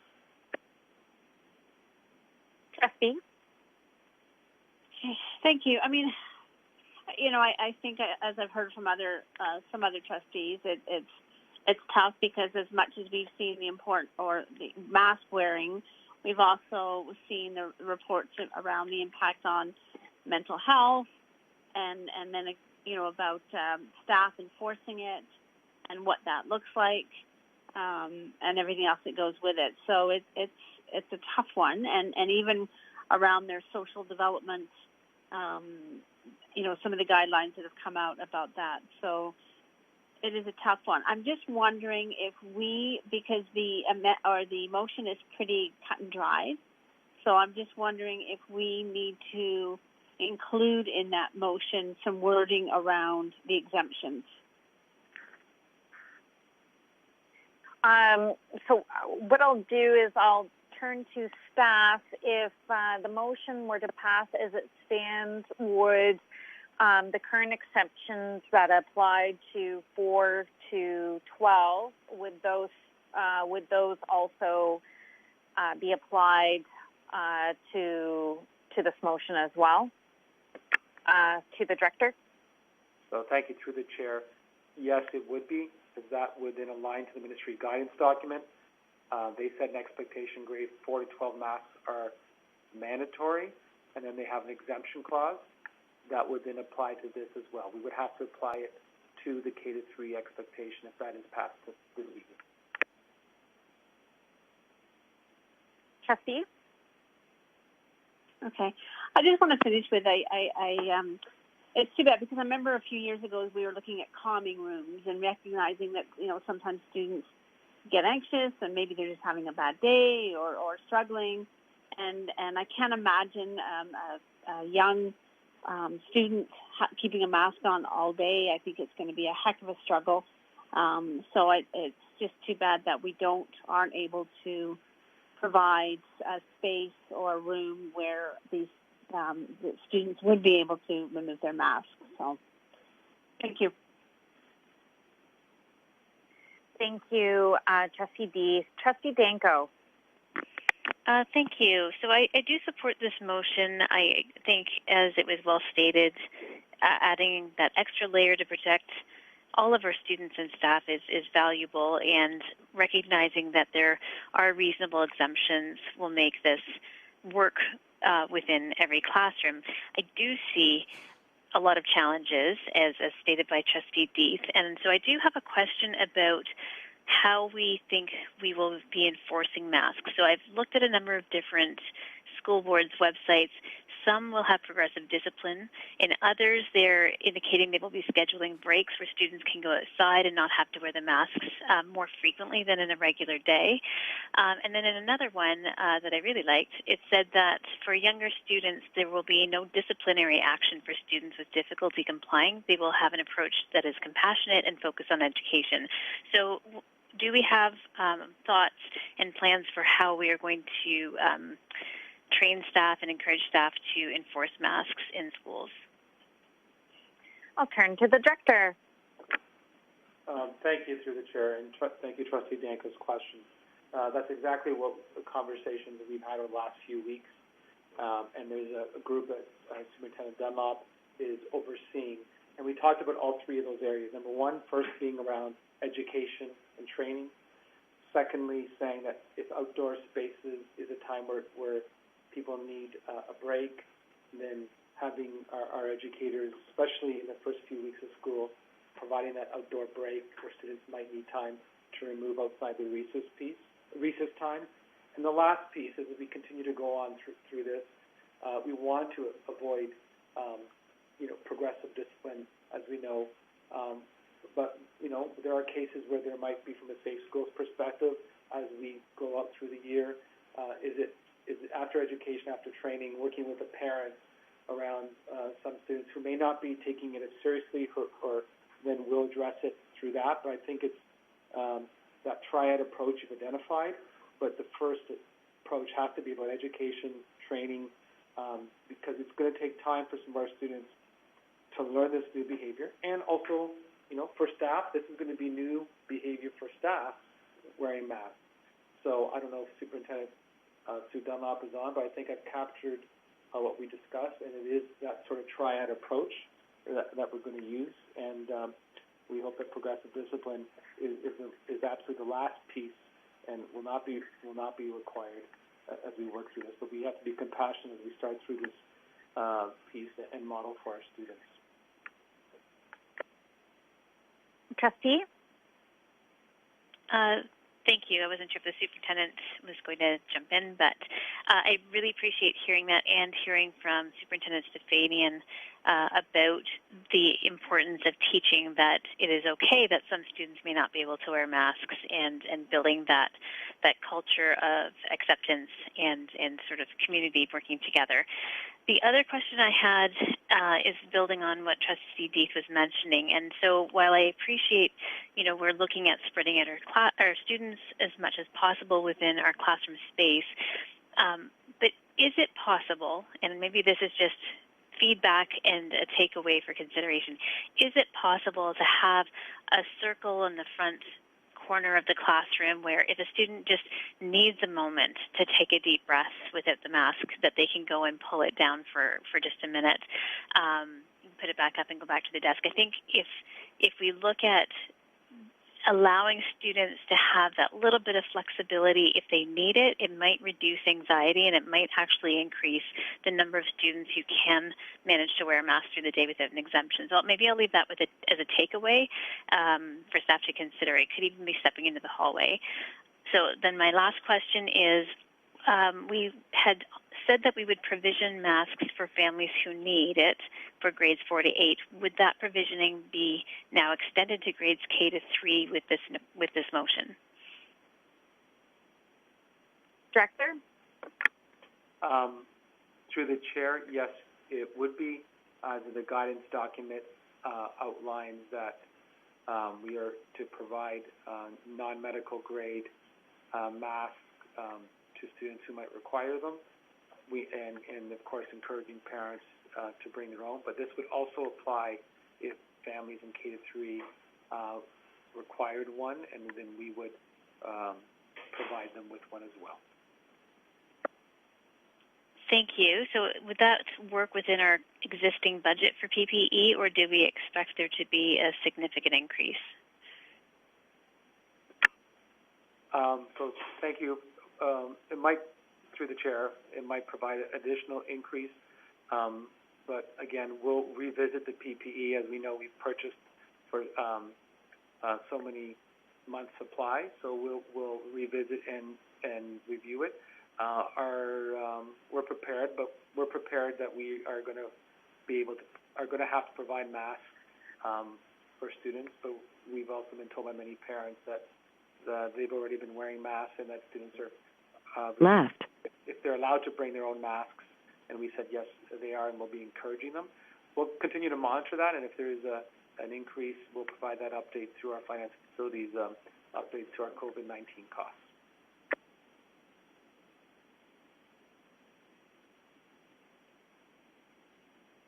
Sorry, I was just unmuting myself, and Trustee Danko's call dropped, but she states that she's good.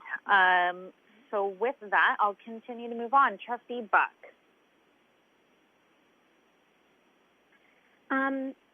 So I don't really have anything new to add other than what Trustee Danko just spoke to about designating an area in every classroom, even if it was just a matter of saying you can step into the hall for a moment, pull down your mask, take a deep breath, get a few of those in, especially for our students who have a good deal of anxiety around having joined on. Would the mover of the motion be willing to make an amendment that required all of our grades to have such a designated space for being able to take off that mask, nowhere near walls or anything that could be touched, or where it would be easy for germs or viruses to be touched, or commonly touched surfaces, I guess that's what I'm trying to say. Is that something that Trustee Paikin-Miller would maybe consider adding to her motion? Sorry, Trustee Buck, can you just summarize that? I was hearing high-touch areas. So what is it, the amendment that you're looking to add? The amendment I'm looking to add is requiring each of our classrooms, and I understand space is a consideration, so even to have students be allowed to step outside of their classroom and that be the designated space just outside in the hallway, where they would be allowed to pull down their mask, take a few deep breaths, and then get back into the classroom. But that way they didn't have such a long stretch until recess or the next time that they were allowed to go outside. So what I'm asking is if Trustee Paikin-Miller would be willing to amend her motion to include that provision that all of our classrooms, as they would then all be wearing masks, have such a designated space for a reprieve from the mask. I think, Trustee Buck, that would be a new motion. That said, I'm going to turn to the director because would this not be something that would be applied to all grades and not just, say, K to 3? So I'll turn to Director Figueredo. So thank you, through the chair. As the chair has said, that would be a new motion. But let me just be clear that we know we're going to have to be compassionate and flexible as we're teaching these new behaviors. What we don't want to operationalize is a designated area in each classroom because that could potentially take away from our physical distancing space that we want to ensure. But we know we're going to have to work with students who are going to feel anxious at times, feel, as we even see adults lowering their masks at times in public places to take a breath. We know we're going to have to work with that. And our educators are going to be compassionate about that and put things in place. What we don't want to do from an operational is compromise something that's not in the guidance document that the Chief Medical Officer provided, which is created a designated space within a room. So we'd ask that we let staff take that away when we work with our principals and our educators around it and how to address those exemptions or students or staff who might need just some time to lower the mask for a moment, but to do so in the safest way possible. But I ask that it not be in a designated room in the classroom that could potentially create other risks that are unintended. Thank you. So Trustee Buck, and I hear someone's water running in the background, just as an FYI. But Trustee Buck? I understand that. I do. I understand where the director is coming from with that. I just, honestly, I think of some of our kindergartners. There are some who are going to be 3 years old when they start school in just a few weeks, and that's just so little. And so my heart really breaks for them that this is the reality that, the longest I've ever had to wear a mask is the duration of a church service, and that's uncomfortable. But to spend your entire school day with few breaks that are mandatory, and really any extra breaks being up to the discretion of the teacher and being able to get outside. If we end up with a lot of rainy days, that's a lot of days stuck inside. You think about that for a moment, that we have to keep our kids in when the weather is yucky. And so there's the potential that we end up with kids really struggling through days. And so my heart breaks for them, but I understand the intention of the motion and support that. If we can find a creative solution, I would just ask that staff come back to us with that. No further questions. Okay, so with that, we'll leave that to the director to come back with solutions, hearing some of the concerns. Would this be something, Director, that you would be able to come back with on the 31st, or would that be at a later update with regards to finding ways to give students breaks or flexibility, opportunities to remove their mask, Director, and to report back to us, I guess, on the exceptions. So, Director. So through the chair, I ask that it won't be August 31st. We need to get into our schools, and I know it's going to be difficult for everyone, and let staff begin to operationalize some of this. Trustees have asked for monthly reports, so when we come back in September, we'll provide an update. However, once we have the breakout management protocol this week, and we'll look at what's being developed in alignment to the Ministry of Health guidance around some exemptions. On August 31st, we'll provide some clarity around mask exemptions on the August 31st piece. But in September, when we come back, we know the creative solutions are going to come from schools and educators being compassionate, especially for the first month. It's going to take a while to reinforce these new behaviors and to find some of these practices to deal with this change. So we'll bring what we're seeing from the floor in our September report. Thank you. Trustee Buck, does that answer your question? Yes, it does. Thank you. Okay, thank you so much. Trustee Bingham. Yes, most of my questions pretty much were asked by Trustee Danko, mostly around the financial aspect of what we may have to supply. If we can get them by September when students start to come in, and those kinds of questions. So they have been answered. And at the same time, I was just picturing all those teachers and DECs learning new songs about masks, trying to make them almost a game so that the students would be able to wear them, that they would understand why they were doing it. But for the motion, I can see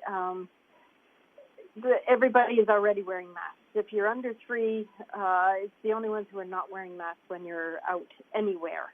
You want to go to the store, you want to go on a taxi, you want to go on the bus, you want to school buses, you want to go anywhere. Everyone is required to wear a mask. So I can see that that's one of the biggest safety protocols that we could probably come up with at this point. So I will be supporting the motion. Thank you. Thank you. So moving along to Trustee Archer has already spoken. That leaves myself. I'll just say quickly that I'm in favor of this. When I look to all of the various reports that have been coming out, the more, categories or items that we can do to reduce the transmission of COVID, as was previously highlighted by Sharon Stefanian.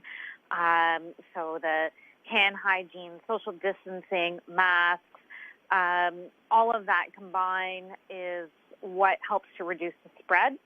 And I'm satisfied that the director will come back with solutions, not just for our K-3, but for all. I think for me, whereas families were given the opportunity previously to send their child to school with a mask, so the masks previously were the exception, not the norm. Now they will be the norm with exceptions. And so I think it's important to note that when I look at language such as the City of Hamilton bylaw, it's very clear that there are a number of exceptions for children who refuse to wear face covering and cannot be persuaded to do so. for children who have underlying medical conditions which inhibit their ability to wear face covering, for kids who are unable to place or remove their face covering without assistance. Those considerations have been thoroughly thought through by Hamilton alongside public health, so I am confident that our team can also work with public health in order to work through some of those challenges and in order to provide staff clear guidelines on when exceptions should be made, and certainly we recognize that there will be a number of those. But I think the intent here is to make it the rule, not the exception, when possible. So to that, I'll now call for a motion, or I guess the motion's been made, so I'm going to go through the list and trustees can indicate whether they're voting for or against. So Trustee Tutt, if you can indicate if you're voting for or against. I'll be voting for, Madam Chair. Thank you. Thank you. Trustee Paikin-Miller.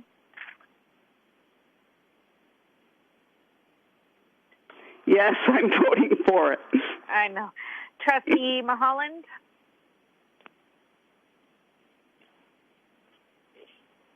For the motion. Trustee Miller. I will support the motion. Trustee Galindo. I support the motion. Student Trustee Zakar. I'm for the motion. Student Trustee Hessler. For. Student Trustee Deese. For. Trustee Danko. I heard that. For. Trustee Buck. I'm for. Trustee Bingham. Yes, I'm for. And Trustee Archer. Definitely, yes. Thank you. And I am also for, so that is unanimous. Thank you, trustees. So we now have one last motion, which is to approve the report that we just received. And to that, I'll have Trustee Miller move the motion, seconded by Trustee Bingham. Do we have anyone voting against? Hearing none, the motion passes. With that, we now move to adjournment. And as always, the meeting is adjourned by Trustee Tutt, seconded by Trustee Mulholland. And do we have anyone voting against? Hearing none, the meeting is adjourned. Thank you, trustees. Thank you. Left. Good night. Left. Thank you. Good night. Trustee Buck. Left.